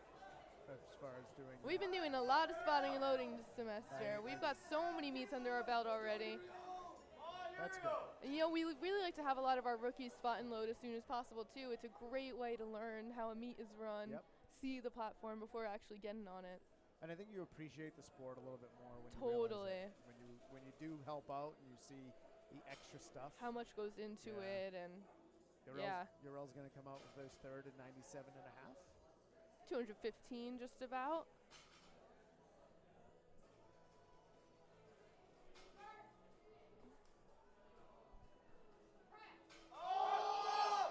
So close for Euro. Just not today. And like we said, you can hear the crowd kind of quiet down during bench. Want to make sure our lifters are hearing those commands.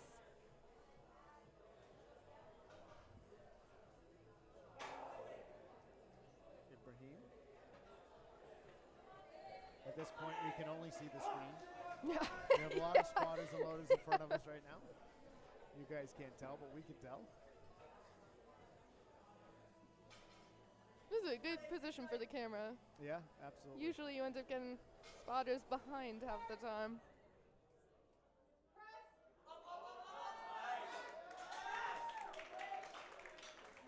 Good bench for Ibrahim, 102 kilos. George taking the same.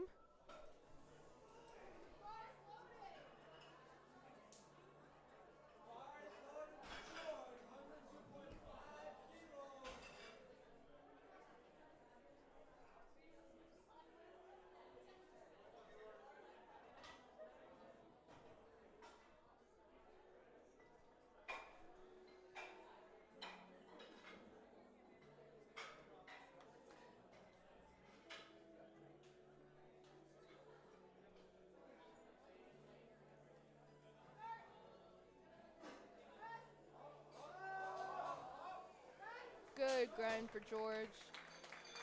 We got about Gets six. 3 white lights there. Got about 6 more lifters left in this fight. And this is our second flight? This is flight C. This is flight C. Okay. Whew. I know, sometimes it blurs together.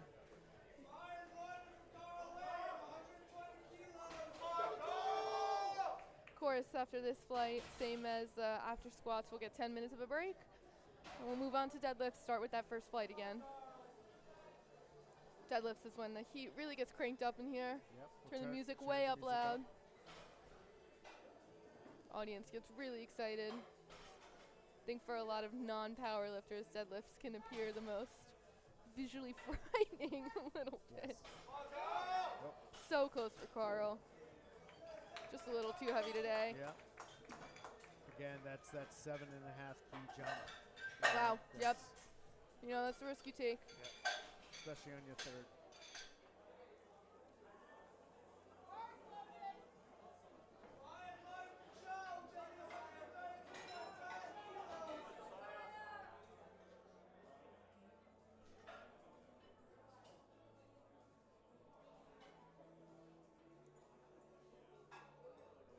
Josiah with a 5 kilo jump from his last attempt.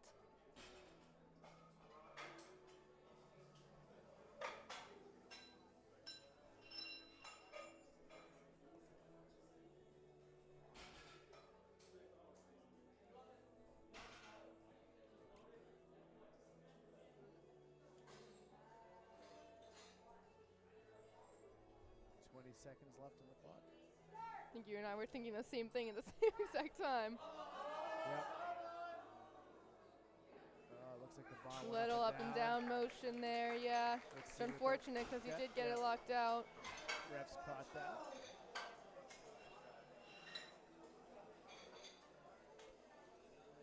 Garrett coming up with the 135 kilo bench for his last attempt, just under 300 pounds. You see all of NPL get on their feet.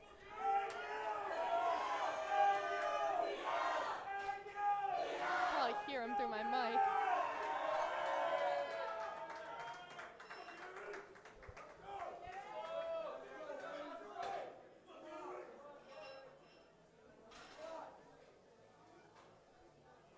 Just shy of 300 pounds, 297. Point something. Yeah, I always forget the point. It's like 0.69 or something. It's really close. Wow. That was good. Great third attempt for Garrett. Great. He'll come back next meet. He's saving all that for deadlifts, I guess. He'll come back his next meet. He'll be a 300-pound bencher easily Oh, yeah. next meet.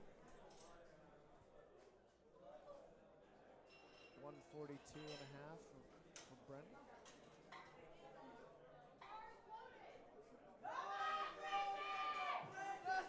Just about 315 for him. 5 kilo jump from his last attempt. Yeah, this is a good lift for him. It'll put him in sitting in 4th place and push that top position going into deadlifts. Yeah, and so once you get to the end of bench, you can kind of start to guesstimate your placing a little bit. And like we were talking about, deadlifts kind of ends up being where you fight it out for the podium.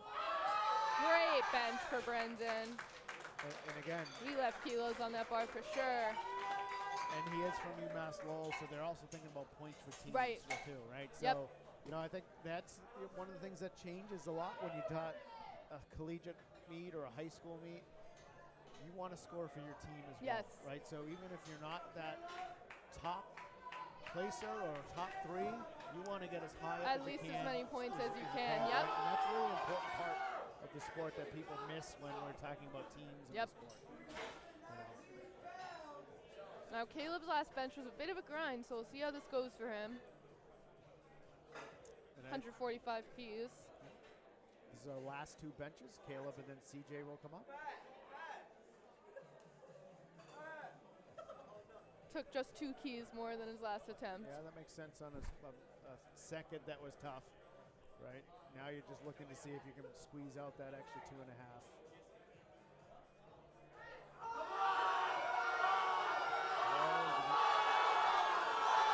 Wow.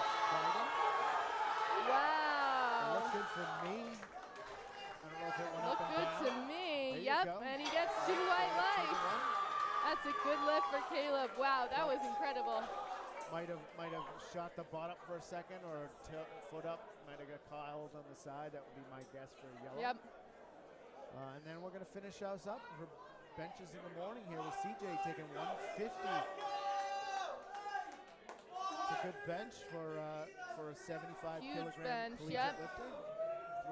150 raw. Closing out this morning's benches.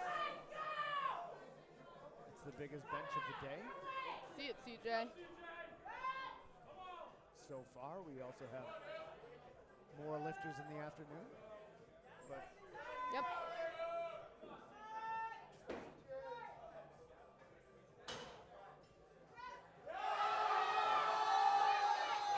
Nice lift for CJ. Let's see what the judges say. 3 3 white lights.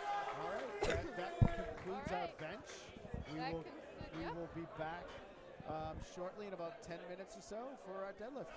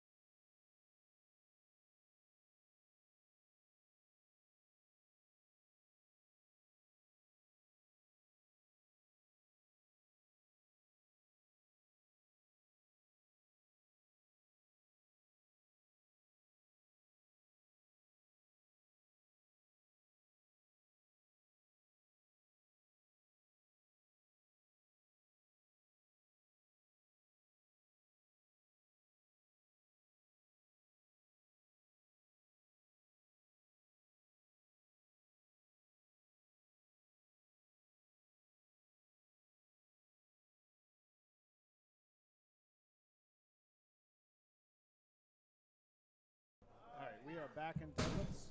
Angela taking her opener, 102.5.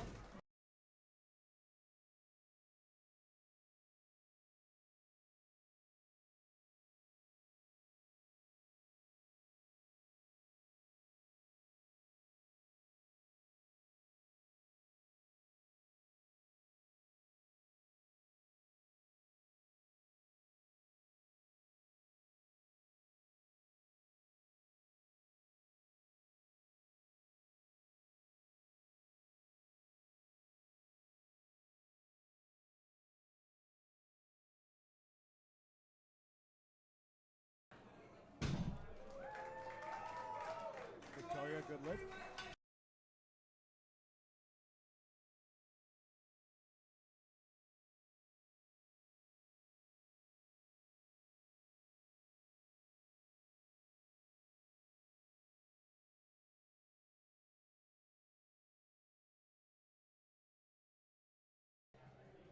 And we're back.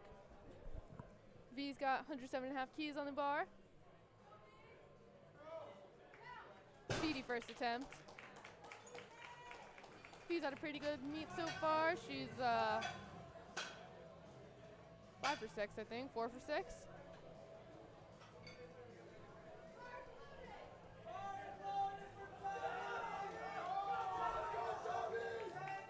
Tommy with 110 kilos on the bar, about 242 pounds. Why are you here? Let's go! Yeah, Tommy.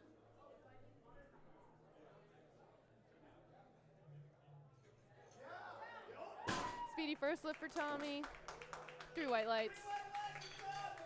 Of course, for a deadlift, you've only got 1 command. You start the deadlift whenever you want. You don't need to wait for someone to tell you to start. You just gotta wait for a down command after you lock out the lift at the top. Olivia's got 112.5 kilos on the bar. That's about 250 pounds. Olivia's sporting Slack Pull socks. That's a local brand.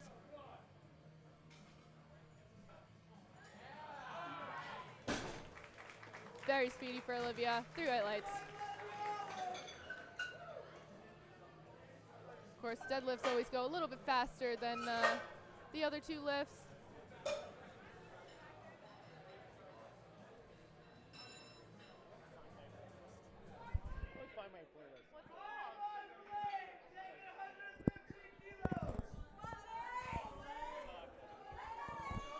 Lane's got 115 keys on the bar for her opener. It's about 254 pounds.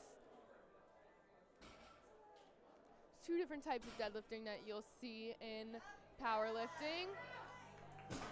Great lift for Lane. One of them is that conventional deadlift like you saw Lane do, where your feet are close together and your hands are outside of your legs. The other type of deadlift that's been very popular in recent years is the sumo deadlift, where your hands are inside your legs and your legs are positioned a bit wider.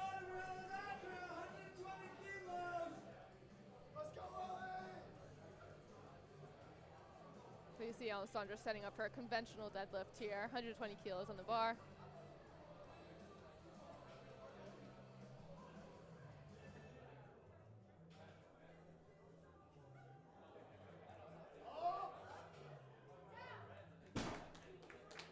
Solid opener for Alessandra. She gets 3 white lights. On deadlift, judges are looking for a few things, main one being that you lock out your hips and your shoulders and also your knees at the top of the deadlift. You cannot have any up and down motion of the bar, same as squat and bench. You'll get red lights for that. You'll also get red lights for hitching on your thighs, where you use your thighs to support that weight. Sam opening up with 127.5 kilos on the bar, about 280 pounds.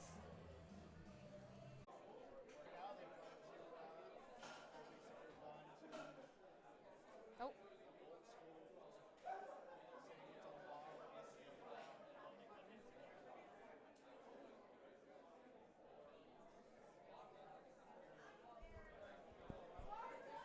And we'll get up and running as soon as possible. Yeah, I'm a little louder now. Bars loaded for Jalen. Taking 137 kilos. That's about 300 pounds on the bar. 303. something unique to deadlifts. A couple things unique to deadlift. You'll see everyone deadlift.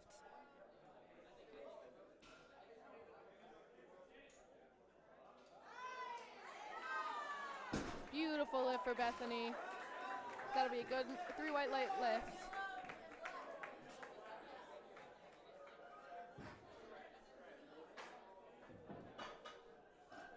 Back to the top now. Starting at the top of the flight, we've got Angela's second deadlift. She's taking 110 keys. It's a 7.5 kilo jump from her opener at 102. Looks like we might be catching up now. We'll see what happens.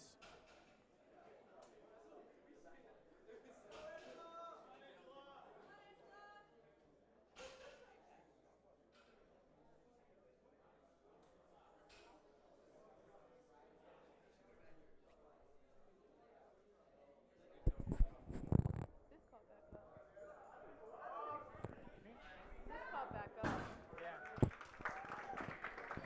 Good lift for Angela. Oh, looks like we've got lights again. Looks like everything's running smoothly again. We're back. Fire line for B. V's taking 112 kilos for her second attempt. That's 248 pounds.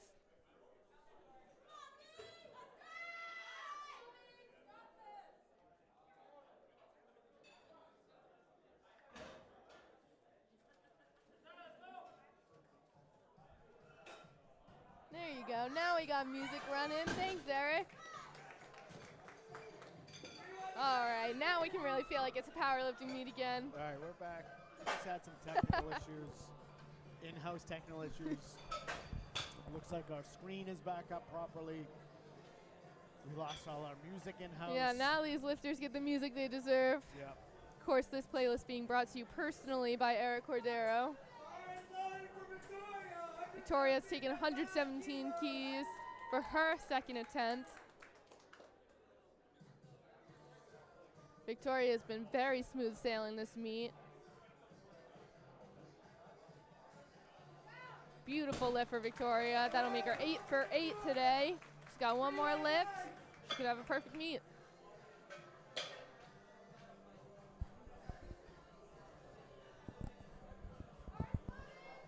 Fire line for Olivia. Olivia taking 120 keys on the bar, about 265 pounds. UMass Lowell in the crowd supporting her.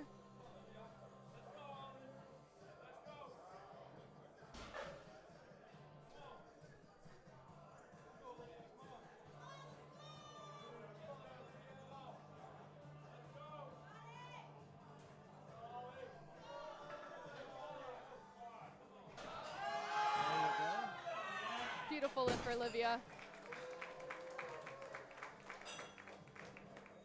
If we fall through the floor, I wouldn't be surprised. The depths of hell. We need to- Tommy taking 120 keys now. It's a nice, strong second attempt. Yep. Climbing up in the kilograms here.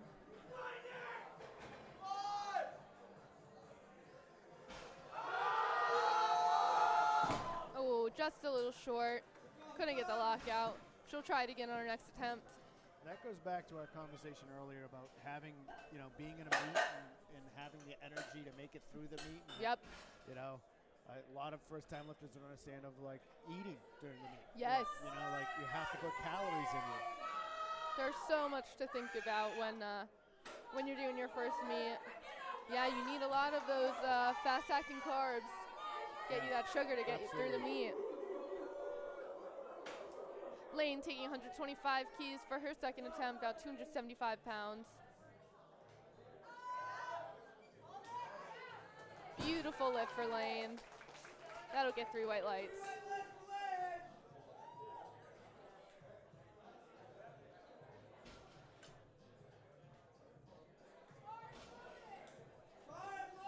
Alessandra taking 125 keys also. A lot of lifters at this point are just exhausted and ready to be done.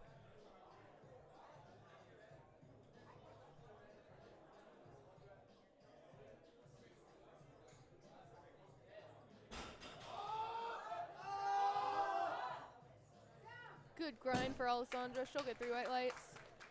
Beautiful lift.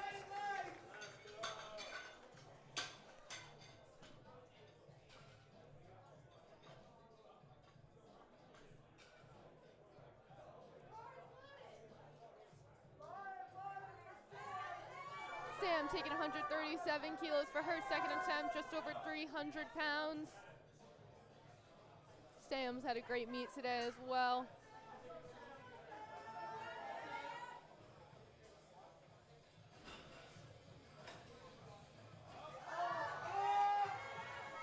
Good pull for Sam. She gets 3 white lights.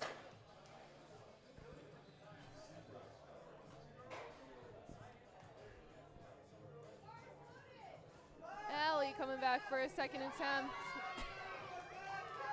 300 pounds on the bar.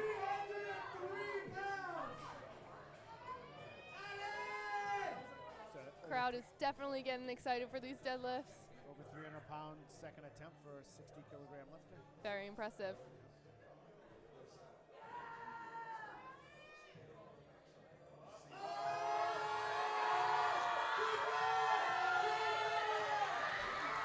Wow, great grind for Ellie.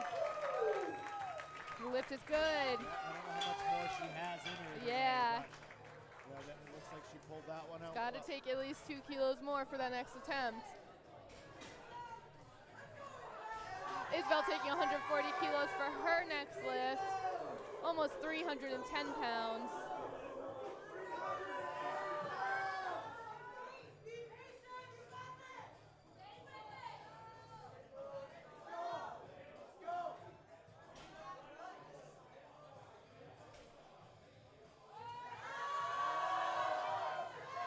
Great lift for Isabel. 3 white lights.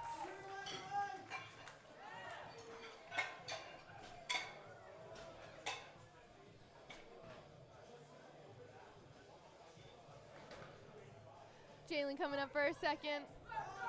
Taking 147.5 kilos, 325 pounds. Jalen also looking to go 9 for 9. About to go 8 for 8. It's always great to go 9 for 9. You know, you Always have a perfect great. day. Beautiful lift for Jalen. I think every time they put a deadlift down, the camera keeps getting knocked lower and lower. Yeah.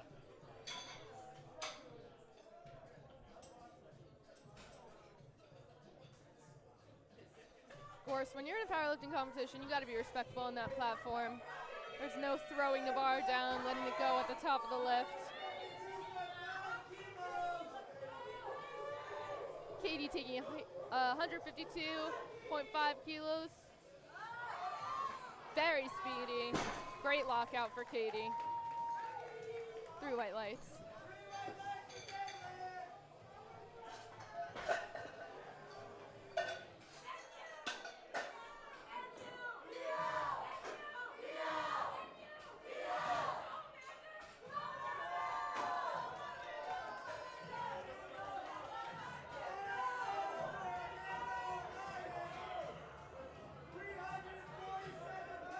Amanda taking 157.5 kilos for her next attempt, nearly 350 pounds.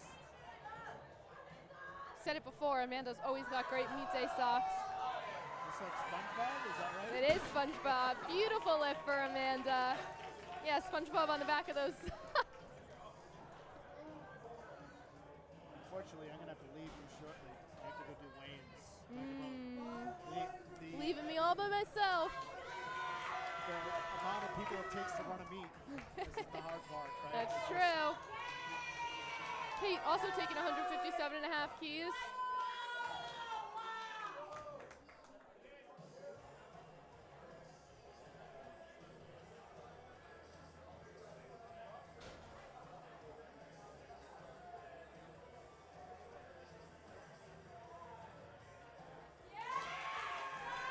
Great lift for Kate. 3 white lights. Bethany closing out this second round of deadlifts for this first flight. She's taking 172 kilos, 380 pounds as a 56 kilo lifter, 60 kilo lifter. Oh, and a rookie, right? She's a rookie.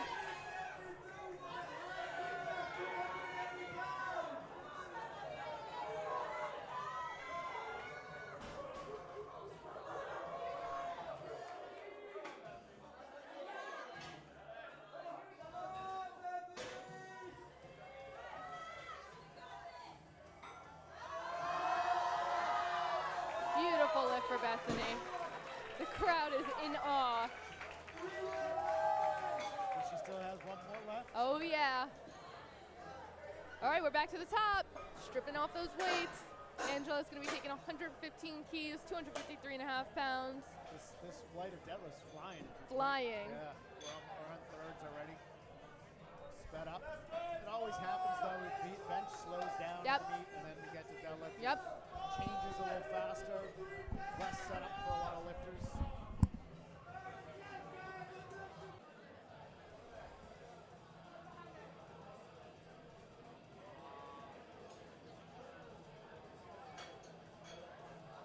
Yeah, little accident. It happens. Does happen. You know, again, back to that fueling of things. You're trying to eat food, Yep. keep it down at the same time, get energy. You're really pushing your body to its limits. Yep. That dedication, really.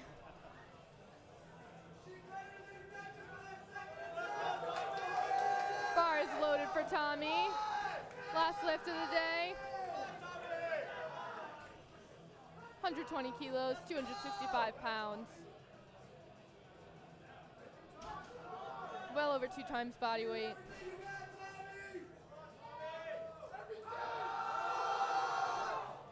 So close. Fortunately, couldn't break the floor. You see that a lot of time with the sumo deadlift. It's very hard to break the floor. Yeah, that's the hardest part of the lift for the most part. Getting it up, moving. Most of the time, if you're a sumo, if you can get it off Yep. the floor that couple inches, you're good to go. I always knew pulling sumo, if I broke the floor, I'd get the rest of the lift. V taking 120 kilos, 265 pounds.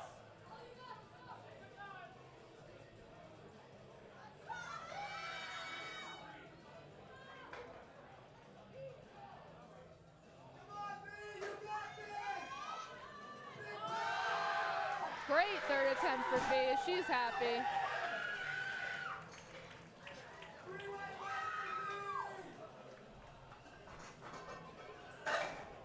I'm coming.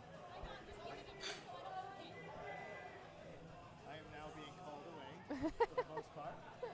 Mr. Orlando has told me give me stuff to the referee, so I'm going to leave you guys in some phenomenal hands with Maddie. It's been a great day announcing with her. Been a pleasure to announce with Eric. Enjoyed this very much. I have to go do stuff. If it's not done by the time weigh-ins are done, I'll come back and announce it. Sounds good. Have fun drug testing. You got music here. Okay. Olivia taking 125 keys for her last attempt. About 275 pounds.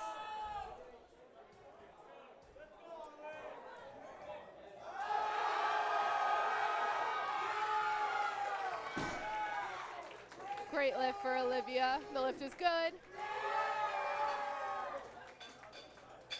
USAPL, as we were saying, is a drug-tested federation, both in and out of meet. At any given meet, about 10% of lifters competing will be tested, and it's not always the strongest lifters. It is random, so you don't know if you're going to get tested at a meet. Of course, that drug test is a urine sample that gets sent off.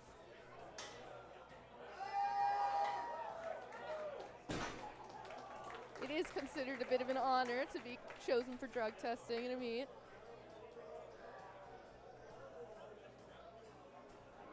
Alessandra taking 127.5 keys for her last deadlift. She's about to go 9 for 9. See if she can pull it off.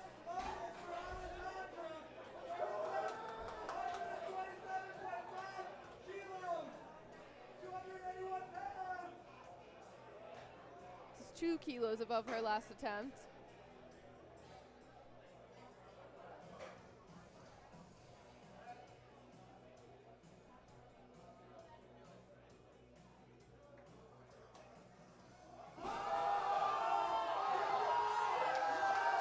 Wow, quite the grind for Alessandra. She pulled it off. 9 for 9. Great meet.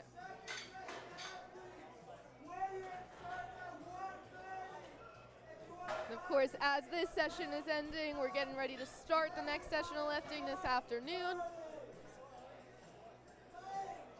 This afternoon, I believe, is 67 kilo women, 90 kilo men and above, possibly. Lane taking her last deadlift, 137 keys, just over 300 pounds. She's had a great meet today.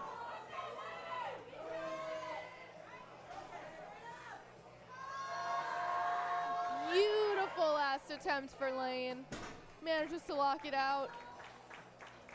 Oh, it's no good for Lane. Still had a great meet.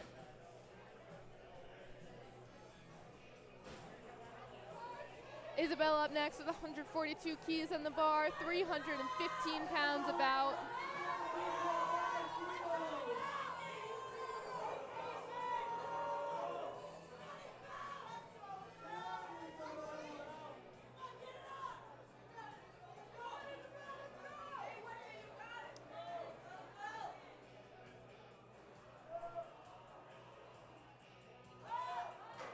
Oh, and she doesn't break the floor. Again, the hardest part of that sumo deadlift is always breaking the floor.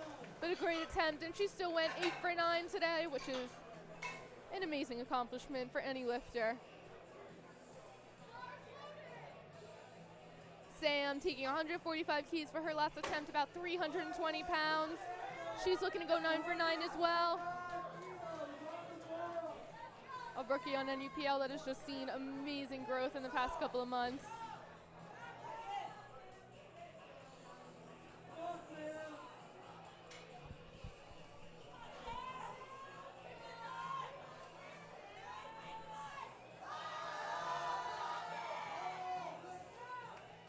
See what the judges say about that one. Oh, so close for Sam.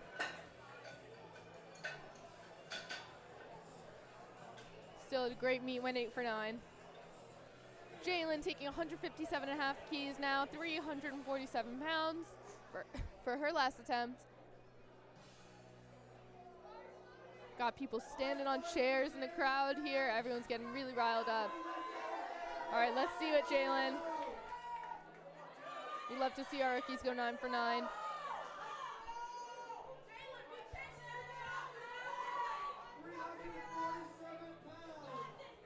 Of course, we got all our teammates cheering her on.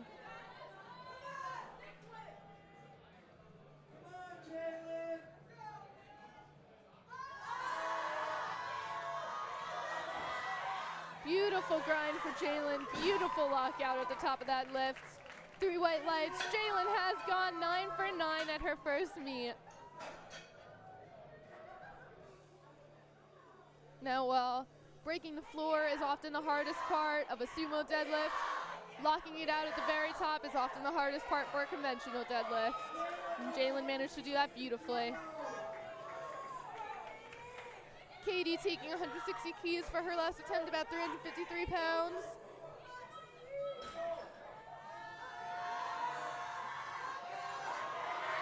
Can she lock it? And she does. Beautiful lift for Katie. 3 white lights.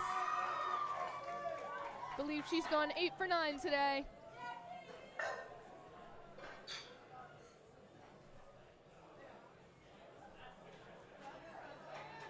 And Amanda looking to go 6 for 9 with this last lift. She's got 165 pounds on the bar, 364 pounds.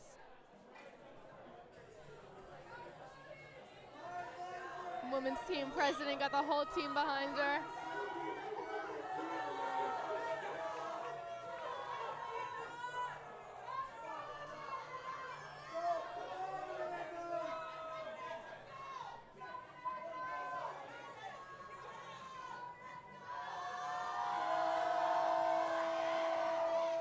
Oh, so close. Amanda goes 6 for 9 today. Had some beautiful lifts. You'll see Amanda, the bar slipped out of her hands a little bit. A very common problem in powerlifting in the deadlift is keeping that grip nice and tight on the bar. A lot of times it can slip out of your hands. We use chalk as much as we can, but sometimes that weight is just so heavy that it falls out of your hands. Kate with the second to last deadlift of the flight, taking 165 keys. Looking to go 9 for 9 as well.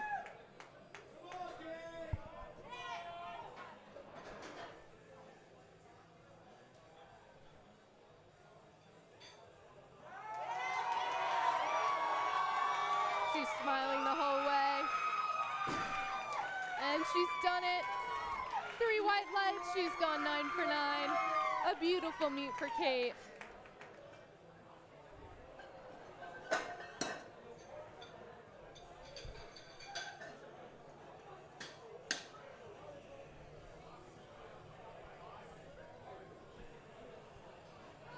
And our last deadlift of this first flight is going to be a 400-pound deadlift for Bethany.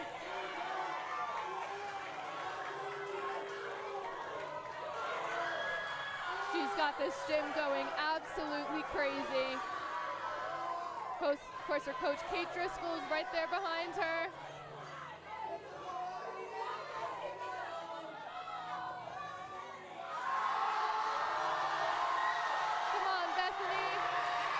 She does it.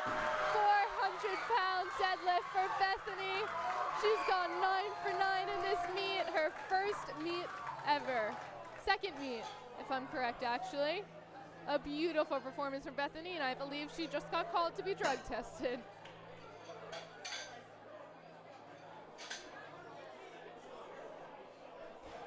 All right, we're taking all the plates off. Starting our second round of deadlift, second flight. Christian opening up at 132 keys, just under 300 pounds.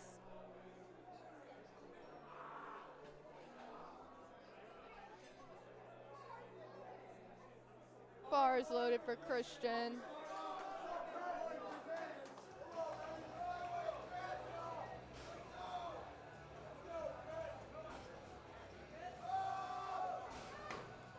Easy first deadlift for Christian. He'll get 3 white lights.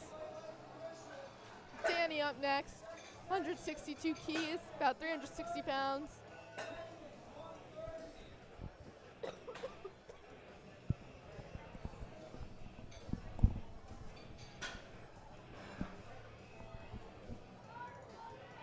Bars loaded for Danny, representing Kyrgyzstan.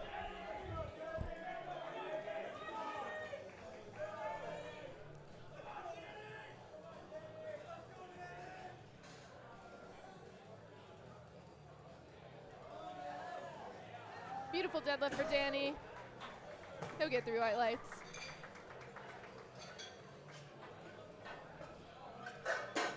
Got to give a hand to our spotters and loaders, even though they're not doing much spotting for these deadlifts. Got to load a lot of weight on that bar and strip it back down again. And they've been doing a great job running this meet all day.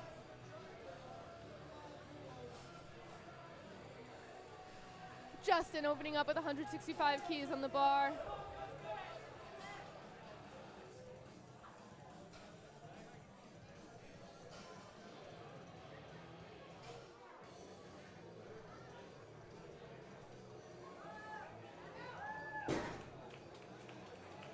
That'll be a good lift for Justin.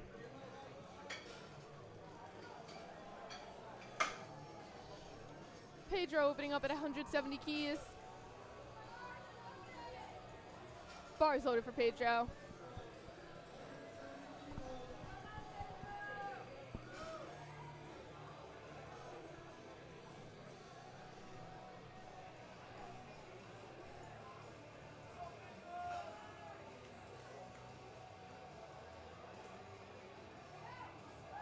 Easy opener for Pedro.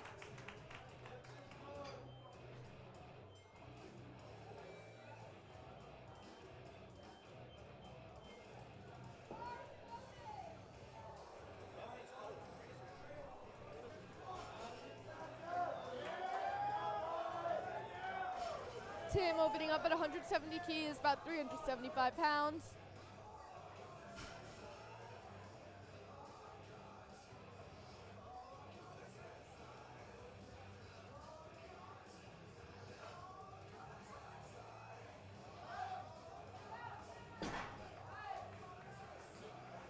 Good lift for Tim. Ryan opening up at just above 400 pounds, 185 kilos.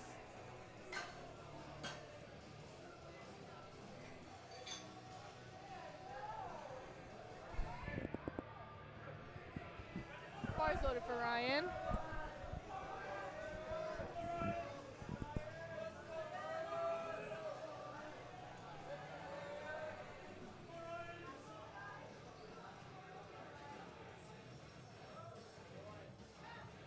Great opening attempt for Ryan. 3 white lights.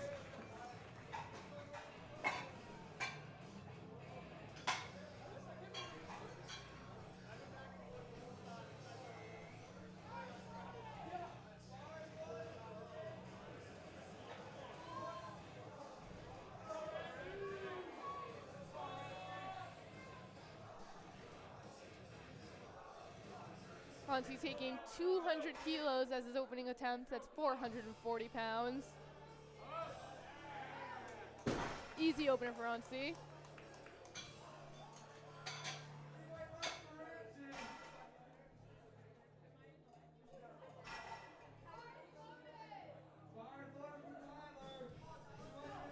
Tyler opening up at 202.5 kilos, about 450 pounds. UMass Amherst.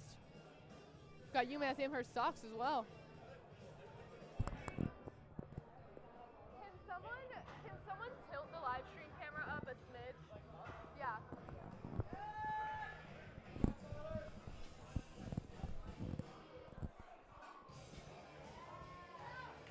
Easy opener for Tyler. I think we fixed the live stream camera for you guys as well.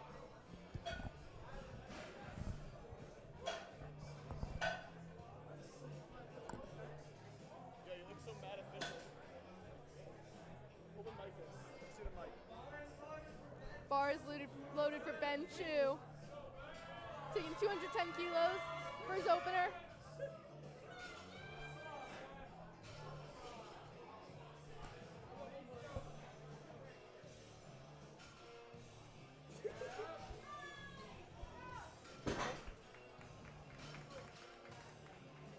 Good lift for Ben. Angel taking 225 next.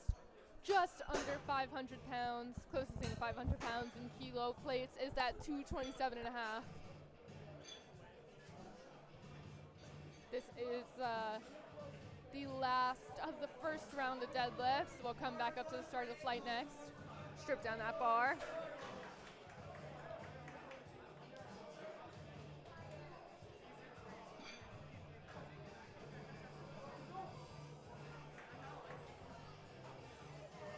Easy opener for Angel.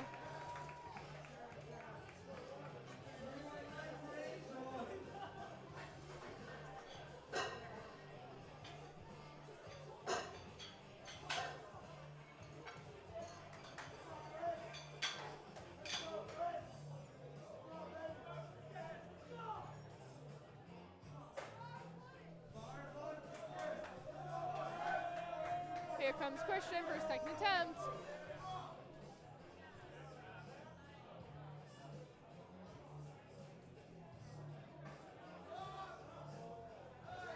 Easy second attempt for Christian. Really important part of any lift, but you see it especially at the deadlift, is that bracing, breathing into that belt, really flexing your abs, giving yourself as much core strength as possible.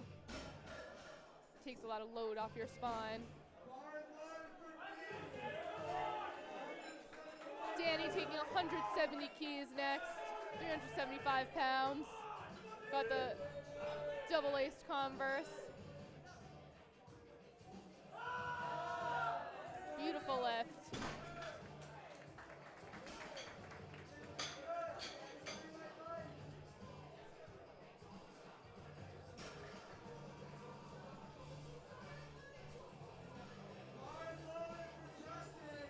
Justin's going to be taking 172.5 keys.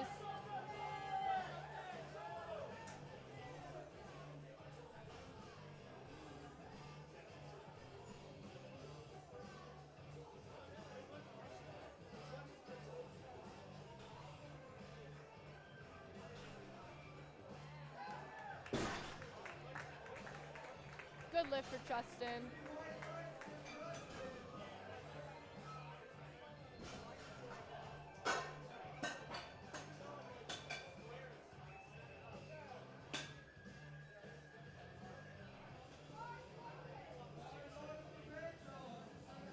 Pedro taking 177.5 kilos here.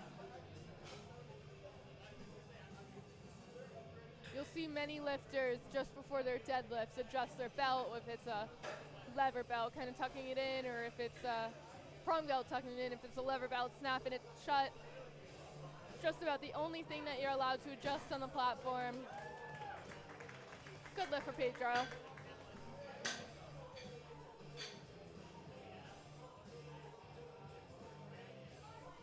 Tim's gonna take 400 pounds for his next attempt, 182.5 kilos.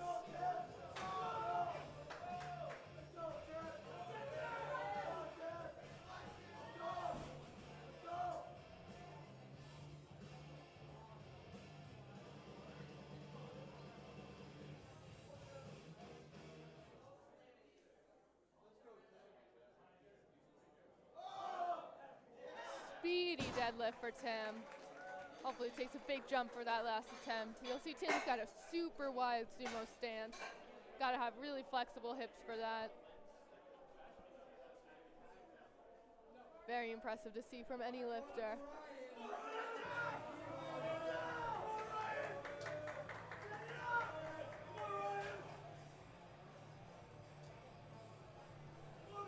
Ryan taking 195 kilos for his second attempt, 430 pounds. Beautiful deadlift for Ryan. Locks out of the top. 3 white lights.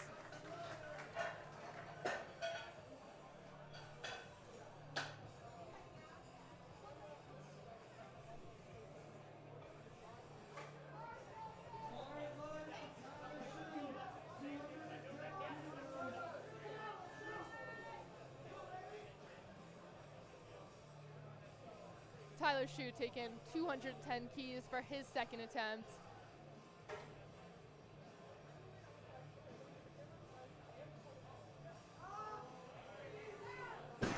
Easy lift for Tyler. Sorry, my camera just went out for a second. I think it's back up. Let me see if I can get someone to fix that. Zach.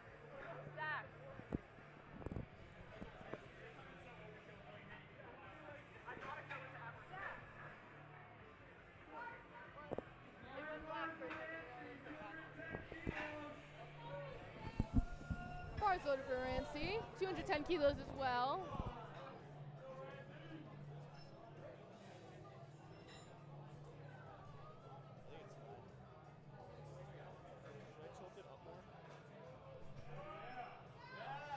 Great second attempt for Rancy as well. Sorry, I'm not sure if you guys are seeing the same blue static that I am. Yeah, that's better.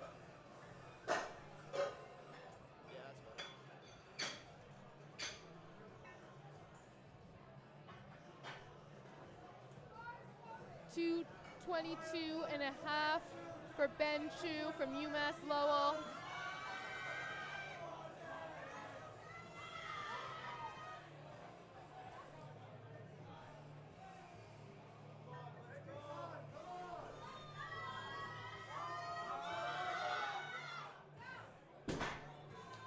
Good lift for Ben.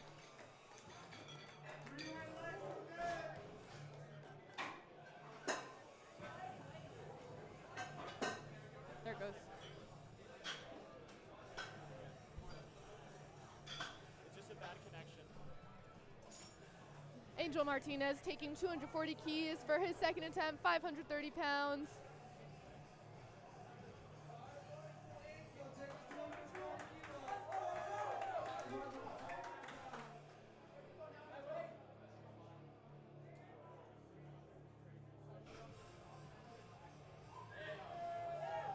Very speedy second attempt for Angel. All of his attempts have been very easy today. He's looking to go 9 for 9 as well. All right, we're already at the top of the flight again. We're starting third attempts now, their last lifts of the day, putting 110% into this last lift. You got nothing else to save your energy for. Christian taking 147.5 keys.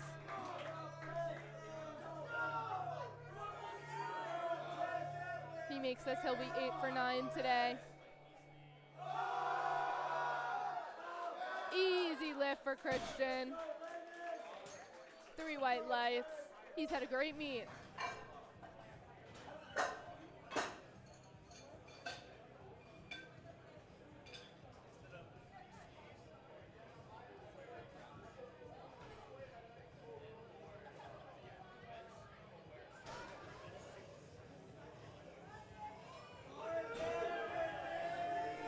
Danny taking 177.5 keys for his last deadlift. He's got that smiley face on his chest.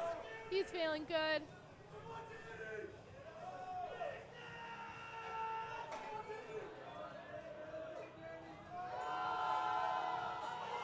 Great third attempt deadlift. Beautiful lockout. He'll get 3 white lights on that. And Danny has gone 8 for 9 today. He's had a beautiful first meet. Getting a nice hug from his handler and President Brendan Witz.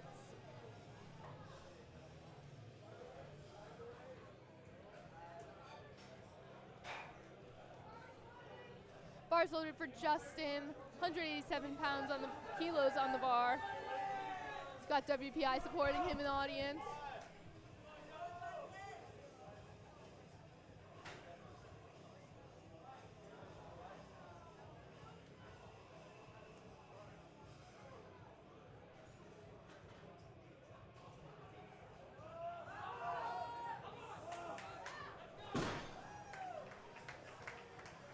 Great deadlift for Justin.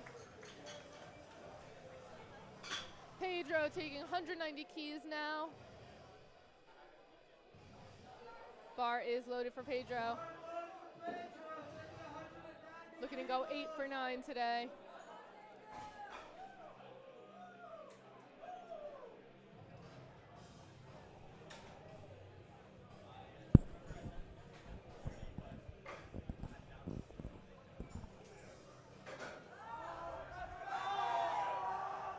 Quite the grind for Pedro. See what the judges say. 3 white lights. Secured an 8 for 9 meet.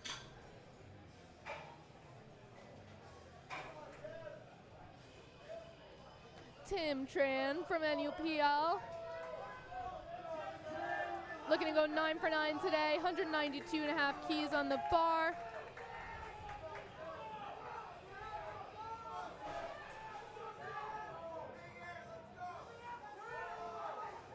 This is a 10 kilo jump from his last attempt.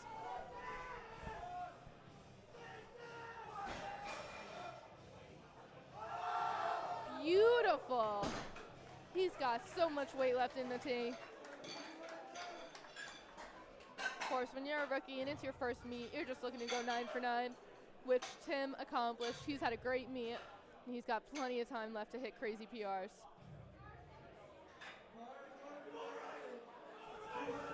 Ryan taking 202.5 keys for his last attempt. The whole team hyping him up.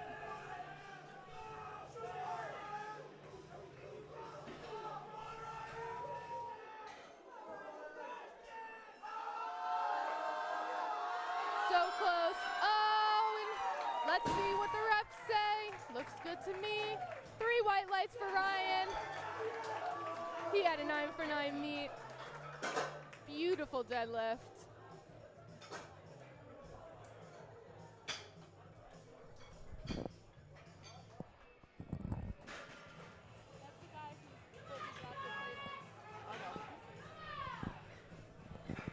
Tyler taking 220 keys for his last pull. 485 pounds from UMass Amherst.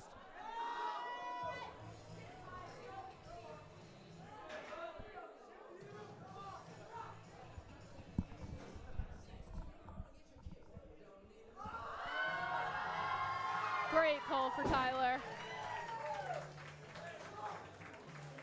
Going 7 for 9 today.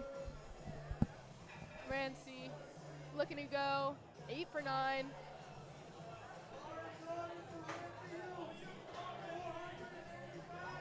£485 on the bar for Rancy.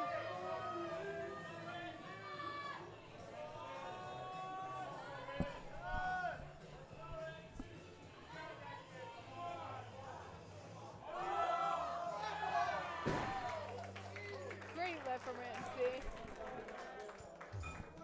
He has gone 8 for 9 today.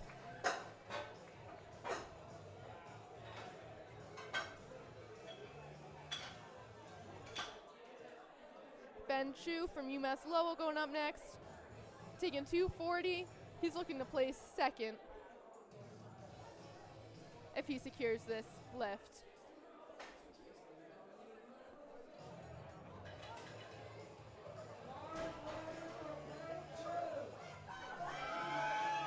Let's go, Ben. Slack pull socks.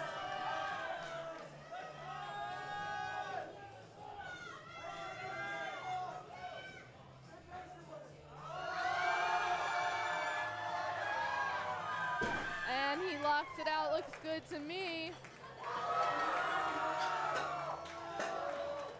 Great meet for Ben. He'll place second. And Angel Martinez looking to place first if he secures this lift. 255 kilos, 562 pounds.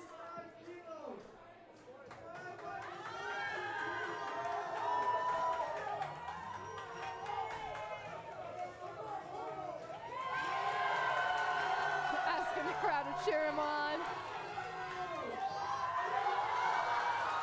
So easy for Angel. Beautiful lift. 3 white lights. He has placed first. Great job for Angel. All right, we're on our last flight of the morning. Starting off with George, who's got 145 kilos on the bar.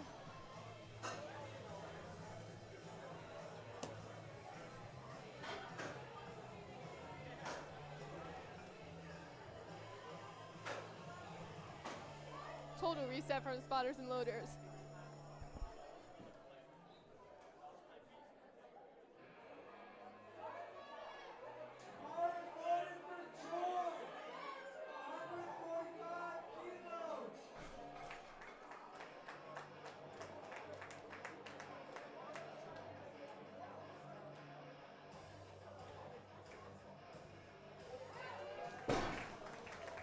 Good lift for George.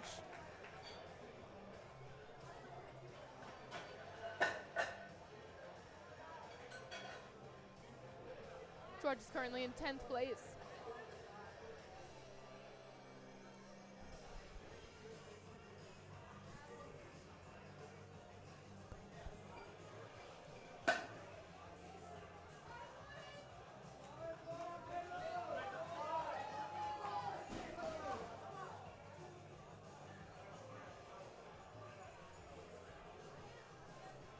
Caleb taking 160 kilos.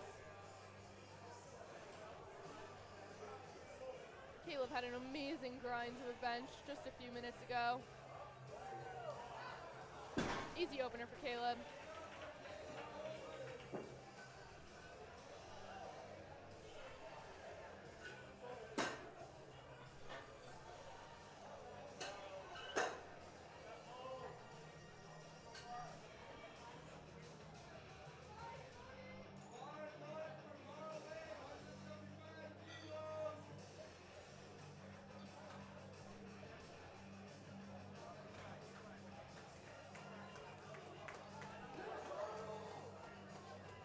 Carl taking 175 keys for his opener.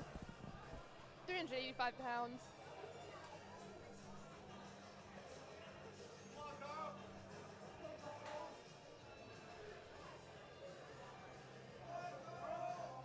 Very easy opener for Carl.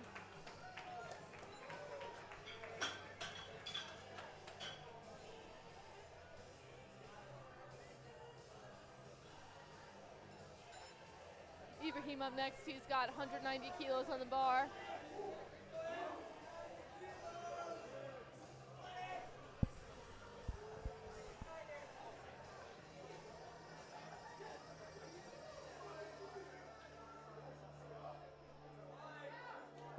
Easy opener.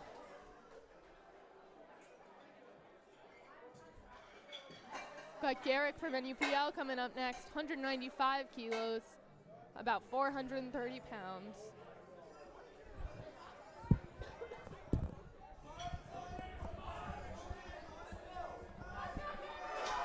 Bars loaded for Garrick.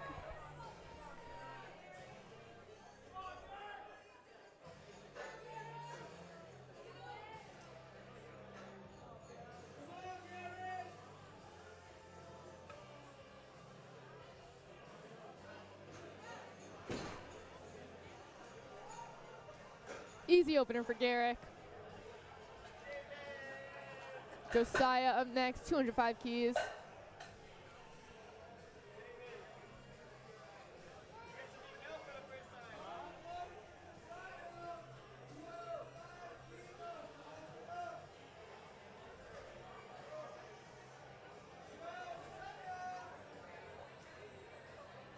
Bars loaded for Josiah. Of course, you have 60 seconds to start your lift. Here he comes now. Still got plenty of time.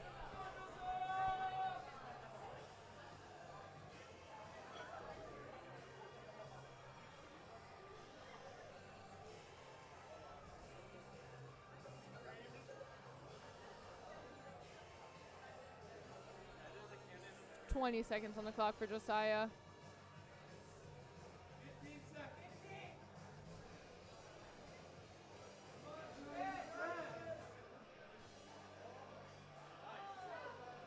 Easy opener for Josiah.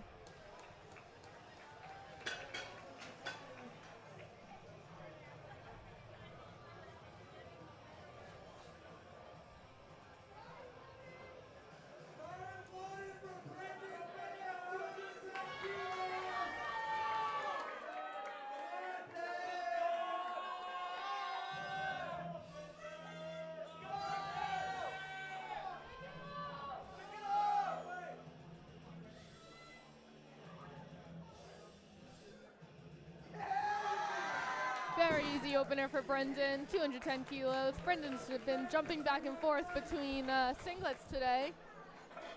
Repping that Finnish, I think. SPD International singlet, also the 110% singlet.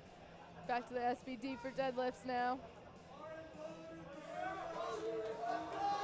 Ural's taking 215 keys for his opener, about 474 pounds.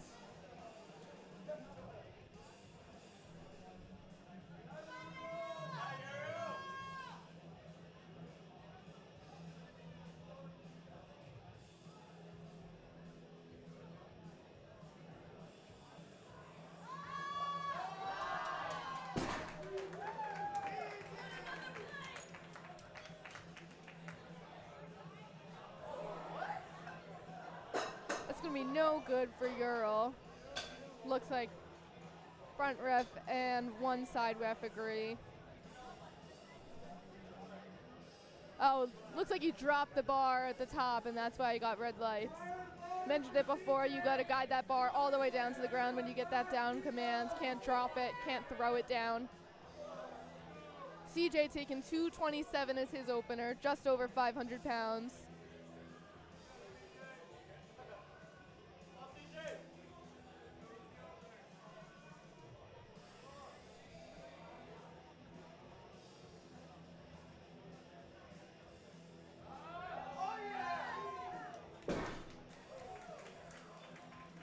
Good lift for CJ, looks like.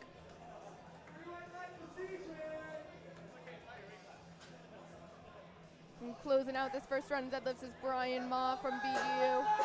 270 kilos on that bar. That's just under 600 pounds, 595.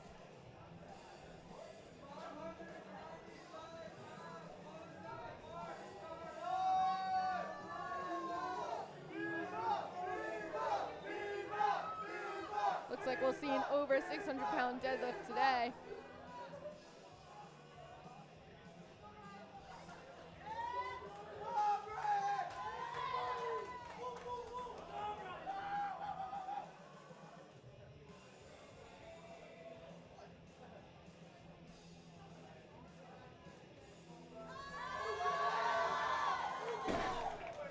judges say. No good for Brian. I don't think he locked out his hips far enough. He'll take that again for a second attempt most likely.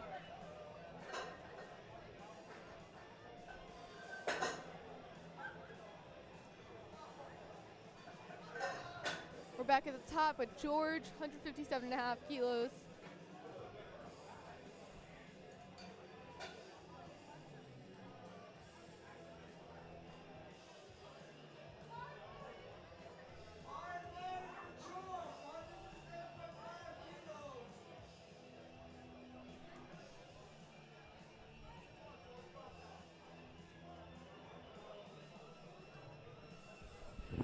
Have they told you what time lifting is going to start? Have they told you what time lifting is going to start? For session 2, weigh-ins are at 1:30, so I would assume 3:30. Okay. Caleb Goldman taking 172 keys for his second attempt, 380 pounds.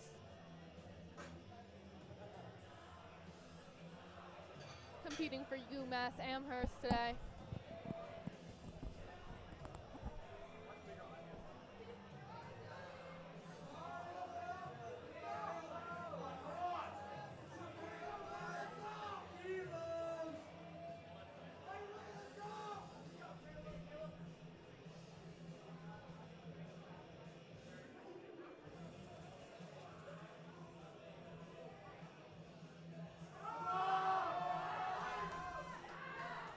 Nice deadlift for Caleb.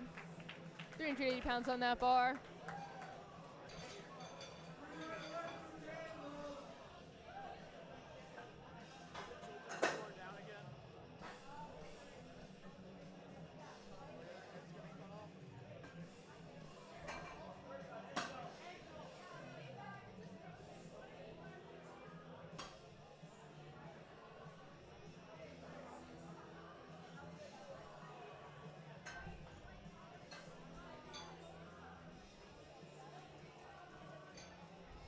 $185 keys on this bar for Carl out of Boston University.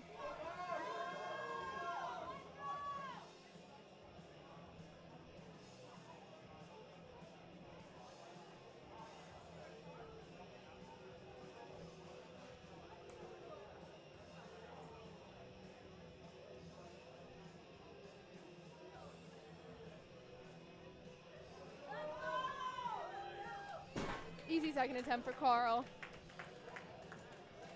He's looking to make sure he gets those white lights, which he did. Ibrahim taking 197 for his second attempt.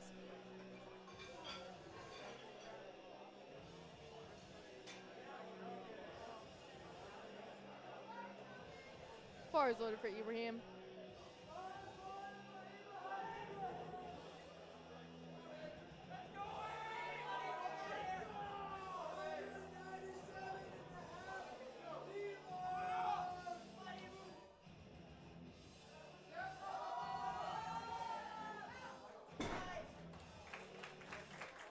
Three white lights for Ibrahim.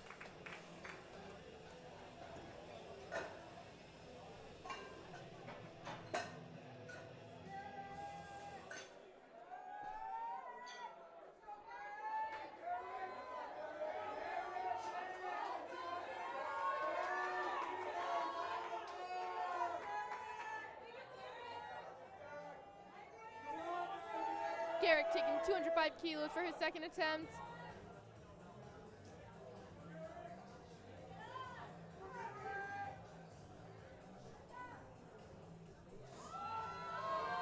Easy second attempt for Garrick. See what the rest have to say. He got one red light. Think they might have thought his knees weren't completely locked out. He'll get that fixed up on his third attempt.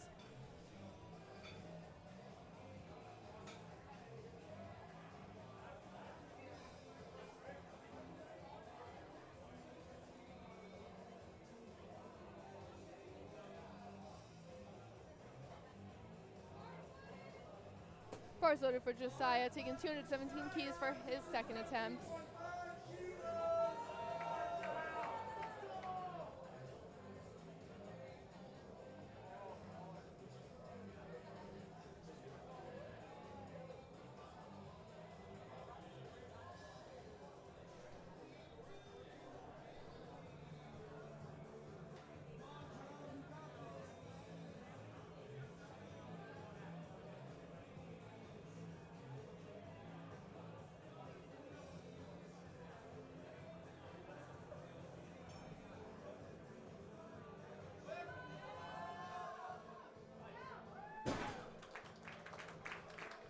Good lift for Josiah.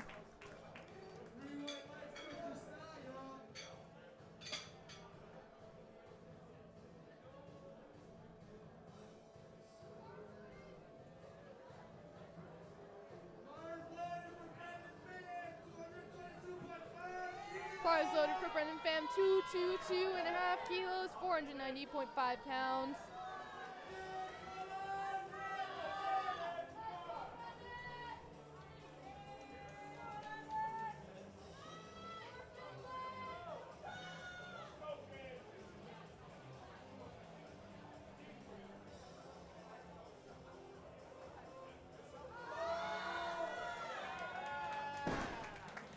Great lift for Brendan.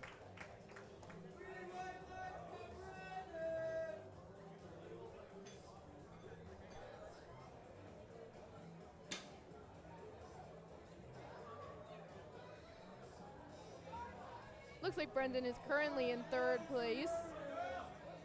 Ural pulling the same weight now, 222.5 keys. Looks like he's currently in 8th place.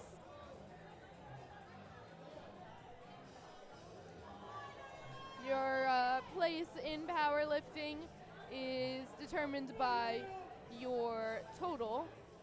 Your total consists of your highest weight in all 3 disciplines. So your biggest squat, your biggest bench. Oh, looks like Ural lost that one on grip. Couldn't hold on to the bar. He'll try again on his 3rd deadlift. Your total is calculated by your highest squat, your highest bench, and your highest deadlift.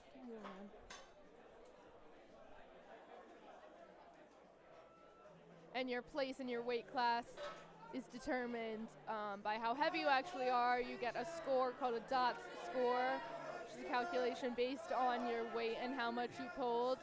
That equalizes it across all weight classes. So that determines, let's say, if a 56 kilo woman would win against a 75 kilo man for, let's say, best lifter overall. That would be determined through a DOT score.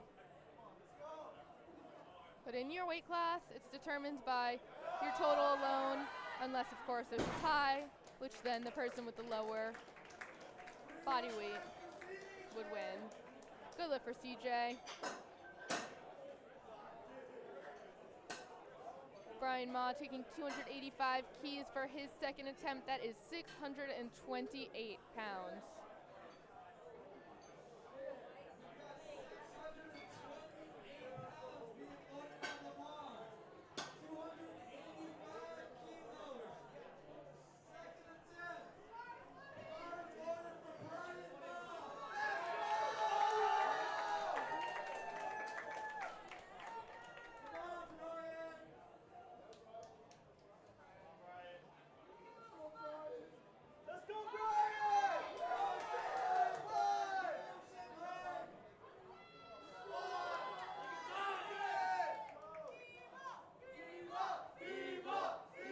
I guess is what we call him.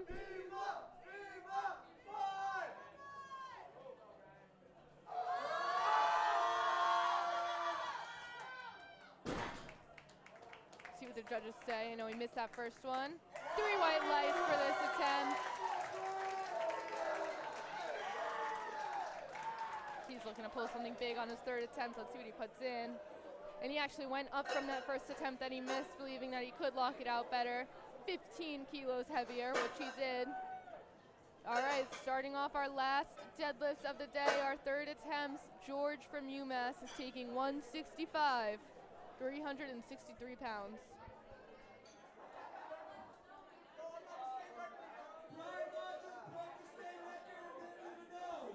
Brian Ma just broke a state record, it looks like.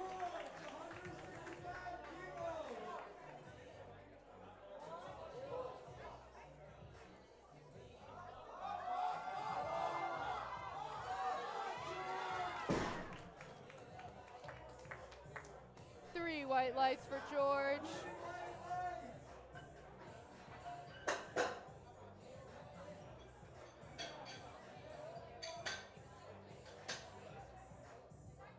Looks like George totaled 430 keys this meet.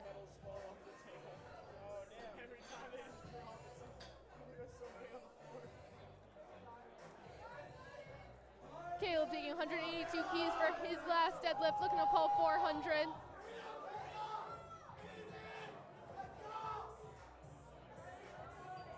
Looking to secure a 485 total.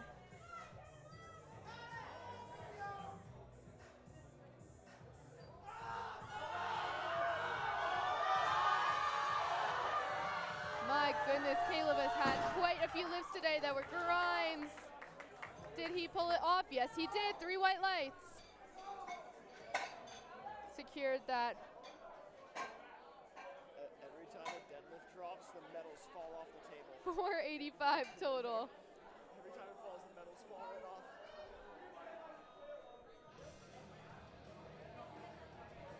Carl Wing up next with the 195 kilo deadlift. Looking to total 512 if he secures this lift.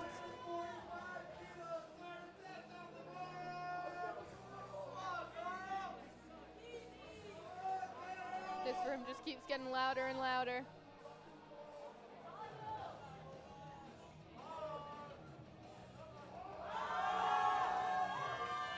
Great last lift for Carl. Looks like he will total 512.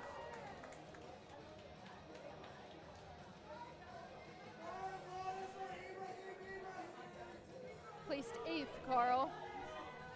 Ibrahim up next with a 202 kilo deadlift.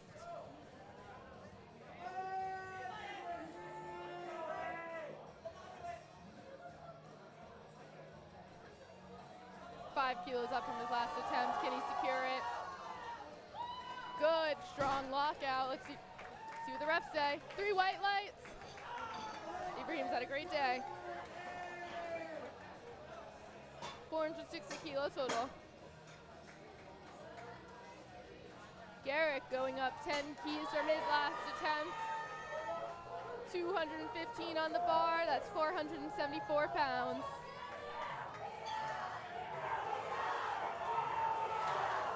And NUPL is just going crazy for Garrick.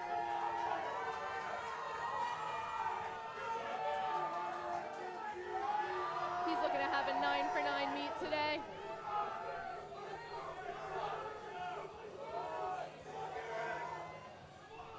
If he pulls this, he'll land in 7th place. Amazing deadlift for a 3rd attempt. 3 white lights for Garrick. Totaled 532 kilos today. Garrick's had an amazing day.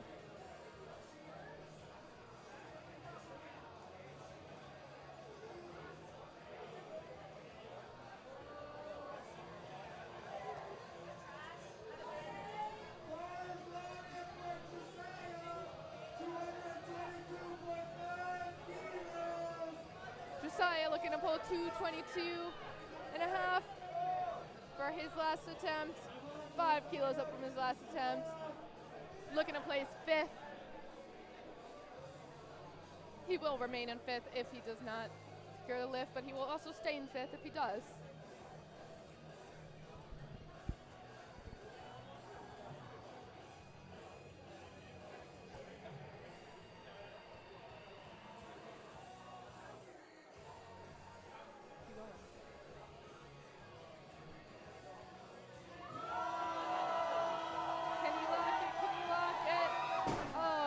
Close to locking it out.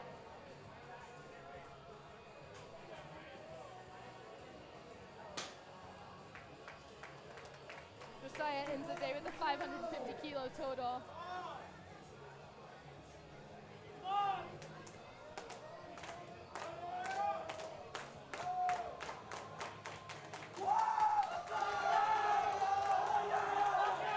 You're all trying to pull 222 again. What you come here for, Uriel? Come on! Pick it up! Take it! Ural needs this to stay in the meet.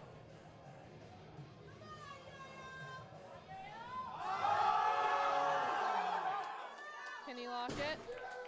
What do the refs say? 3 white lights. He has stayed in the meet. He pulls it off. Good job, Ural. Ends the day with a 527 total. 8th place. Brendan now looking to pull 232 and a half. That's 512 pounds.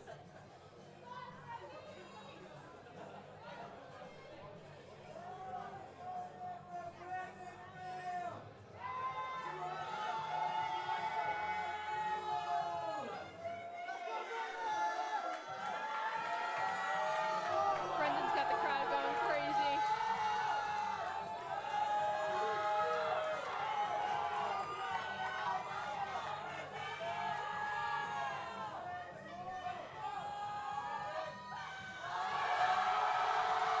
Can he make it? Can he lock it? Beautiful lockout for Brendan. 3 white lights. The lift is good. Very happy about that one. Brendan totaled 577 kilos today. He placed 4th. Charlie looking to secure his 3rd place with this lift. 250 kilos loaded on the bar.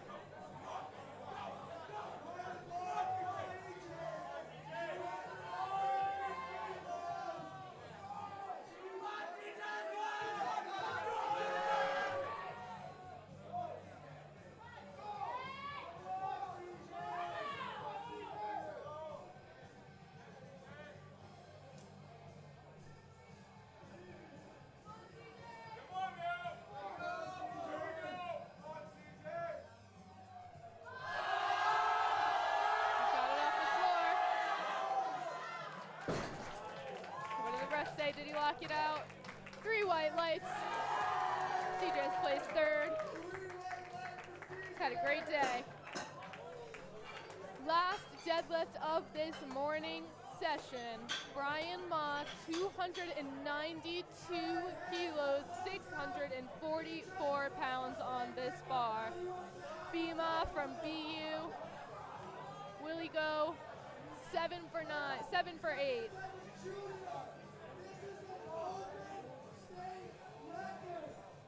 Looks like this is going to be another state record. Can he break his own record that he just set a few minutes ago?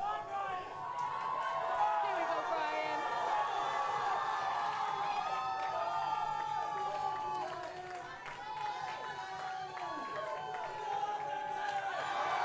Let's go, Brian. Asking the whole gym to get as loud as they can.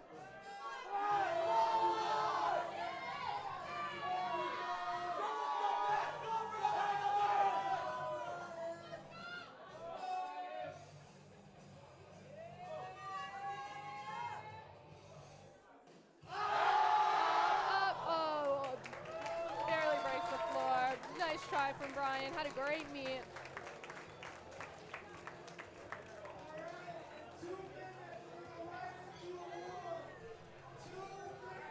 We're gonna have a 2-minute break, and then we're gonna announce awards. The next session of lifting, I believe, is going to start at 3:30.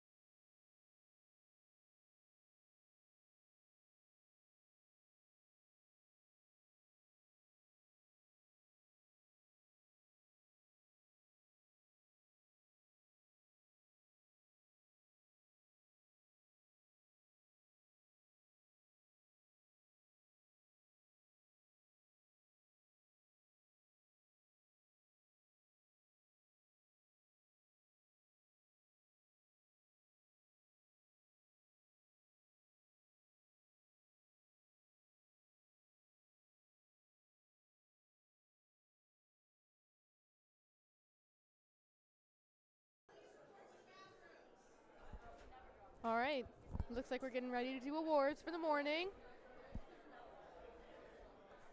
Because this is a collegiate meet, team awards will not be given out until the very end of the competition tomorrow night, once everyone has lifted and the total team score has been calculated. But we will have best lifters for these morning weight classes given out. I believe that is 60 kilos and under for the women, and 75 kilos for the men.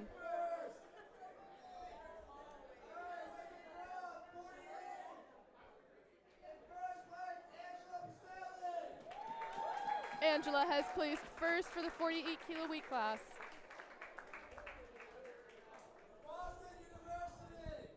From Boston University. Second, Amanda third.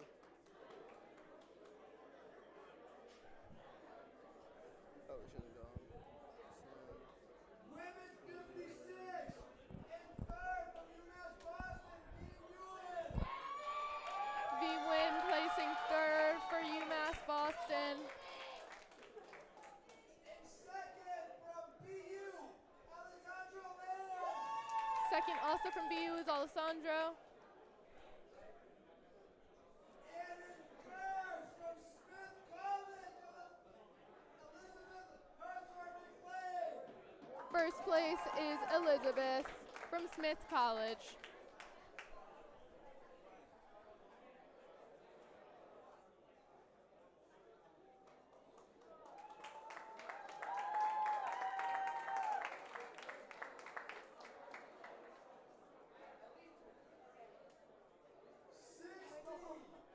$60 kilo weight class now.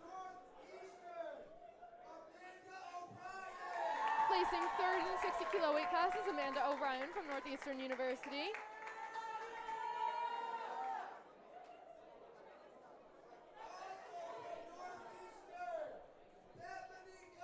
Second place is Bethany Carr.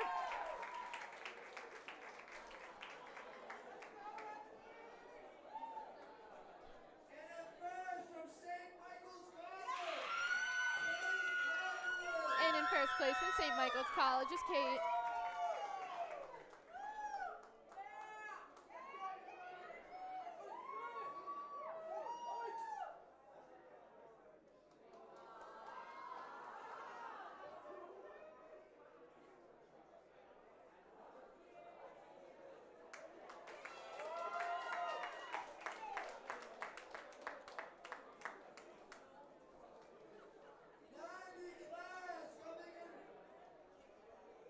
In the women's 90 kilo weight class, in second place is Victoria Turner from WPI.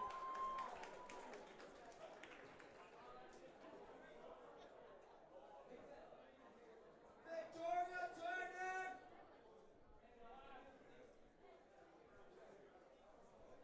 And first from Northeastern, Samantha Monte. In first place from Northeastern University, Samantha Almonte. She totaled 337 kilos today.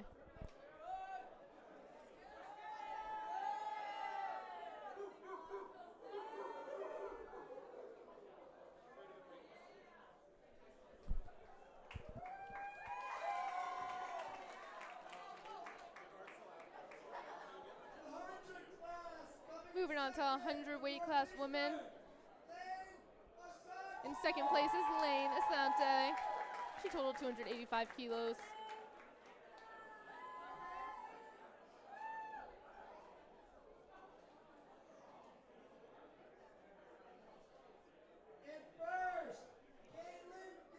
And in first place is Caitlin Gagnon from Northeastern University, totaling 365 kilos.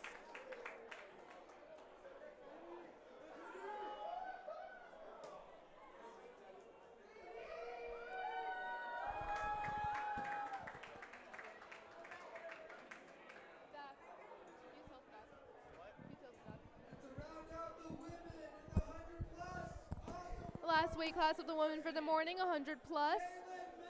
First place, Jalen Mack, totaling 355 kilos.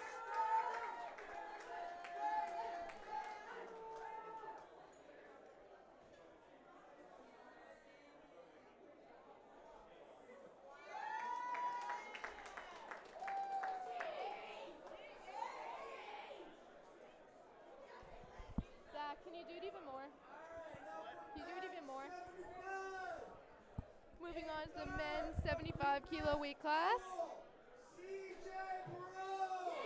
Third place is CJ.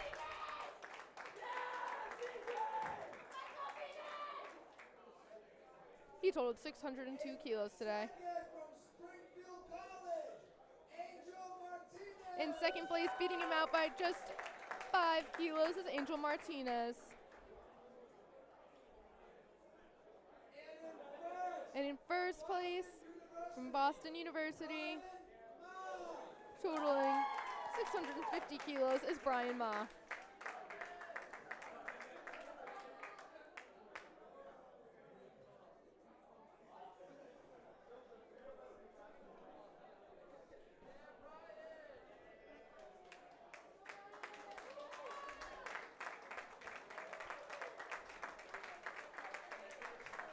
And I think that is the last of our awards this morning.